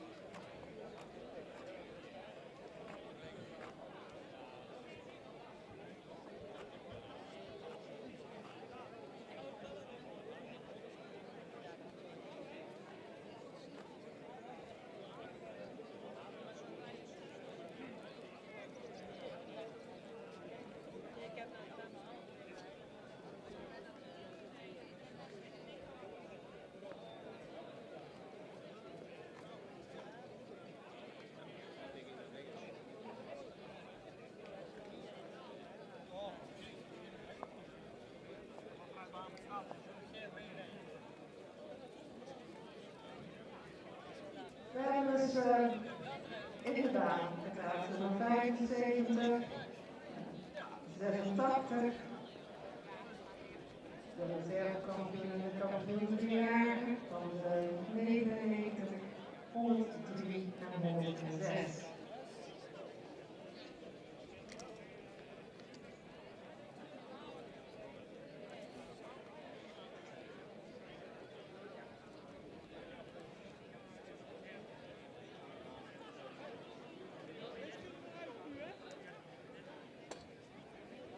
En 106 was het paard wat bij de 7 jaar oude uitnodiging kreeg voor een CK.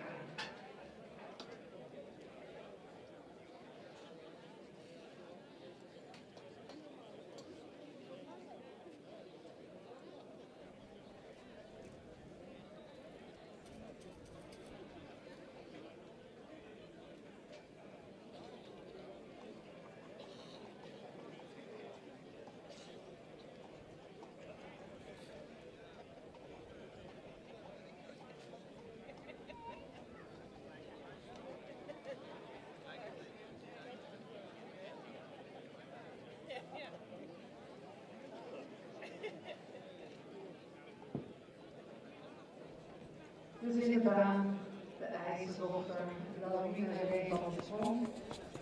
Toen net nog de reserve, die het beste verdienaar. Mag je nog opnieuw gegooid naar de kampioenschap van het jaar aanhouden.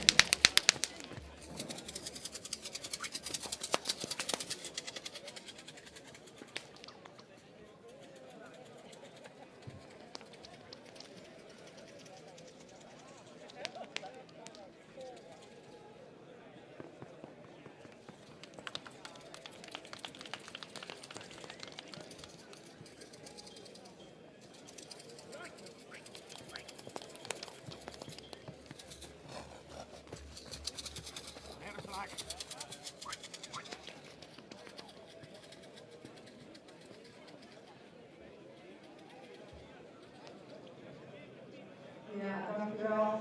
Mag ik daar verlaten?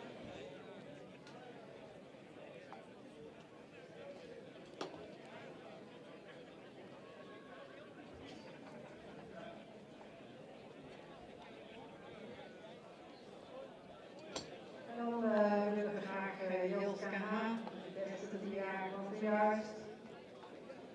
De jonge Mathilde, inderdaad.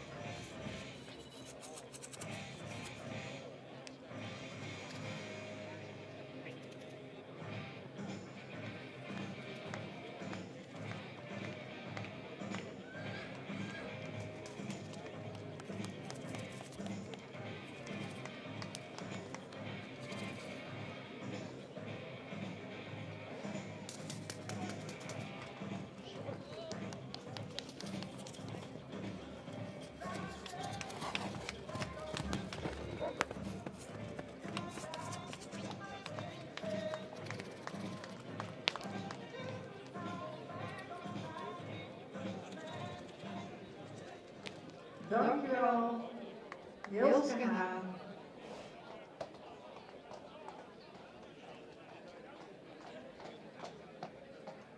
En dan krijgen we binnen nummer 106, Jip van de Nico-tegels. Deze zien we niet vandaag voor het eerst in de kampioenbaan. 7 jaar een oudere mee. 7-jarige mee gewoon. Dochter van Wolfert. En met de moeder, model, referent. aan de 6 nakomelingen van Volkert. De winning is verkocht bij Van der Boogaard in Peert en het is eigendom bij de Gros in Overasselt. Ik kreeg vanochtend al een uitnodiging voor de centrale keuring. Daarom gooi je toen naar Groen. De rekenkaart. Er wordt dan een aanwijzing op de loop gekomen. En dan zien we de dubbel A. Dat op de mogelijkheden definitief groot zijn.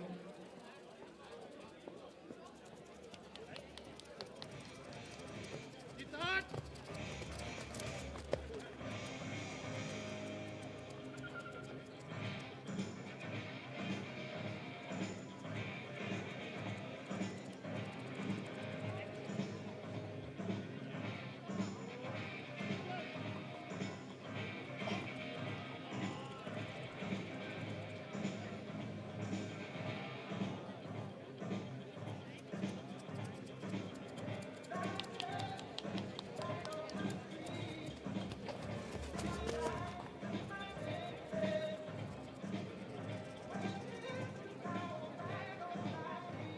En Jip, dankjewel voor deze mooie ronde. En dan gaan we door naar de volgende.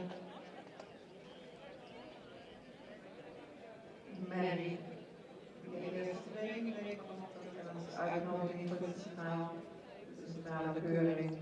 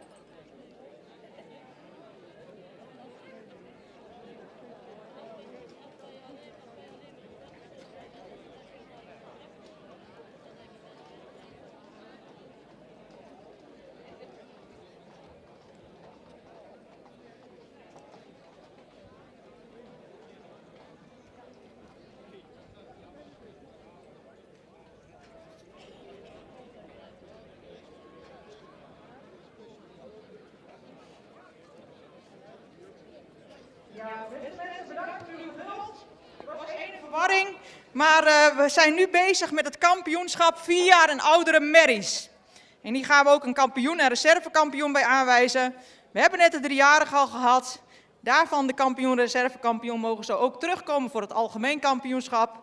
Maar eerst richten we ons op deze prachtige eerste premie stermerries. 4 tot en met 6 jaar en een 7-jarige stermerrie. U kunt zien dat het allemaal paarden zijn die we graag weer terug willen zien op de centrale keuring in september.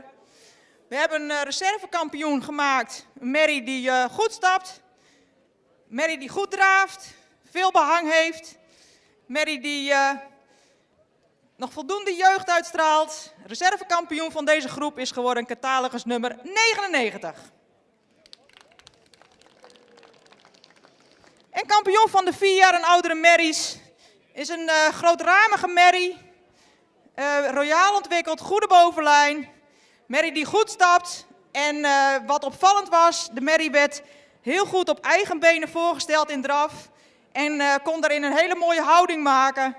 Kampioen van deze groep is geworden nummer 106.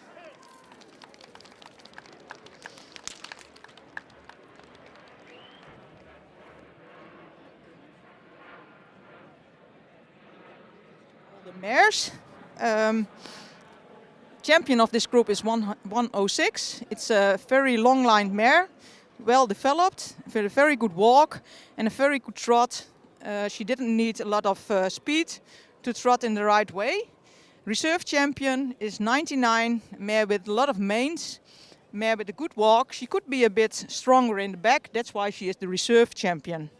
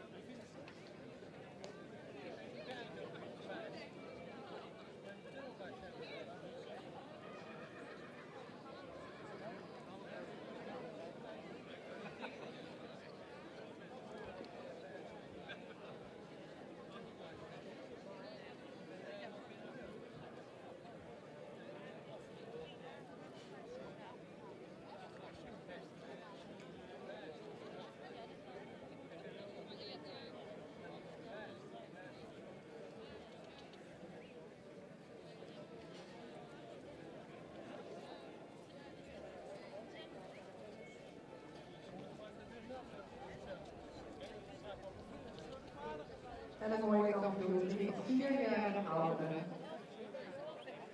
Jip van Nico Stevels.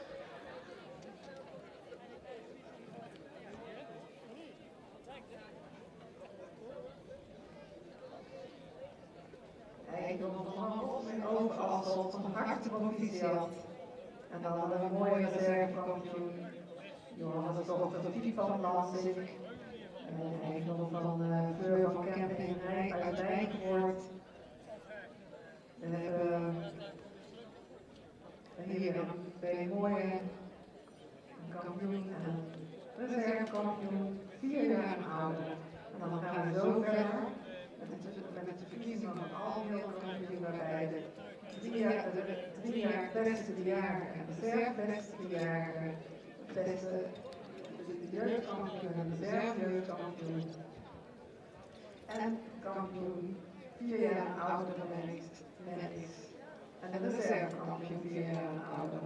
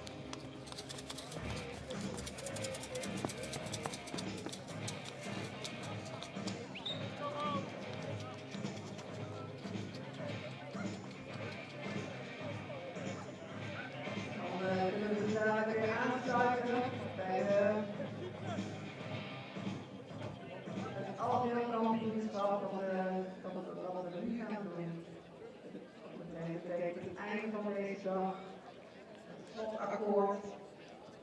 Waarbij natuurlijk de allerbeste mening van de dag tevoorschijn komt.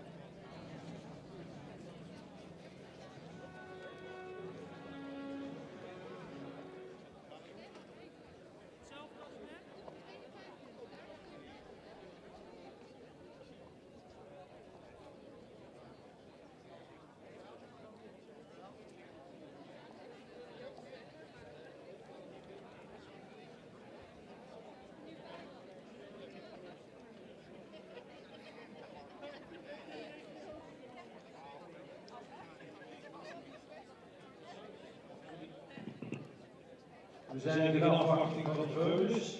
Het is iets anders gelopen dan gedacht.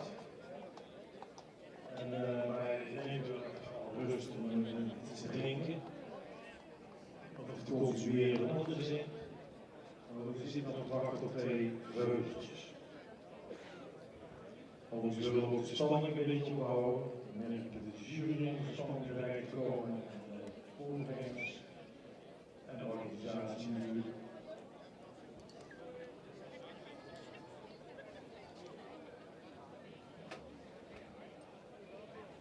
Ja, want een van de veulens is nummer 18, dus is nummer 18 er nog? Nummer 18, wil iemand heel veel op het belletje? Toch wel door met de andere. Ja. Een oproep voor de Filiptonen om met de veulen aan te komen voor de algehele kampioenschap.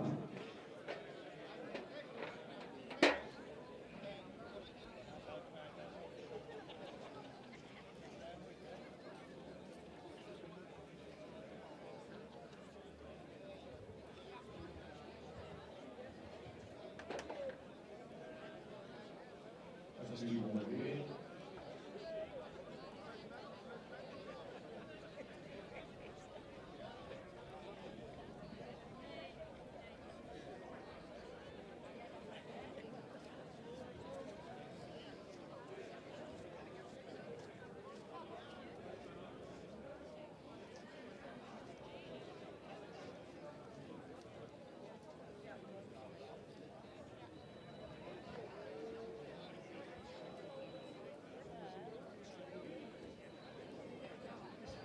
Als het eenmaal begint met zooien, dan houdt het ook niet meer op. De 2 veulens zijn niet meer aanwezig. Dus we kunnen gaan door met het algehele kampioenschap zonder aanwezigheid van jeugdkampioen. De beste 10-jarige en de reservebeste 10-jarige. En een kampioen 3 jaar en ouder en de reservekampioen 3 jaar en ouder. Zij gaan kampen om het algehele kampioenschap. En alle veulens natuurlijk al dubbele primeren met een beste neger en een jeugdkampioen. Maar goed, we gaan door.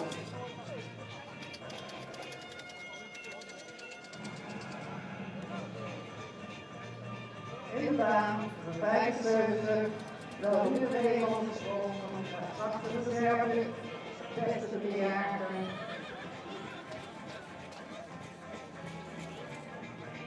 En meteen de volgende heel gaan. Beste bejaarden. Tiende dochter. Uit het Voogdij van Wilhelmix, uit de Nederleuzel.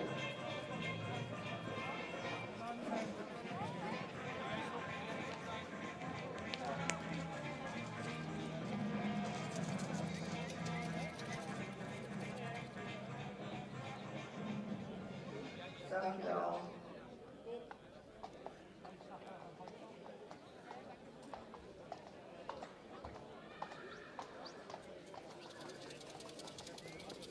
En dan zien we Filipos Lansing. Daar is nummer 99, eigendom van Fleur van Kempen. Dochter van Anita van Kempen, die hebben al een 60 jaar gehad. Daar is allerlei familie tegen elkaar gekomen.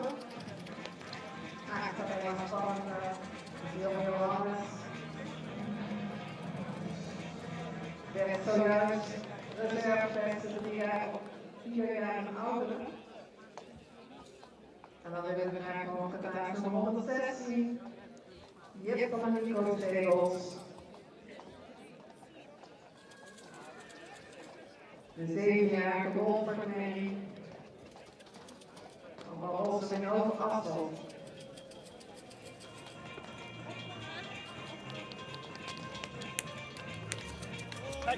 En hij heeft al dubbel aan, dus al op de centrale keuring voor naar de koopstad doen.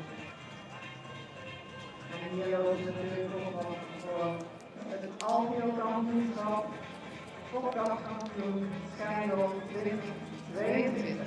Dank u wel. En dan krijgen we weer alle mensen terug.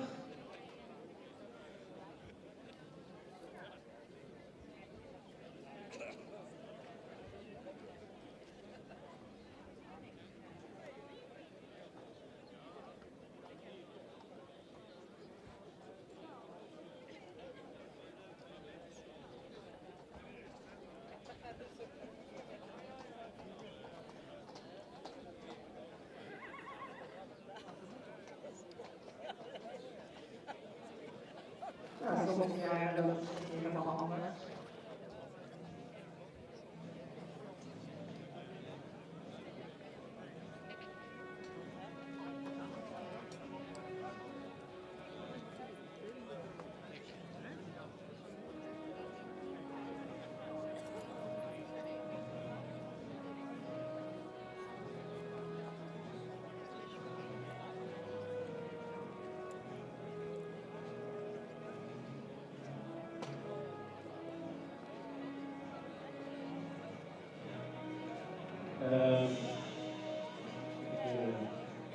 We hebben er 2 geselecteerd die de baan overgaan. Dat wordt natuurlijk spannend. En dan begin ik met het hoogste nummer, dat is 99. Die mag de baan verlaten. En degene die nu op kop staat, is nummer 75. Mag de baan verlaten. En dan houden we er 2 over.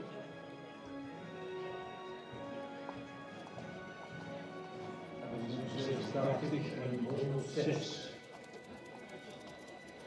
Houden we 2 paragrafen op. En nu is de echte woord aan de jury. Of zijn ze er nog niet uit? Ja, Sabine, deze aan jou het woord. Ja, dank u wel. Nou, we waren er als jury unaniem over uit. We hebben 2 kapitaalmededelingen gelopen in de kampioenskeuring. We hebben nog 2 weken moeten wachten, maar dat is prachtig weer en hebben we mooie paarden hier in de baan. Dus dat vind ik vast niet erg. 2 kapitaalmededelingen zoals gezegd. Goed stappen, goed in de bel staan. Goed draven, fijn op eigen benen draven. Kleine verschillen en dan nemen we 2 erin mee. Kampioen van de Fokdag Zuid-Nederland 2022. Kampioen is geworden de 3-jarige nummer 86 met de reservekampioen 106. Gefeliciteerd.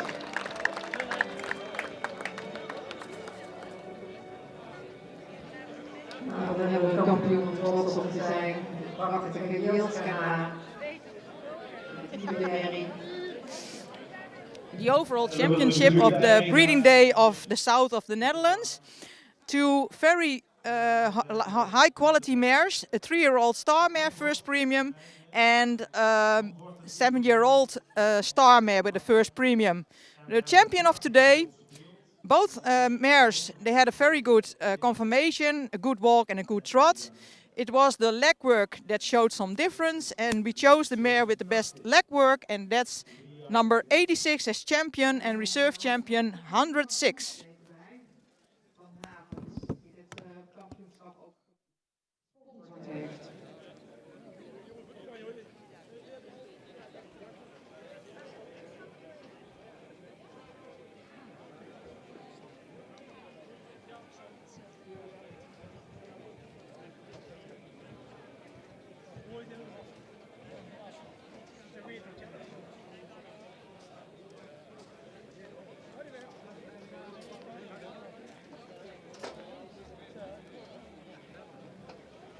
Nou, de super trots Mirjam Hendricks.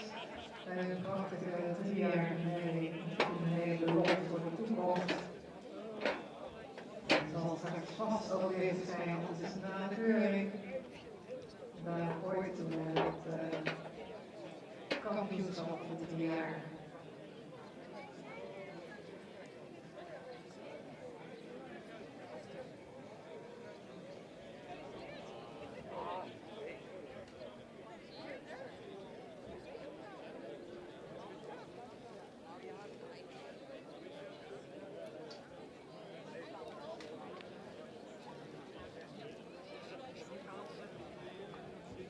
vergeten we ook het beeld niet, wat het speciaal kampioensbeeld van de Volksvereniging Zuid-Nederland, gemaakt door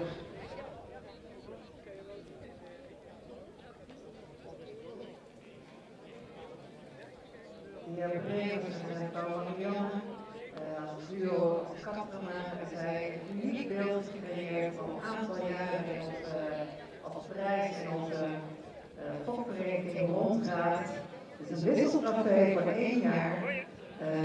Degene die trofee 3 jaar op een rij weet te winnen, die mag het houden. En gelukkig is dat nog steeds niet gebeurd. Dus we zijn elke keer weer blij dat het terugkomt. En vandaag gaat het mee naar Reuzel. Met het beeld en de heer Jan Hendricks. Jan Heijn mag het beeld ook niet geven.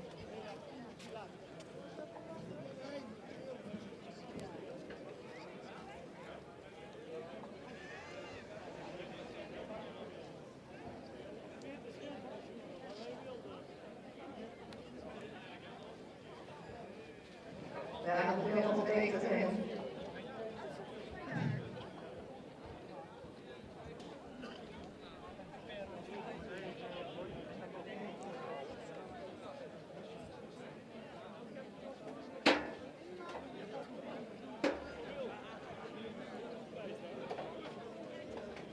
Die deelnemers van Idootje 5 weegt. En dan heb je toch wel je handen vol als kampioen.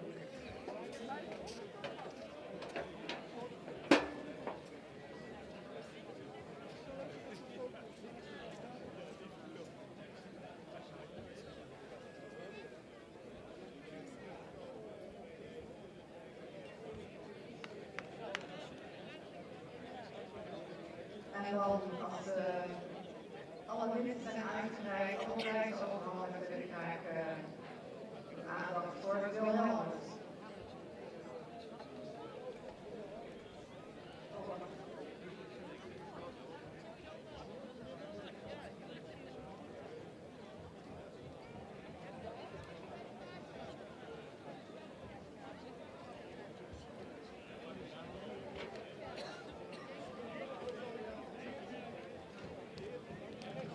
Ja, hallo. Ik denk dat het goed is, Jo, dat op mijn aangeven jij in de Wilhelmus zit staat, maar ik wil even alle aandacht hebben voor niet alleen de jury, niet alleen de kampioenen, niet alleen de deelnemers, maar ik wil even aandacht vragen en eigenlijk ook een heel hartelijk applaus voor al mijn medewerkers. Want ze hebben hier wel op sjouwen de afgelopen dagen om het allemaal voor elkaar te krijgen, om het een prachtigheid neer te zetten. En dat hebben ze met heel veel plezier gedaan. En ik heb ze allemaal mogen zeggen gepoest. Die hebben goed geluisterd en daar ben ik heel dankbaar voor. En dat gaan we volgend jaar weer doen. En ik hoop u natuurlijk terug te zien op de nakeuring en op alle activiteiten die wij ook dit jaar weer hebben. Maar ik wil voor al mijn vrijwilligers een heel hartelijk applaus.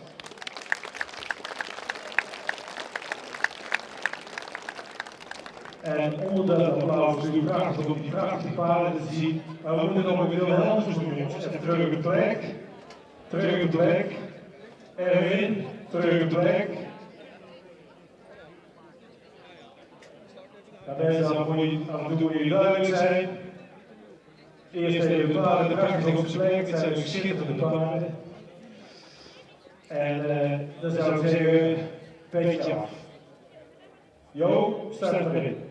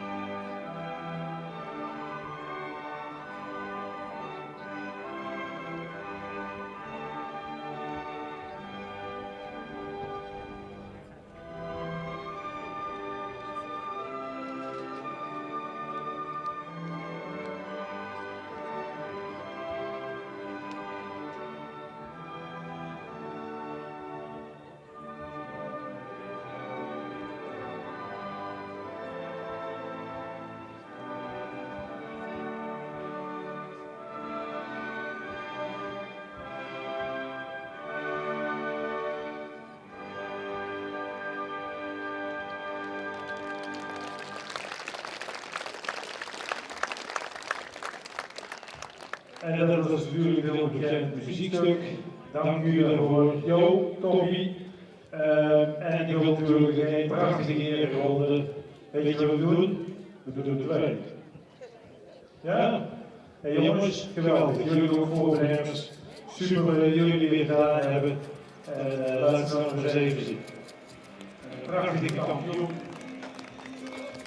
Voor de familie Hendricks en een super mooie nummer 106 van de familie Roos. Dit is het mooiste wat we vandaag hier in huis hadden en ook best nog op zijn.